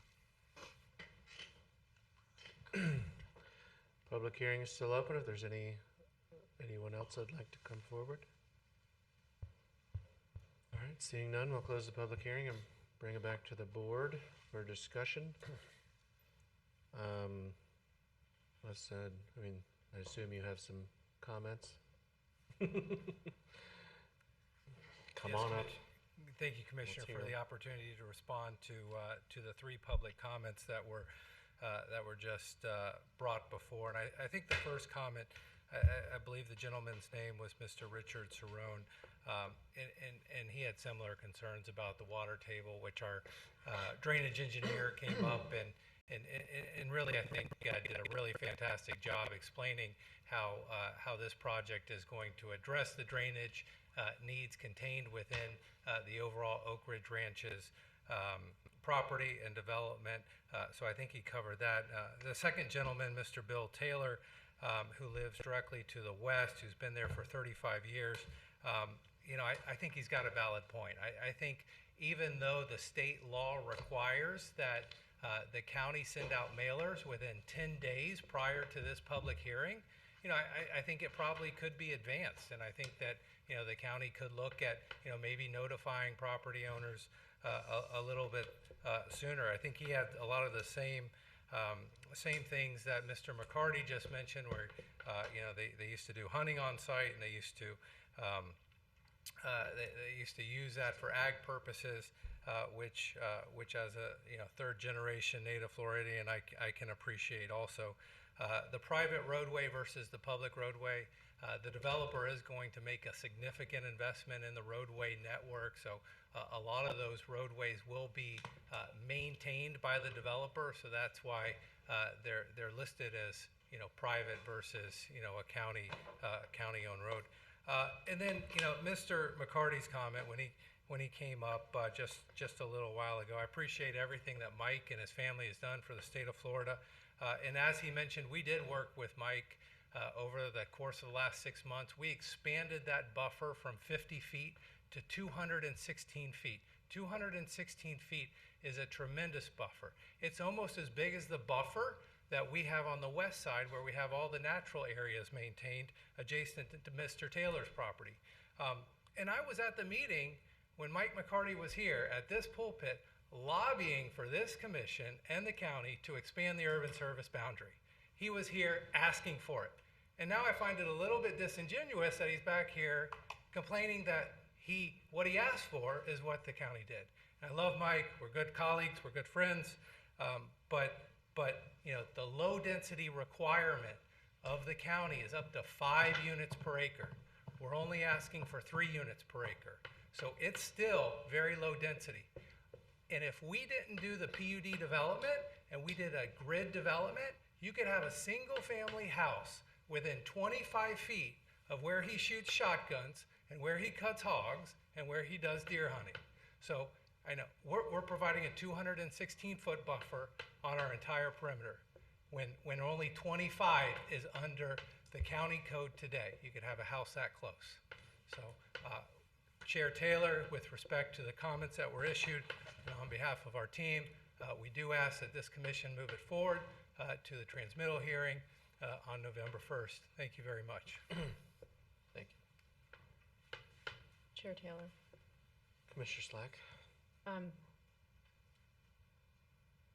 Buffers aside, Mr. McCarty does have a significant point about the translation of how many people we're adding going from ag to RM15. And if you look at the difference in the density of units, I'm using round numbers here, at 5 acres per dwelling unit in the ag zoning versus 15,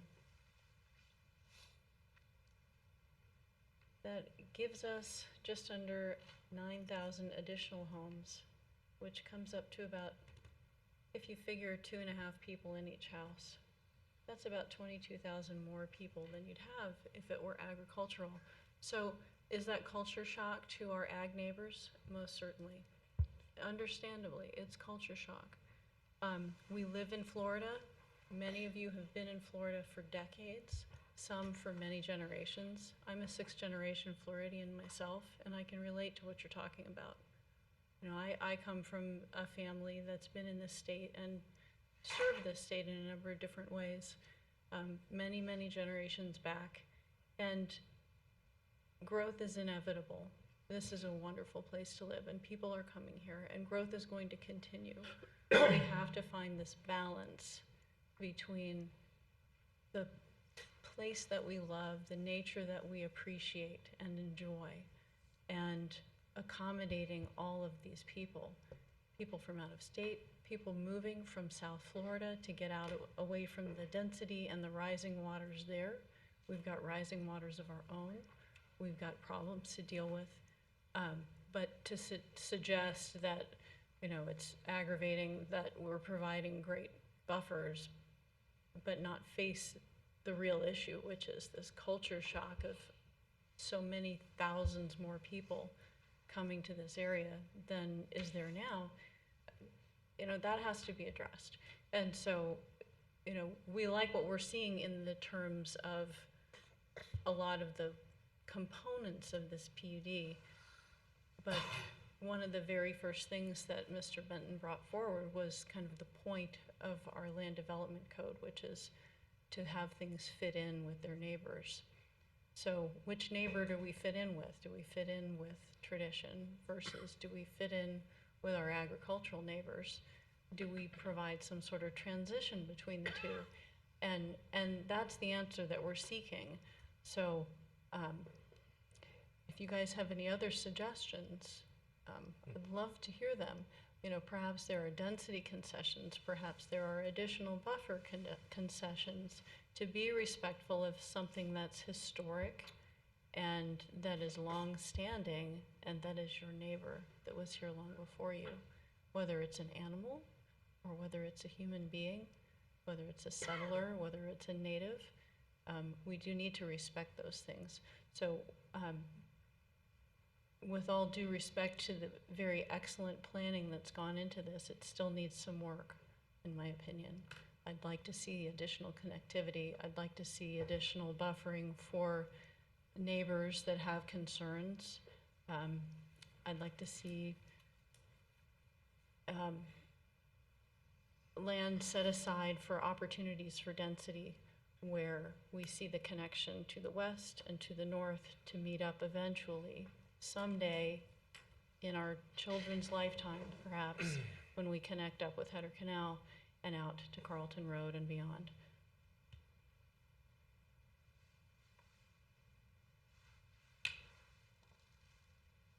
Thank you. Mr. Munt?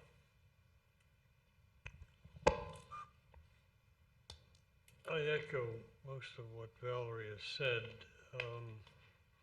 but just to point out a few of the things in the conversations that I've had. You're gonna have 20,000 plus people, potentially with residences there. And, where are they gonna work? You talk about shopping, but that doesn't absorb all of those people. I don't know how many jobs you need to support 1,000 households, but I'm sure the statistic is out there somewhere. I heard that Publix has a 30,000 rooftops number in order to build a store. I don't know if that's right, and maybe I remember incorrectly, but there's that issue. There's wildlife migration. There's connectivity. There's water. You folks have been planning this for a long time. Staff recommended to you that you have a neighborhood meeting. And there aren't that many neighbors. It's not like you had to go and knock on 200 doors to find a couple of neighbors and talk with those folks. And that irritates me. I can't believe that you would come here knowing the impact that you're having on the area, and you wouldn't have talked to your neighbors who are gonna be most impacted. Now, I guess you talked to Mr. McCarty, but he's a very high-profile family, and I can understand you're wanting to try to accommodate on his concerns. And then climate change is coming. We've got storms. Miami is flooding down there. They can't pump the water out fast enough when we have a heavy storm. What's going to happen in St. Lucie County? I hope we're planning for it. There are people that say it's not going to happen. Well, we know that the ocean is rising. I think it's 3 inches every 10 years, roughly. And out in this area, we're already wet and we have a problem handling the water. I think there's a whole lot more planning that needs to go into this. And so I'm not going to support you. I want to hear more. I want to hear the planning department says we worked better, we worked harder, we worked longer. But you folks, in order to have the impact that you're going to have out there, you're going to have to show that you worked at it. And to me, when Mr. McCarty said we're going from 600 units out there to 10,000 units out there, that's a staggering number in a very rural area. We just changed the zoning in one area. We went from one dwelling unit per 5 acres to 2 dwelling units in, let's see, how do we double that? Anyway, we reduced the density by half out in the ag area recently on a request. So somebody's got to say enough is enough. It's got to be a better plan. And I know you want to look at 25 years and develop this, but I just don't think that you're there yet. So anyway, that's my personal observation on it. The planning department's going to have their hands full, not only on this project, but as more and more developers want to push from tradition. One thing I did notice, and I had a conversation with Corey about it, the growth that happened in St. Lucie County between 2010 and 2020, I think there was a 25% growth factor in Port St. Lucie. There was a 13% growth factor in Fort Pierce. You know what the county growth factor was in 10 years? 7.7%. Less than 6,000 people. And you want to build for 10,000 people out west? maybe you ought to be talking to Port St. Lucie, because they're the folks that are the, what do they call it, the gorilla in the room, if you will. They can maybe work with you on a big development like this. But to put this in that area, I think you need to rethink it a bit. Thank you, Mr. Chairman. Thank you, Commissioner Munt. Mr. Slay? So, I don't know if I'm allowed, but I would like to recuse myself from this vote. And I say that just because I grew up on Rangeline Road. I've lived out there. I understand what it's like out there. I hunt property all around this property. It's our livelihood. It's what we grew up with. My family and the McCartys have been tight for 100 years. And just with that in mind, I'm partial to Mike. I'm partial to how we grew up. I'm partial to how our families have been here for a long time and the culture of it. And, you know, range line and glades cut off keeps that Port St. Lucie locked in. Now we're hopping the road. And to me, this just doesn't fit out there at all. But personally, I'd just like to recuse myself if I can. I think Catherine would have to weigh in on that. Assistant Counselor Catherine Barbieri, yes, if he can't be impartial, then he needs to recuse himself. Can or can't? Cool. Sorry? He can recuse. Mm-hmm. Are there any other comments from the board? Any further discussion, questions? Anyone? I mean, I'll take a minute just to echo a couple of my fellow commissioners about the density, the location. I know we've been asking a lot of questions about the potential site plan, and I do like a lot of things about it, but the 645 units up to 10,000 is just really hard to swallow for me. And I, just to brag as well, I'm also a 6th generation Floridian, and been in St. Lucie County for over 100 years. And honestly, I never thought I'd see the day that, you know, Huck's Corner Store, Rangeline and Glades Cutoff would be a place for 10,000 houses.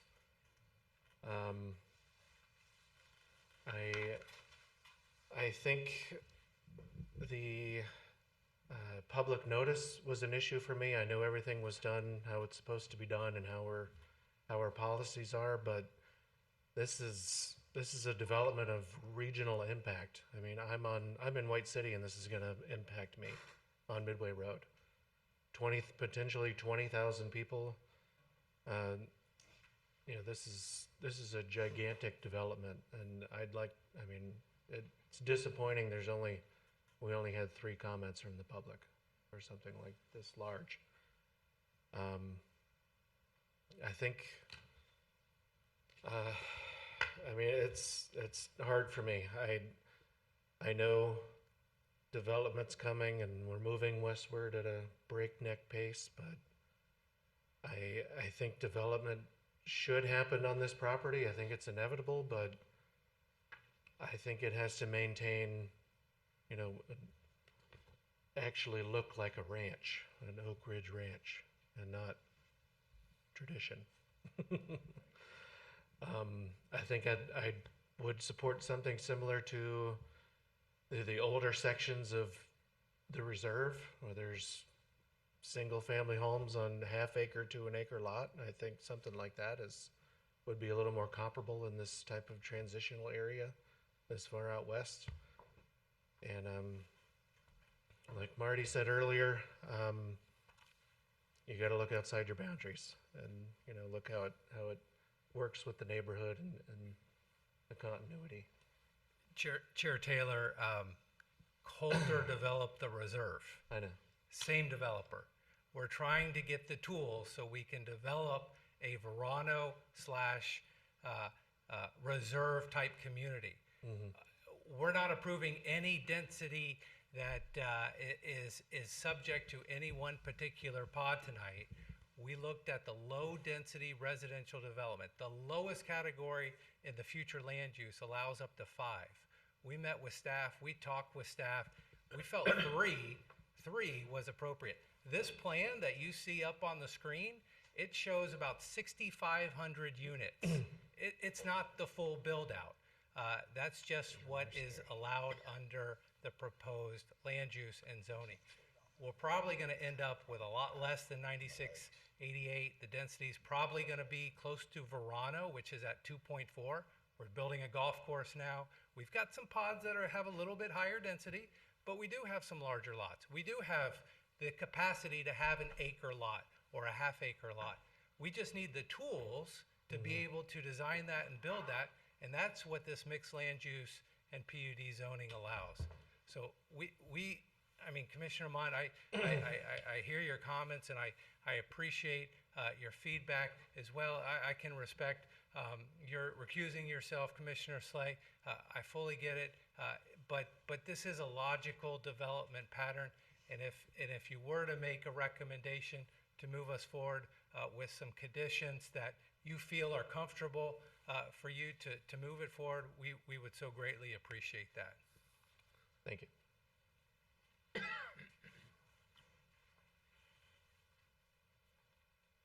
Any other comments from the board? Questions?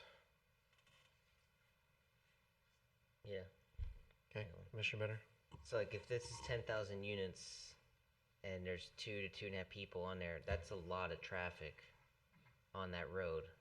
Just going to work, commuting, if you do the rooftop, just count by rooftops, not if they're 55 and older, how often do they drive and whatnot. I mean, that's like 50 to 100,000 cars hitting 2 intersections that are all gonna funnel to Midway, which sucks with Torino right now. Like, it just, I know there's projects to widen it, but wasn't even gonna do blades all the way to Midway. It was stopping before it. I get it, you're gonna build, but at the same time, the infrastructure's not there for 100,000 cars a day. And that's a lot. On top of the other Verano and PSL doing all their acres down there that they're going to be subdividing out to. Just a lot, whole lot. I'm like, build more, that'd be great, but where it's at just doesn't seem like seems like a square peg in a round hole.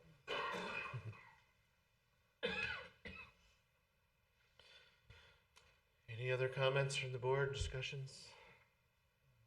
You're out, I guess. All right, I mean, we're entertain a motion with any conditions that the board would like to put on it, if there's a motion for approval, or Can I just, Mr. Chair, Commissioner Lowe? would it pay for this board just to make a motion, or if they send it back to the developer, see if he can prove any, he knows all the conditions that the board feels like, 'cause I don't think I would vote for it tonight right now, but could we send it back to the developer, see if he can prove it and get some of the things done that we're recommending? I think that is an option, yes. Right? Yeah. Just gonna come back with the similar densities. Well, there's 2 items that we're voting on, the future land use amendment and the zoning change. So I mean, I think we're all in accordance on E, a mixed-use activity area. I think we're all on the same page for that, but it's the zoning, I think, is where we have the issue, the density. Commissioner,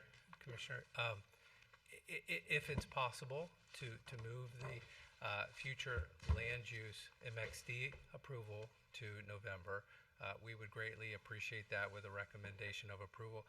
If you wanted us to come back before this board and work with staff on some of the zoning and some of the PUDs, on behalf of the development team, we'd be happy to do that and study some of the issues that this commission has brought up a little bit more. That's what I was just saying. Thank you. Thank you.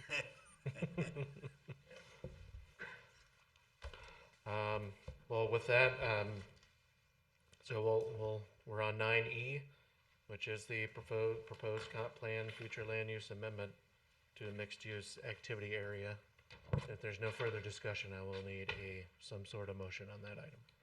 Is there conditions on the E that was recommended by staff or no? Chairman, members of the commission, there were recommendations to incorporate or make modifications to the various sub-area policies, part of the MXD district. Which is the density. The problem I have with that, it's, still says high-intensity mixed-use activity. And I don't I think can't approve that. I don't think I like the allow 3 dwelling units or up to 9,600. Like maybe we can leave that at 3 dwelling units, or I don't know. If you did that, they can't put apartments in. Right. I think they need to not a lot of do land. it all the That's, I mean, we could take out specific items here it's about 5%. and recommend we approve without Yeah, certain 128 bulleted is items about here in the 5%. sub-area policies, or we move to deny or table? They can't do any.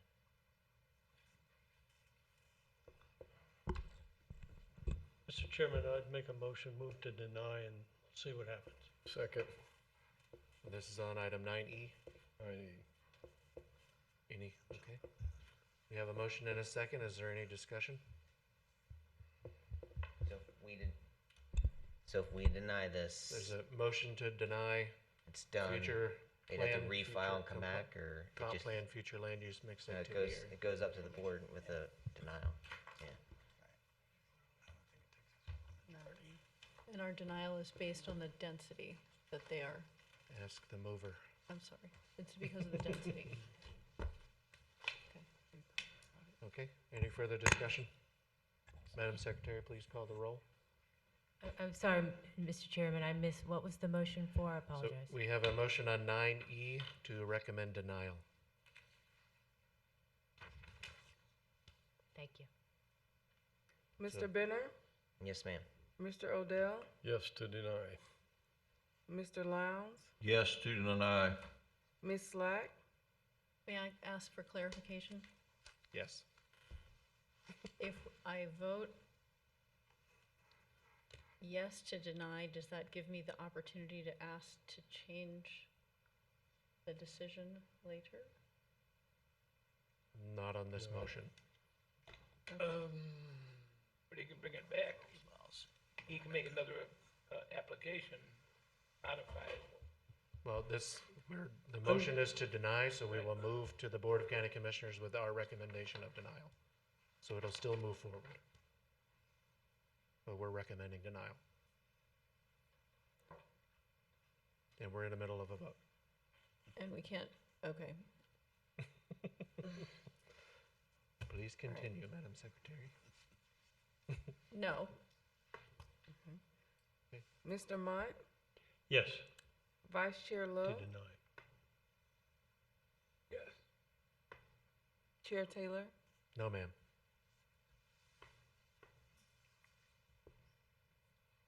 So that was two, how many are we? Only two now. 2 to 6? I believe. Slay didn't vote. So it's 5 to 2. 5 to 2. 5 to 2, okay. So the motion carries 5 to 2 to deny, recommend denial of item 9E. So then we'll move on to item 9F, which is the proposed plan unit development rezoning and preliminary site plan for the Oak Ridge Ranch PUD. I would assume since that one was denied, this one can't move forward. Can we? Chair Taylor, members of the commission, staff is seeking a recommendation. It's as long as there's a recommendation one way or another, it would advance to the Board of County Commissioners unless it's tabled. And I do believe the applicant considered, depending upon the action on a 9E, contemplated options for 9F. I'm not sure if that perspective changes based upon the prior vote. Okay. Yeah, so we have an option to table as well.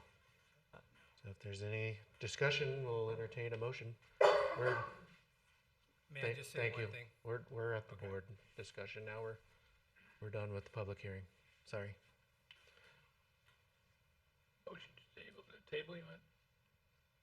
I don't think it's motion to table. Is it motion to bring it back, or what do you say? Sorry. Depends on what the commissioner's wills is. If you want to just deny it, then as Mr.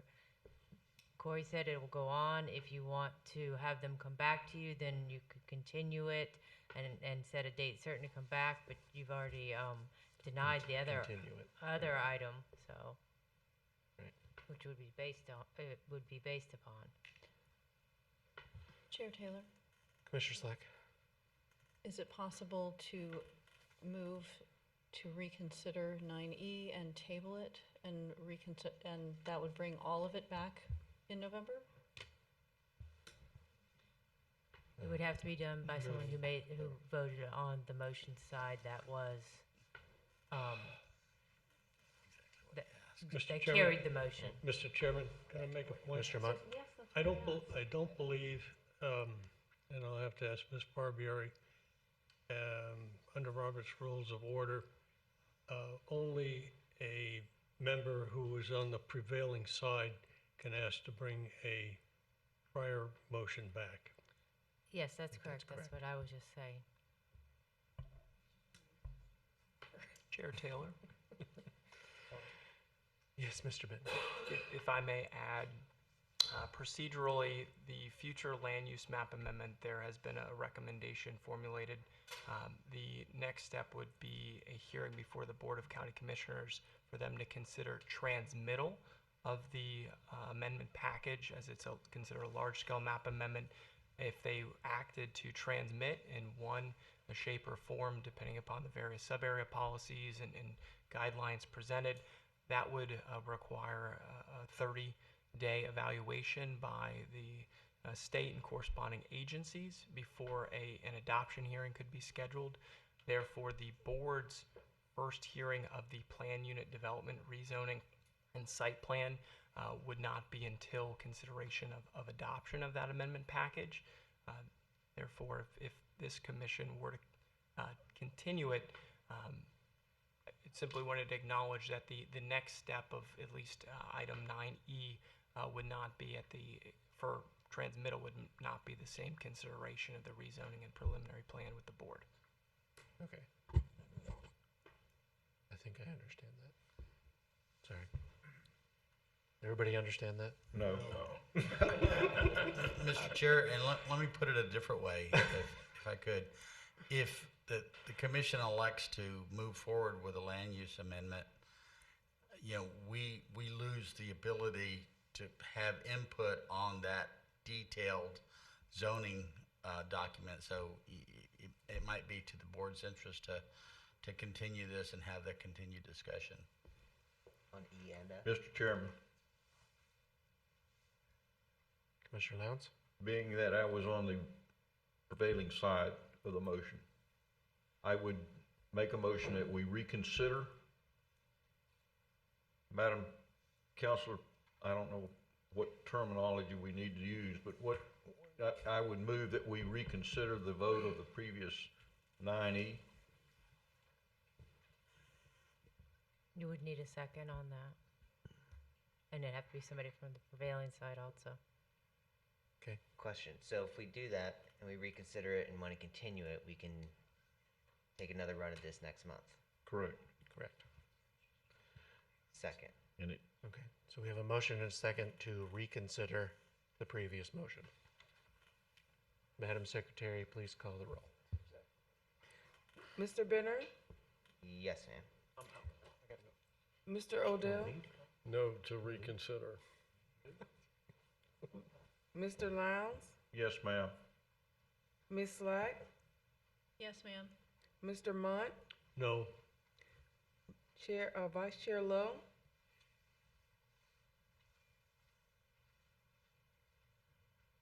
Yes. Chair Taylor? Yes, ma'am. Okay, so now we need a new motion for item 9E. So motion to continue 9E to the next meeting. Is that what we need? Mr. Chairman. We have a motion to continue to November's regularly scheduled Yeah, meeting. to continue it to the next meeting. I second the motion to continue. Motion and a second. Do we have any discussion? Mr. Chairman, Yes.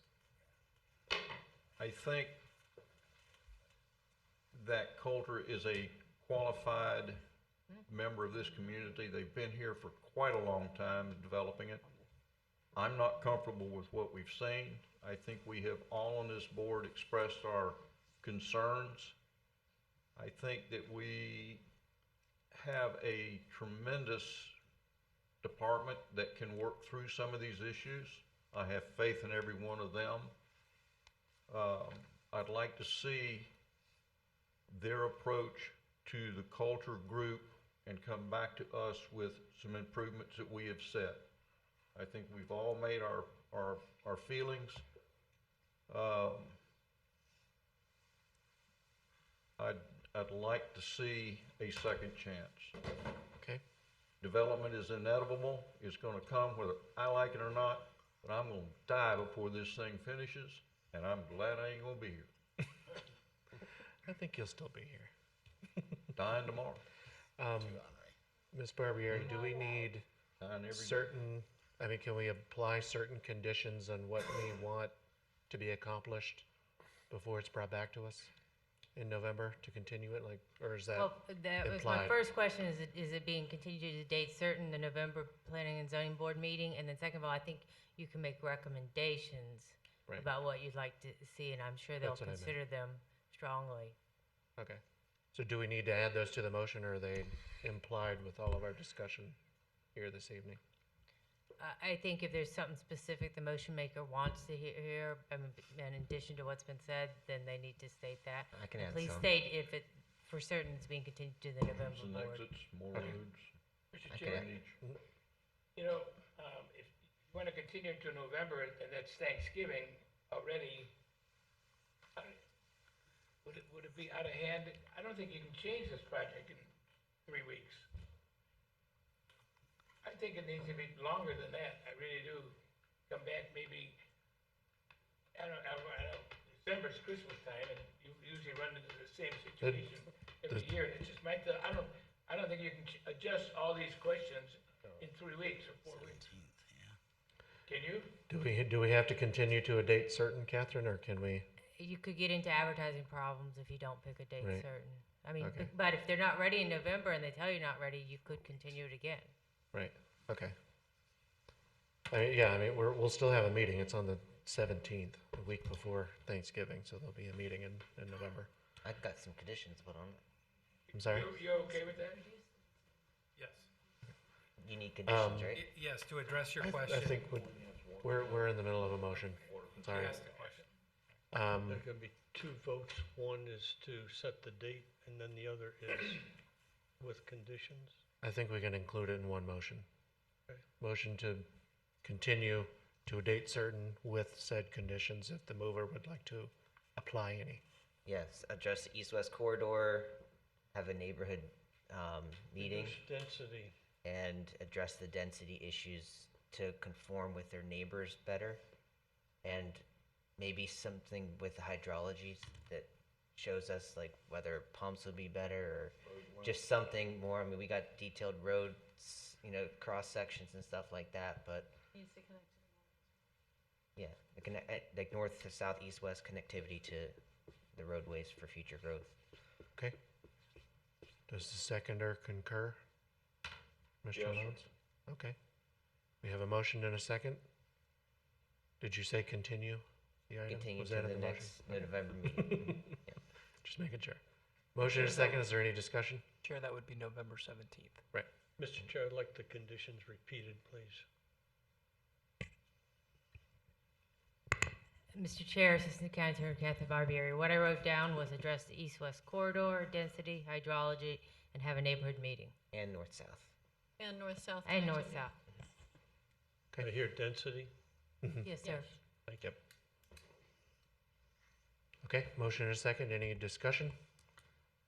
Question? Did you say question? No. Oh. Calling a question. Well, stop talking. Okay. Got a vote? Madam Secretary, please call the vote. Mr. Benner? Yes, ma'am. Mr. Odell? Yes, ma'am. Mr. Lowndes? Yes, ma'am. Ms. Slack? Yes, ma'am. Mr. Mott? Yes. Vice Chair Lowe, Yes. Chair Taylor, Yes, ma'am. Okay. Motion passes unanimously. Okay, now I need a motion on item 9F. Motion to continue Mr. 9F Chair? to the next meeting. Okay, I have a motion. Oh, you have? Yep, Motion to continue 9F to our next meeting, November 17th. okay. I'm sorry, Mr. President. Motion to continue 9F to our next meeting on November 17th. Is there a second? Second. Mr. Lowndes? Any discussion? Madam Secretary, please call the roll. Mr. Benner, Yes, ma'am. Mr. Odell, Yes, ma'am. Mr. Lowndes, Yes, ma'am. Ms. Slack, Yes, ma'am. Mr. Mont, Yes, ma'am. Vice Chair Lowe, Yes. Chair Taylor. Yes, ma'am. Okay, Thank you very much. Really appreciate it. Thank Have you. a great night. you too. Thank you, Corey. That was super Thank you, fun. Chair. Believe it or not, we still got one item left. Okay, moving on. This one will hopefully be fairly quick. We have item 9G, an ordinance amending. Let them clear the room, Mr. Chair. Sorry. Okay. Nobody wants to stay till the end of the meeting? Hmm? Okay. Thank you, everybody. Thank you. Okay. Item 9G, an ordinance amending the St. Lucie County Land Development Code by amending section 71030, reasonable accommodation appeals. And we have Mrs. Barbieri. Mr. Chair, this Assistant County Attorney Catherine Barbieri, as you said, it's an amending section 71030 reasonable accommodation appeals. In April of 2013, the board adopted a reasonable accommodation ordinance. It's required by law. It's for people with disabilities so that they may live together in homes, even if they have more than we would allow the number, with some reasonable accommodations made on it. Currently, the appeal for that goes to the Board of County Commissioners. Because it's a legal requirement, we have this, and most of the way it's applied is legally. At this point, we figure it should go to the circuit court. Most of our other appeals go to circuit court. That's the only change in the ordinance, is to make it so it goes to circuit court on appeals, and staff is recommending approval. Thank you. Is there any questions of staff? Yeah, can I hear the why again? Yes, sir, because most of reasonable accommodations been in place, are legal requirements, and when most of our other appeals go to circuit court, so we want to make it go with what everything else in our ordinance is. And we did have one appeal, went to the Board of County Commissioners, and they didn't give a legal reason why they were appealing it, and so we sat there and listened to a very sad story, a very interesting story, and then they had to turn around and deny it again after. So if it goes to circuit court, then maybe they will put a legal reason down. Well, the concern I have about it is, you know, you're putting a burden on handicapped people who are already, for the most part, you know, struggling, and now in order to get an alteration from a county regulation, they're going to have to hire an attorney and go into circuit court. You know, to me, you know, between the planning department and the BOCC, would this, let's see, the Board of Adjustment's been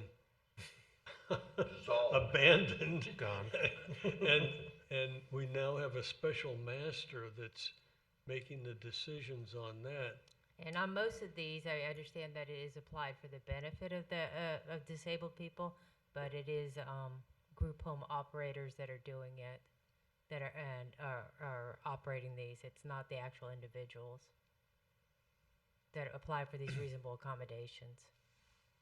Is there someone who gives them advisement on how to handle this so that they can show up and have an actual legal reason? We do walk them through the reasonable accommodation process in the planning. It's a form, we've got it so they can fill it out. We tell them exactly what they have to give us. Unfortunately, not everybody out there has honorable intentions, you know, because there are numbers that you can only have in residential unless you have a reasonable accommodation. You need Typically, what we see are sober homes. When if they have a real need for it, they have to show us financially why it's needed, which is required under the law. They have to show us why they need to live together, what the therapeutic necessity of it is for it, and then we allow up to 6 unrelated people to live in a home together as it is right now without giving any reason under our definition of family. So it is somebody who's asking for more than 6 people, typically in a residential area. To build on the question from Ms. Slack, are there groups or an organization that will advocate on behalf of these people? There's several. I mean, I just hate to throw it over to, you've got to go to court in order to get something. Again, it's usually the group home operator. We haven't ever had an individual person come in. And the group home operators, a lot of them are sophisticated people. We deal with one attorney that represents a lot of them. But there are probably, I mean, if it's not a group home operator, then I'm sure, I imagine there are some nonprofits or something, but I have not dealt with any of those. The ones I've dealt with are group home operators, and there is one specific attorney that represents a vast majority of them. Let me ask you an opinion question, Ms. Barbieri. Would you think that most of the people who are asking for an accommodation are financially able to hire legal counsel? I am unable to answer that question. I can tell you that the ones that we deal with are operators. We've seen financials on them. If we grant it, it's because it's a financial necessity. If we don't grant it, then they may not have met that burden. How many has the county denied that have brought them into the appeals process? One. Just one? Ever? Yes, sir. So most of the people who request these accommodations are proving that they're financially unable to do it without this additional person in their space, and therefore there must be some financial necessity. And for us to send them to court and require them to hire an attorney is further financial burden. No, ma'am, I must have misunderstood the question. I thought the question was how many have we denied that they've appealed, and that's the one. Like, so the majority are approved. They don't go to the appeals process. Only one. No, if a lot of them that are denied do not go on and file an appeal either. I can't give you the numbers on the others. I know that there's only one that was denied that filed the appeal. Oh, I meant how many have we denied? I have to look to planning. Okay. I don't know if they know that number. I just meant how many do we I send apologize. to I don't know that number. the potential appeal process? Ms. Barbieri, that you don't know the number. How many cases would you estimate in the last 2 years the BOCC has had a hearing? The BOCC's had a hearing on? Yeah, the denials. We've only had one that we've denied that the BOCC's had a hearing on. Well, I don't think it's such a great burden on the BOCC to have it may be a circus, but to close that door to everyone else because we had one bad actor, to me, there are people that may not ask for an accommodation that need it, but they can't afford it. And to come to the BOCC, they can hire an attorney if they're able, but if they're not able, I mean, we have public hearings all the time, and we have presentations by developers that, we'll give them 45 minutes if they wanted to put a major project out in front of us to make a decision. Now, we're not the BOCC, and we don't make a final decision, but is the BOCC the one that doesn't want to have the hearings, or is it the legal department that wants to not have the involvement and put the burden on the applicant to go to circuit court? And the county therefore is able to say it's not our problem. I don't believe that's an accurate representation. The legal department is involved no matter what in these. Planning does the initial evaluation and everything, but because it is such a legal analysis throughout the whole step, we are involved after they get them and they've done the initial analysis and looked at it and done the review. So legal is involved in these because it is a legal requirement to have this. And that's why we're recommending it go to circuit court. Commissioner Love? Question. Since you're bringing this before us to make a decision, could this process be turned over to us? Instead of the person? No, sir, you're not a final decision-making board. You're a recommending body on the appeal. Right now, we'd have to redo the code of ordinances and expand your duties. Chair Taylor, Mr. Slack? someone mentioned the Board of Adjustment earlier and how we have now a magistrate handling that sort of thing. Would that be a more appropriate venue? Would that be an acceptable solution? If that is the planning and zoning's recommendation, then we can definitely, that is a thought, and that can be your recommendation to the Board of County Commissioners. As I recall, the magistrate will charge a fee. It's not free. Oh. Is that correct, Ms. Barbieri? Correct. I don't know if the parameters have been set. I know that the magistrate is going to be paid by I believe that's what I paid by heard when we voted on the Board of Adjustment being dissolved. The question came up about special magistrate, and it's not a free ride. He will charge for his services. So. But the magistrate charges the county, not the individual at the hearing, correct? The magistrate is paid by the county. The magistrate will be paid by the county. I don't know if a fee schedule has been set up for people going in front of the magistrate yet. Let's see, the county gets their money. Will the person have to apply Handicapped people. and pay to go before a magistrate then? Will the cost him something? Right now, I don't know if a magistrate fee schedule has been set up. I think the reasonable accommodation application is free currently. Is that correct, Corey? Do you know? I believe it's free to do the initial application that does the request and everything else.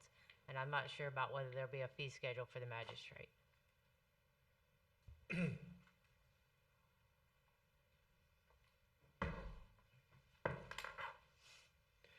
I think I get the reasoning behind this because I know this reasonable accommodation for housing has been at least an issue in Port St. Lucie for several years, and they're very sticky situations. And is it operators that are making the case? No, that's not an individual coming in. It's an operator that has a patient, if you will, that they are the ones. Okay. Right. That's at least the few that I've seen go down in Port St. Lucie. And it's quasi-judicial, and there's attorneys, and they take minutes, and individuals can be sued if they say something incorrect, because then you're infringing on reasonable right to housing. So I get why the BOCC wouldn't want to be involved in something like this, at least once it's denied by the county. So I definitely understand why we're doing this. Chair Taylor. But I also agree that circuit court may not be the best route, and we just decided to have a magistrate, so why not try that? May I make a motion? Go ahead. I haven't opened the public hearing yet. Oh, I'm sorry. Okay, go ahead. I have to officially open It it. won't take long. Open it, yes. This is a public hearing. If anybody wants to come up and talk, please come forward. Okay, I'll close the public hearing. Can they explain the fee they got up there? Oh yeah, we're waiting on the fee explanation. Chair Taylor, members of the commission, there's no petition fee published to apply for a reasonable accommodation. Although I don't believe this appeal to administrative decision has been applied for appeals to the Board of County Commissioners for a reasonable accommodation, depending upon the nomenclature, the current published fee to appeal administrative decision for various reasons would be a $1,000 petition fee or appeal fee. Planning and development $1,000. services, like, denials or okay. And that could be on a building permit, an administrative variance. It could be on a wide variety of administrative actions. That's a $1,000 fee? That's correct. But that's for regular planning decisions on projects and things like that? Yes. Can we move to waive a fee? Does that work for you guys? No? The resolution is based on the board's decision. It's been an adopted resolution. You can recommend potentially to them, but you can't change the fee or waive it. So you would consider this appeals to administrative decision to be a fee that applies to this particular issue? It would depend on that particular application and how it's denied, but potentially, yes, it could be an $1,000 fee associated with an appeal. So, But it hasn't been applied to what the times I this don't has been taken believe- to the board? I don't believe the last one had a fee. We've only had one to my knowledge, and I don't think we charged them a fee. that's what I was gonna ask. We did? If the Oh, last, we did. Oh, excuse me. I Ben mean- said we did charge them the fee. You did charge them the fee.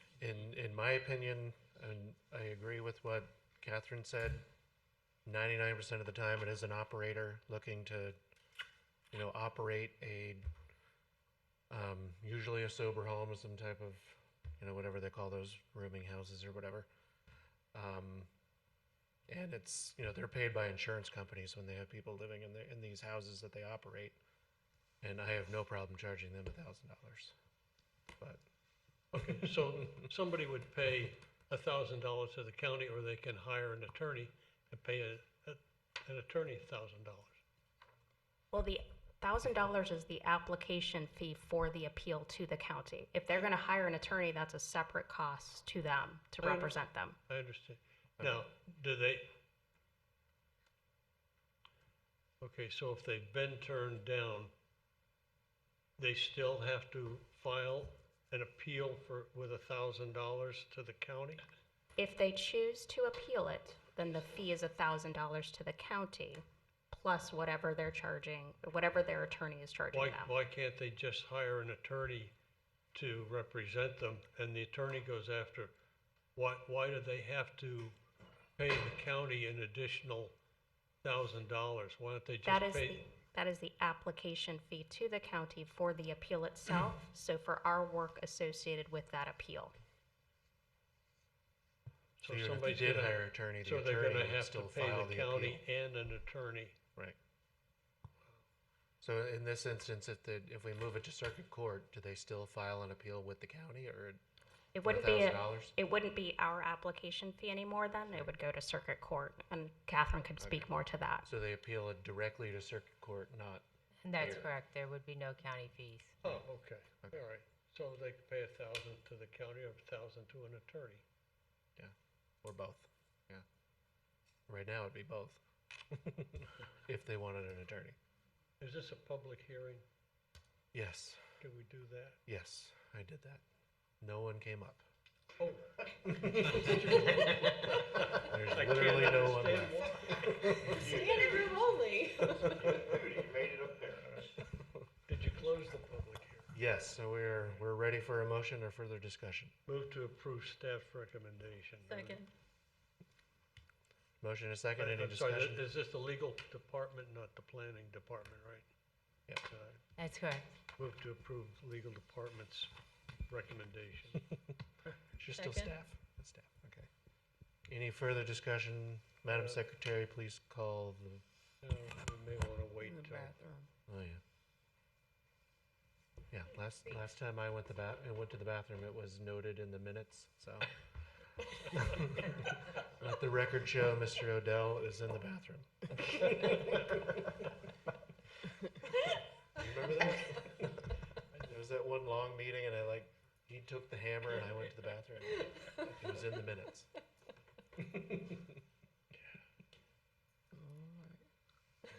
Are we really gonna, I guess we gotta wait.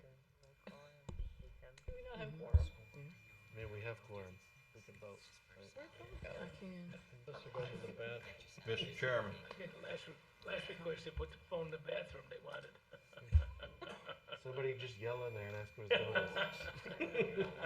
There you go. Madam Secretary, please call the vote. Mr. Benner, Yes, ma'am. Mr. Odell, There's a motion to approve. Staff's recommendation. Motion to approve, yes, ma'am. Mr. Lowndes, yes, ma'am. Ms. Slack, Yes, ma'am. Mr. Mont, Yes, ma'am. Vice Chair Lowe, Yes, ma'am. Chair Taylor. Yes, ma'am. Motion carries unanimously. We go home. If there are no further items or discussion or announcements, I would entertain a motion to adjourn. Mr. Chairman, Mr. Lowndes? staff, for the second request, can we get the speaker put into the restroom? So that old folks like me that have a natural call can still keep up with what's Do going not on put a out here? microphone in there, though, just a speaker. Camera. No microphones, just No a speaker. microphone, just a Actually, if speaker. it helps, I mean, have to put in yeah, eye drops speak- every 1 hour. It used to be Yeah, in so I'm there. just going in there to put drops in. Mr. Lowndes, have a video. Yeah, no cameras in there. No two-way. No camera? Okay, can we have a motion to adjourn, please? I move we adjourn. Okay, we are adjourned.